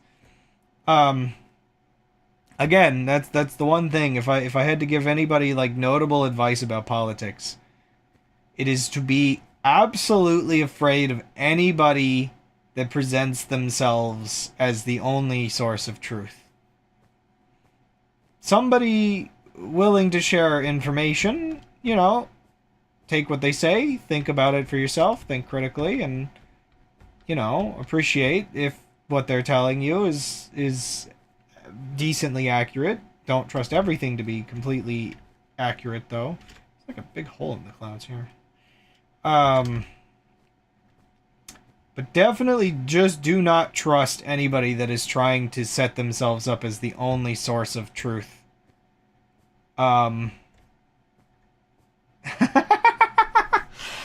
Yeah, right. Well, okay.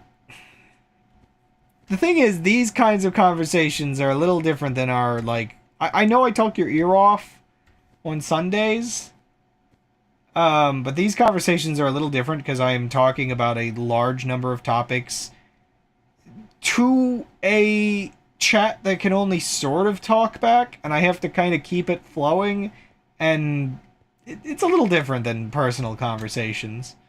Just a little.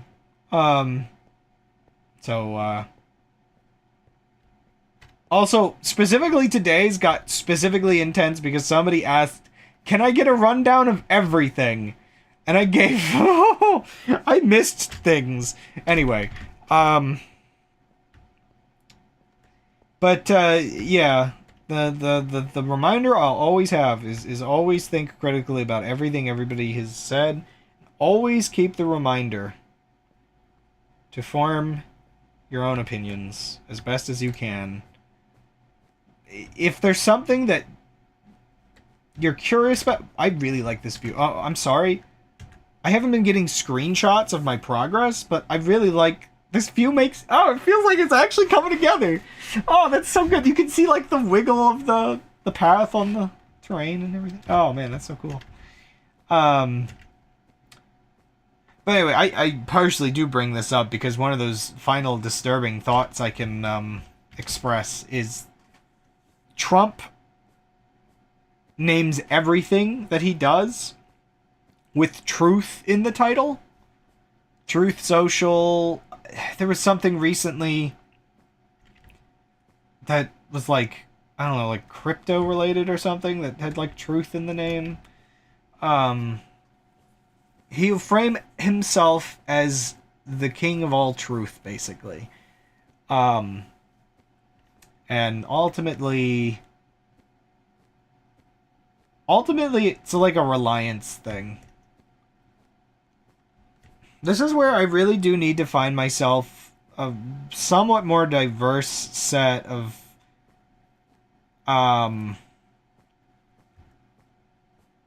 news sources. Okay, I feel really conflicted. Here's, like, on this sort of don't rely on one thing for your truth or for your information and figure out truth based on what you like, just, you know, how it all comes together. I have like a specific like awkward thing where I distrust anything that gets sponsorships. But there was one that sounded pretty good recently, which was like a news website that it apparently, like, I think it's supposed to like get multiple sources, multiple articles for the same topic, and it tries to weigh like what it like the sort of political bias of them, and so it sounds like a decent site that like collects a lot of articles, but there's a lot of aspects of it that if I were to use this website, I would have to actively be using it with a level of distrust for certain features.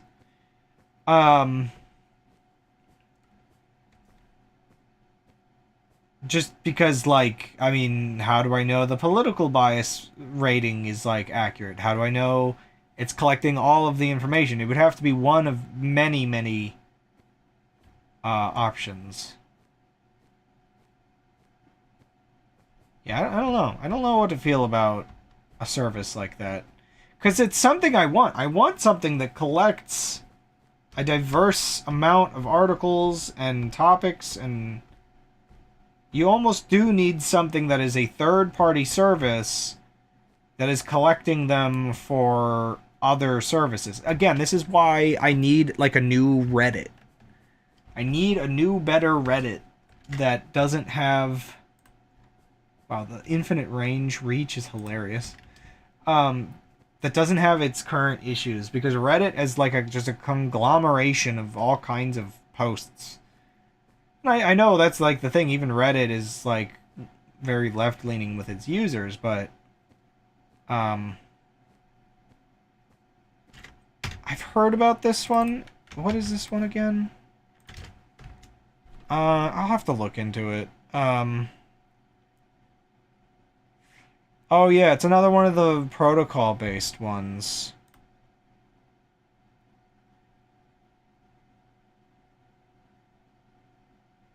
Isn't this the one that federates...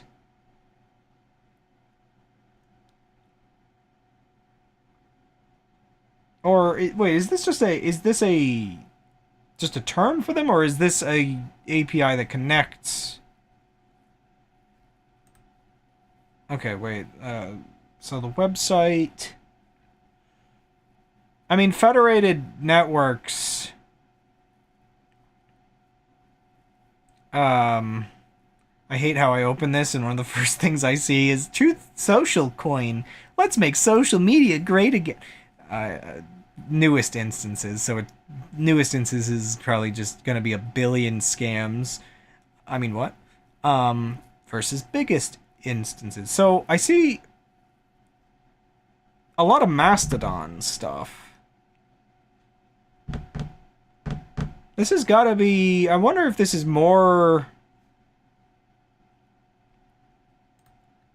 to connect existing federated things. Because, like, Mastodon...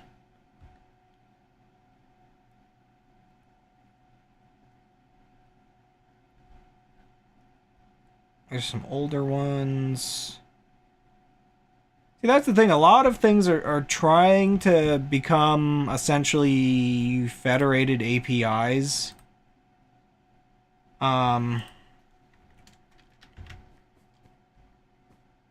Yeah, I need to look in... Like, that's the thing. I haven't been looking very deeply, but I guess community... Like, I need to look for communities that are talking about communities in a weird kind of way, so that I can start finding some of these other, like, federated services or whatever. Because I do think the future of the internet, if it is to become healthier, is federated protocol-based websites. I like if one of these exists already that is essentially federated Reddit, I might want to look at it. The other problem I get though, I've yet to find. Whoa. Um, I've yet to find a Reddit alternative that hadn't initially been created with political intention. I need somebody to create a Reddit like service that focuses on fan bases first. Because when you make Reddit but have political intention at the core, it becomes just a mess. It whichever political ideology was the first one ends up becoming um the dominant one, and other political ideologies don't really want to join the website. So if people think Reddit is too left wing, like some of these other ones are like even more left wing or even more right wing than Reddit already is. Um, so like I almost need one where the politics like came second. Um, I'm not sure how something like that would come into being though. Um, but yeah, usually people are running away so they can have like a space for their politics. Um,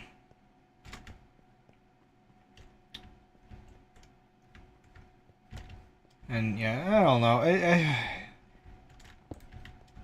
I'm hopeful for the future. They're more or less political. Yeah, like I guess that's the other thing. Like I guess that's where I think an API type one is useful because um other people can just pick up the API and do whatever they want with it and build instances and build companies around it and whatever else. Um Again, I do find myself hopeful for the future of online, that at this rate we might be able to combat the fact that the internet is destroying itself and us with it. I really like this area of the map. Um, yeah. By the way, you know what I like about this? This area, it's a little unnatural. I might modify this. I just realized I can get away with this. This is one of those, like these exist in real life. They do. They actually do. Okay, I just have to modify it a bit to make it a little bit more natural. I figured it out. So in real life, you'll have like a river valley where it'll have come through and kind of got stuck because of like extra hard stone, and it'll wrap around, and then yeah, I can make this work. Oh yeah, well, so the thing is, I do want politics on these platforms. Um, so that's where I should be a little more clear about what I'm looking for. I think a lot of platforms can be very good for keeping up with politics and seeing a diverse amount of opinions. It was just like, and I'm talking about services I saw 5 years ago. Where I'm hopeful these sort of protocol based systems smooth out an issue where like 5 years ago or so you would see alternatives pop up, but they were still centralized services. And they were started by specific like political leaning groups. So they doomed themselves basically. These new ones might get around that, where like the politics can exist, but it's not scaring everyone away, because that's the sort of thing. At the point where the politics is scaring everyone away, um that's funny.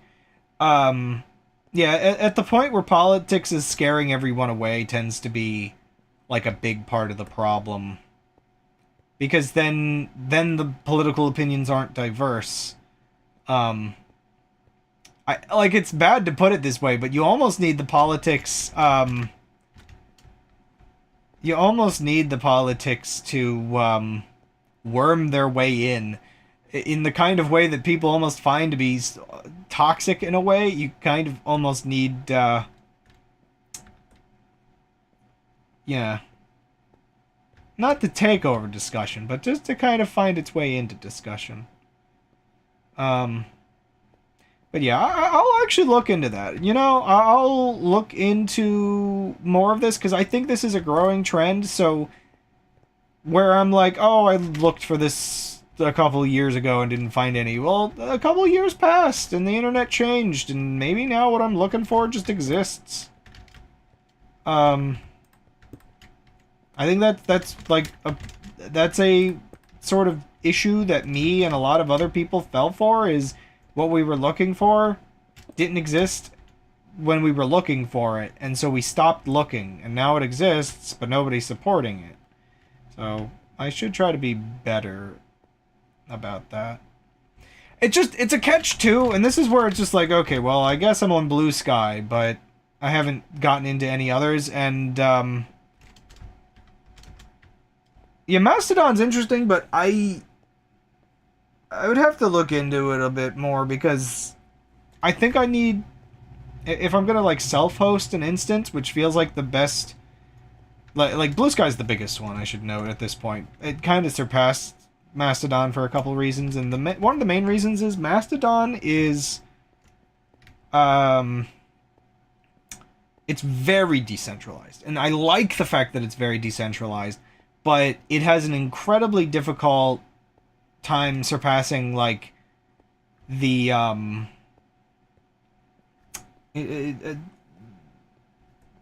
like it's back to like the more gate kept internet. Maybe almost too much. Maybe they improved it in certain ways that doesn't feel like that, but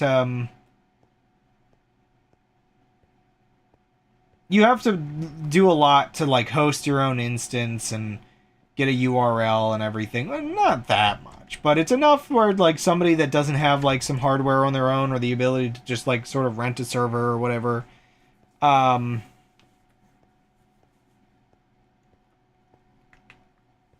yeah, so it's whoa, look at this like line of clouds. I think Mastodon's cool, and I would like to get a Mastodon account or to make a Mastodon instance, I should say, that is self-hosted at like a computer at our own house kind of thing. That way I can have a version of social media that no matter what happens, I still have my copy of.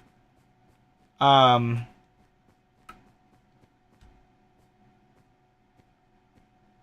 one thing I remember when you were doing stuff with instances gold for Mastodon, I remember the only thing you had set up was like a super raw URL. And I think I remember it's just like, I want to set up one for our company, but we can't do that. People aren't going to trust like a UUID named account as a official company account. Yeah, it was an onion URL. That's what it was. Yeah.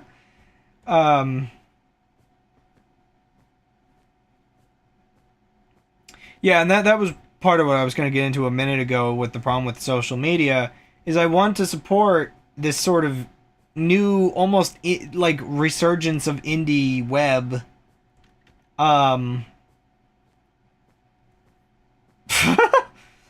It sure will. But at the same time, that also means I have to exist on social media, which is something I've been sort of getting myself away from. But I'm also at odds because I don't want to support existing social media as my way of getting news. So, like, maybe it's not so much that I want to interact on social media, but I just want platforms where people can share information. I don't like the social aspect, and I don't like the media aspect, but I do like the information sharing. And maybe that's why I gravitate towards wanting more Reddit-style websites, because those, in their classic style, like the ones you were mentioning, are all about sharing information and links and outside information more than inside information. Also, to sort of answer the question on Blue Sky, it's so it's kind of like half and half. Obviously it was started by a private company, but the API is completely open to my knowledge.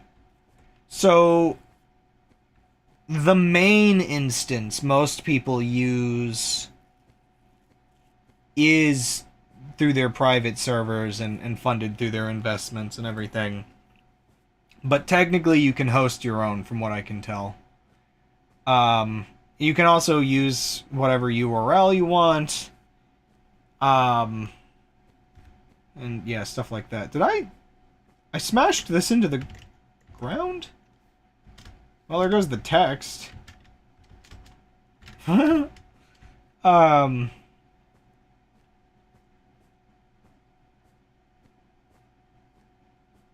Yeah, so that one's where I think a lot of these services will probably have to start, is you'll need companies that are willing to put money into them to become like centralized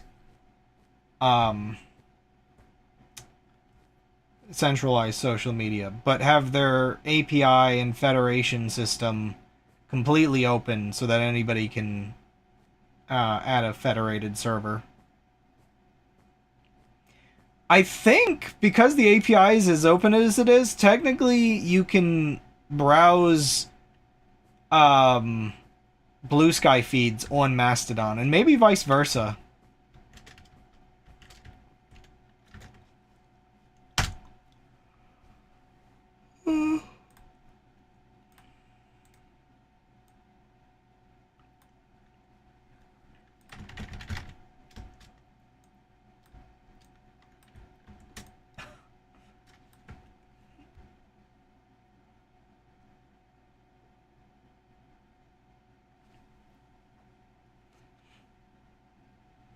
Yeah, so I think so long as it has an open API,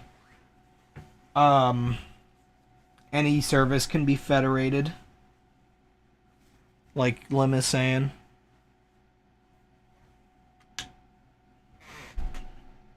Can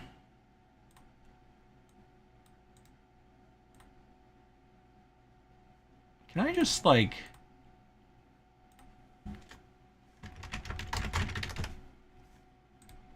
Oh, yeah, there we go. Oh, it's in, like, Minecraft text, too. Oh, crud.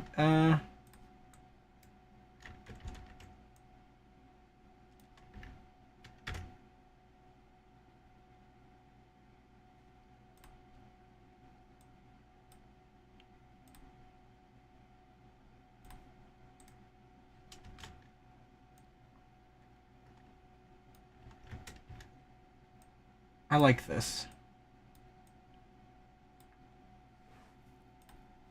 Oh, okay. I guess this is how I... Yeah, this is how I would select them. Okay, this is much better than putting signs down. Can I...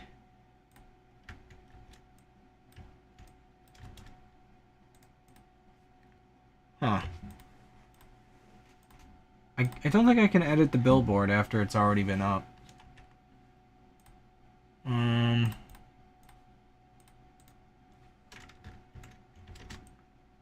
Okay, there we go. That's the billboard I'm looking for.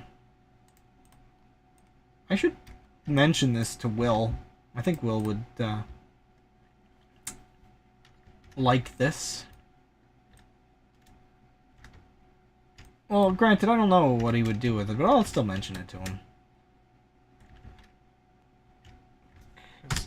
Oh, wow. Oh, they stick around. Okay, so it's only going to be visible when with this mod installed, but... I can, like, label little areas and come back to... Oh, I love this. Oh!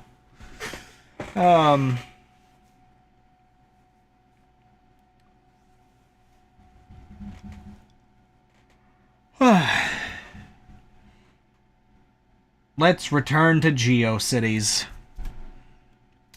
But yeah, We can fix the internet, but let's try to do it before they destroy the internet. Okay. Oh gosh. Oh. Sorry, my brain is like set on the other build mode after 5 hours. I started breaking. Oh, I got hiccups, breaking everything.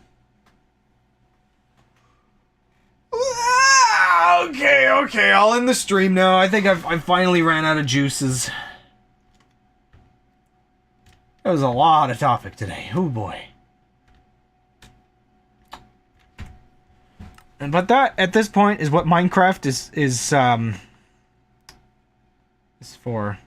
Though it's awfully close to dead internet time. Well, that's why we need to make these, like, federated services quick. We need to work on them quick before they,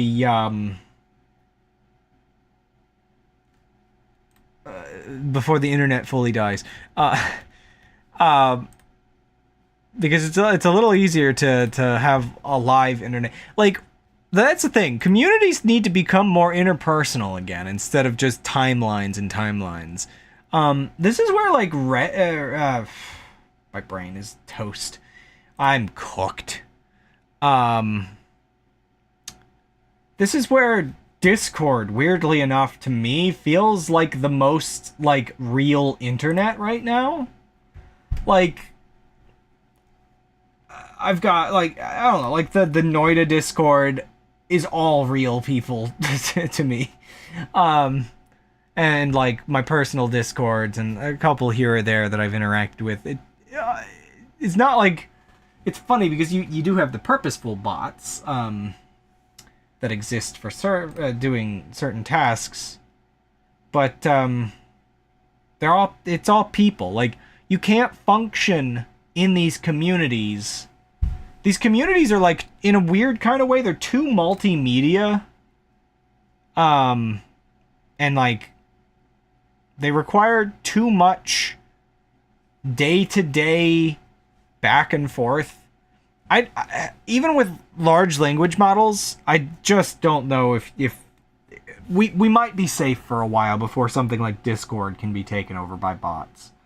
Because, like, I mean, especially, like, that's the thing. I think people that want to exist in, like, very real, decent communities, you need to pick, like, hobbies and communities of intelligent people. The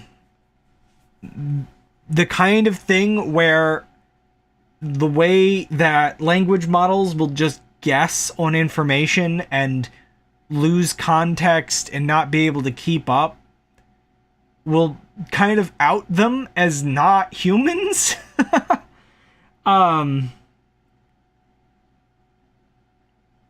I think it also helps that a lot of bots have to be, like... Discord seems to have, like, a... I don't know, like... adding bots to communities, like, the moderators have to do.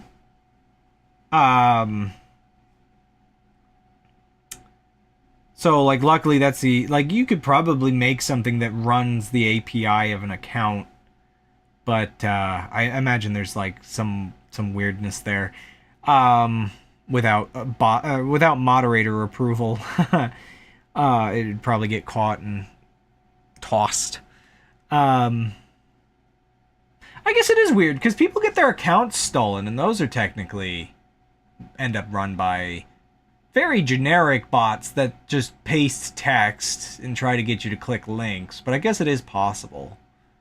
But those get outed very quickly. But, so there's a couple streamers that have LLM-type bots that can chat in their Discord, I think. And, yeah, it just depends on the community you're in.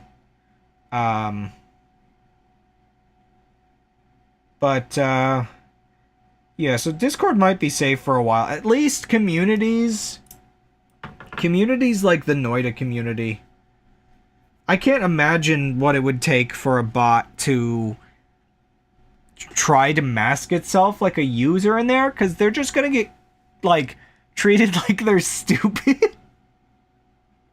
I'm just thinking, it's just like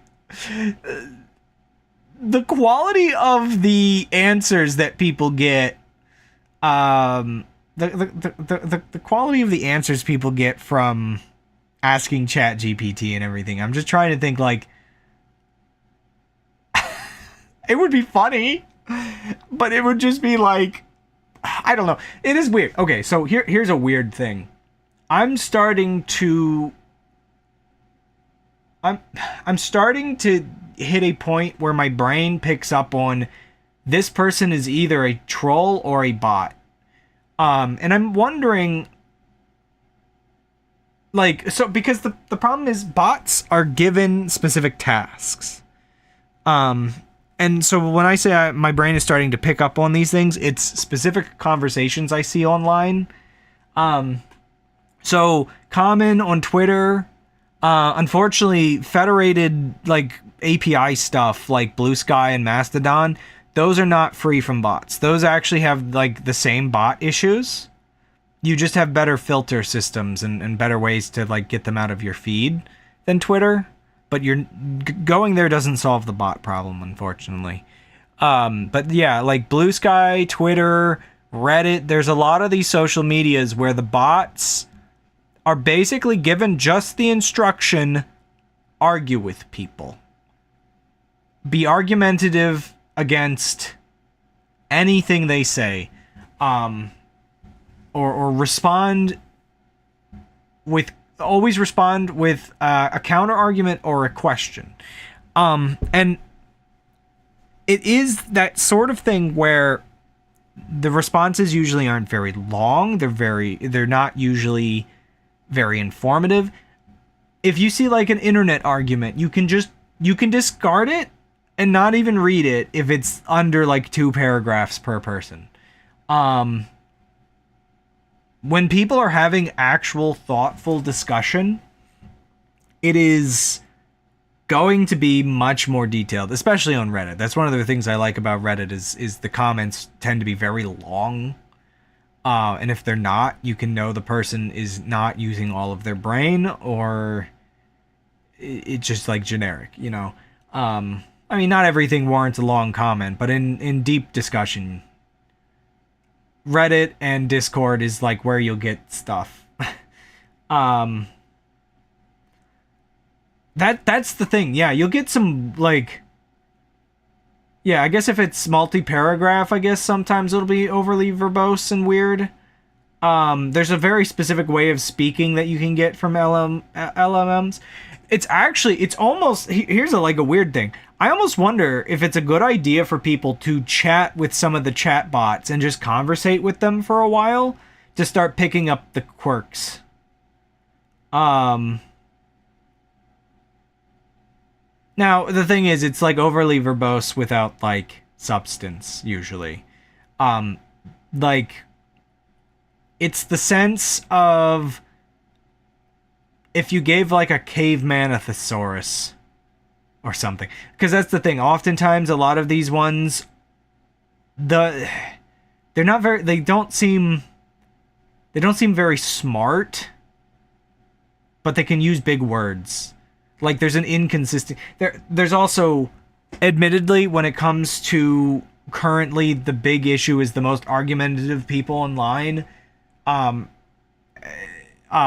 tend to be pushing right-wing topics.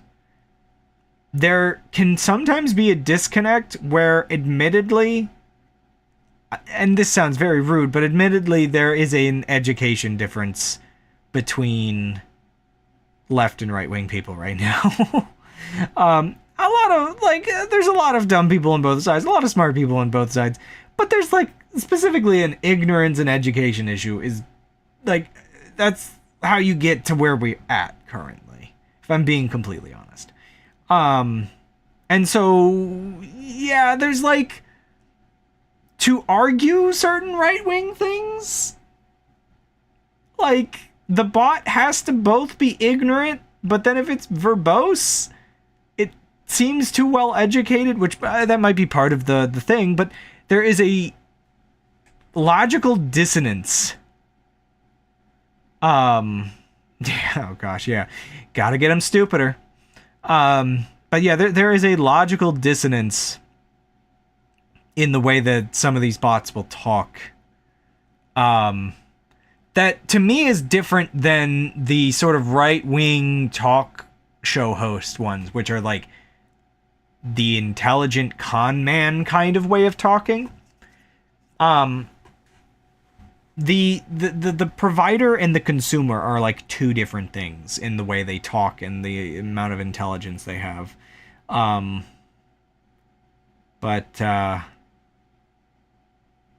Yeah, so part of me will see like a comment thread and I'll see people going back and forth, and the one person will be like very like real-ish in a weird way. I don't know, maybe it could be two bots arguing back and forth for all I know. But you'll get somebody that's just like actually trying to have a proper conversation and just getting like these garbage responses from the other person. And it's like, it's got to at least be trolling, because there's a specific term that actually came up recently. It's called sea lioning, and I guess it's based on a webcomic from a couple years ago. Where it's just that sort of aggressive, they're not providing anything on their side of the conversation, but they're constantly demanding proof. They're constantly asking questions. They're not responding to your responses, but they are just presenting more questions. And it's based on, yeah, a specific comic where a sea lion harasses some people. And it's usually, it comes along with like a sense of like aggression and, not taking arguments seriously. And that's the thing on Reddit, especially if you see somebody that tries to be like, oh, I'm from the, you know, I just want to have a civil discussion here, I'll start, and then they'll ask a couple questions and then they won't respond to anybody except for the responses that are like the worst responses, like the people that might be like a bit rude or whatever else. They will only respond to those people. They will pick and choose the worst comments. That was all that they were looking for. They want to exhaust you by having you answer questions and then just create more controversy in the conversation. So that you get a bit of that kind of stuff comes up. So yeah, it's a lot of these kinds of things that trolls do and bots do. And also people just trying to reaffirm their political beliefs. But by ignoring every other response. So like you get a mix of some of it's real people and some of it's trolls, and some of it which is also real people. Fake real people. Is a troll would be fake real people. And then some of it's bots, and bots don't tend to have more of a substance to it. That's actually something I've been thinking about. So here's where like the weird thing with bots comes in. Bots are incredibly useful for that fire hose of falsehood, where you're just throwing false information out. You're throwing dialogue out that keeps people distracted and all kinds of stuff like that. And so the problem is, the whole thing with using bots that way is you are a scummy person using it for evil. You have, like, basically at that point that you are setting up bots to cause chaos, to troll people, to disinform them, all these kinds of things. You already have a moral low ground that you are taking. And so there's no moral filter to the idea that you are making fake dialogue, and making fake people. So the problem is, I've thought about this. I would love to create a fire hose of truthhood, which again, feels bad with what I was saying earlier about not wanting to act like a beacon of like the only truth. So you know, I, I just want to counter the fire hose of falsehood is the thing. But the problem is you have to accept that you're doing something wrong by making fake people on the internet to trick people into thinking they're real dialogue. Like, there's an inherent sort of... You kind of have to do something bad to do something good. And that's, like, one of those sort of filters of it that makes it difficult. Because, like, you could curate bots way, way more so that they are only spouting, like, more prepackaged, like, quotes and things that can be verified. But that's the other thing. You can set up these bots. The inaccuracies only adds to the lying, I guess. So it's easier to make the evil ones, I guess, is the other thing too, where you would have to curate some amount of what the ones that are trying to spread truth. This is where, like, you can kind of get that. So one of the, like, the closest things I have is right now on Blue Sky. I followed a couple, like, Wikipedia related pages, and they just give out random interesting Wikipedia articles. Unfortunately, that doesn't really mean it's always, like, as relevant to the current, like, the current politics of what you need to, like, get out there as accurate information. And also, unfortunately, part of, like, the whole, like, lying aspect of all this is that, like, part of the whole, like, presenting himself as, like, the only source of truth and presenting the other side as all liars adds a natural distrust to the public, where they only think they can get their truth through certain sides of things. So even if what you're presenting is true using bots, once it's discovered that you're using bots to do this, you will just be labeled by the other side as spreading disinformation the same way their bots would be doing. Because it's being spread by bots, it would then get the connotation that it must be disinformation. So that, yeah, at a certain point, you kind of have to accept that you almost can't fight fire with fire in these cases, because there's too many possible negative outcomes. Like, some groups could. Maybe it's for the best. But high-roading it is, like, really difficult. Gosh. But, yeah. So, hopefully Discord stays normal. Problem with Discord is, like, you're not exactly going to get diverse news out of it. A lot of Discord servers, obviously, for good reason, have rules about not getting too deep into political conversation. I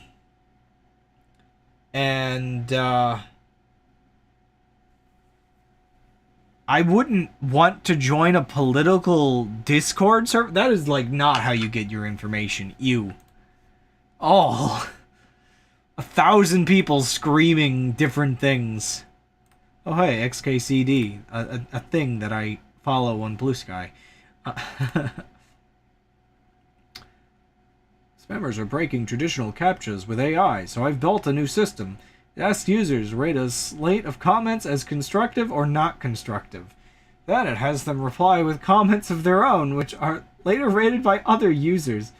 But what will you do when spammers train their bots to make automated, constructive, and helpful comments? Mission accomplished! Oh, if only, man.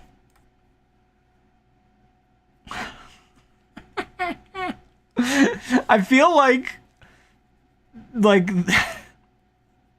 is this how we fix Reddit? Should Reddit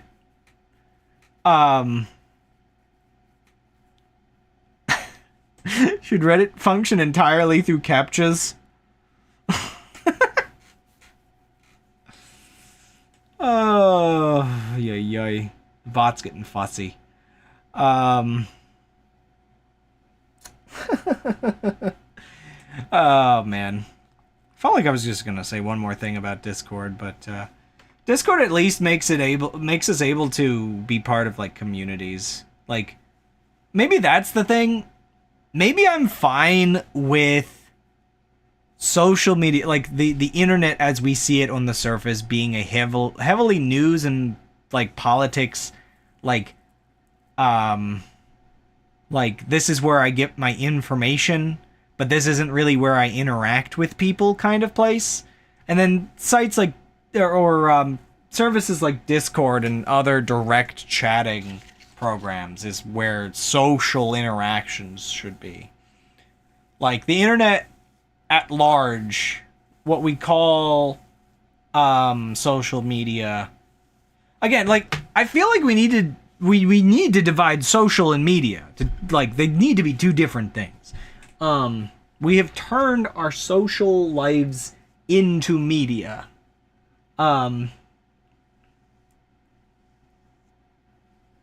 It really shouldn't be like our source of social interaction. See, that's where it's like it gets awkward for me, because like I'm kind of glad I moved to Blue Sky. One of those things that's like awkward is I don't follow any of my family on social media. My family doesn't follow me, but eventually I think one of my brothers like gave my mom my Twitter name, and she followed me, and you know, it was business as usual for me when I was still using Twitter. This was ages ago. But it hit me with a brick that like the existence of what I use these sites for is not Facebook. It is not to have family and like family and friends feel a need to follow me there to know what I'm doing. But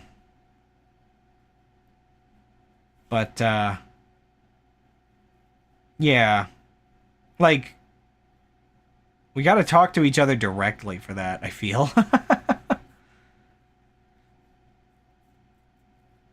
Anyway, that's probably my last proper thoughts on that. I actually have a nasty headache, so I'm gonna sign off and stop talking now, because I have to stream tomorrow, and I don't want to like destroy my voice for that. But hoo boy, oh, these Minecraft streams really do turn into like a whole podcast. See. There's one last thought. Speaking of like just these becoming like a podcast, we need to win the culture war.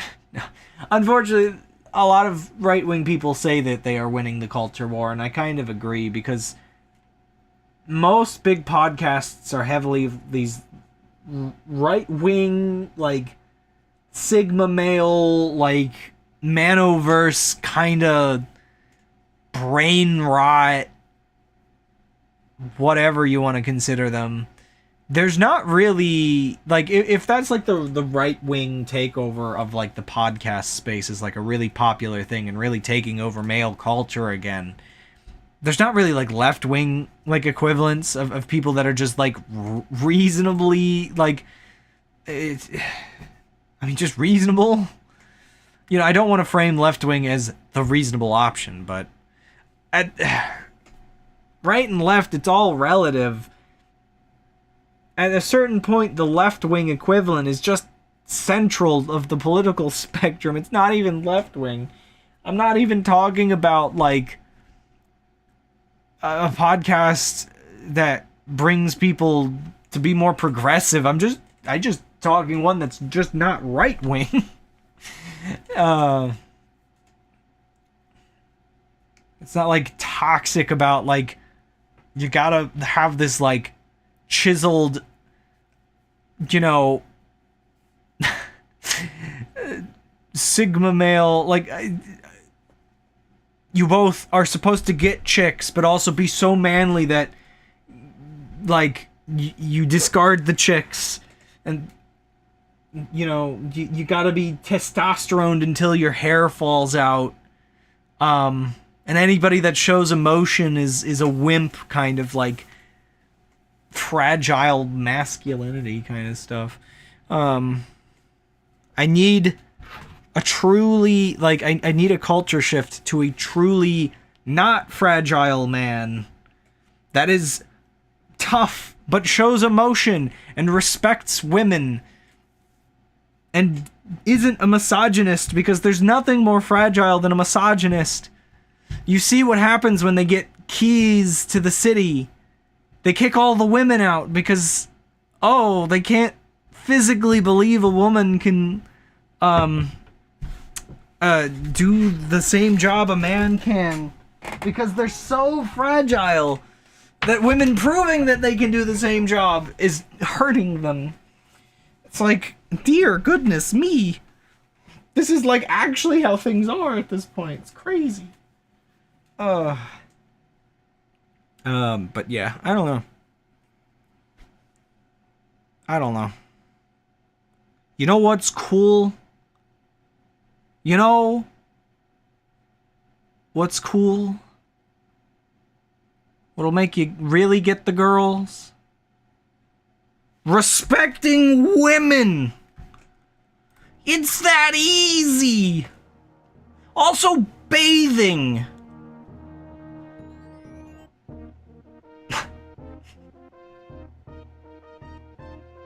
Be clean and nice.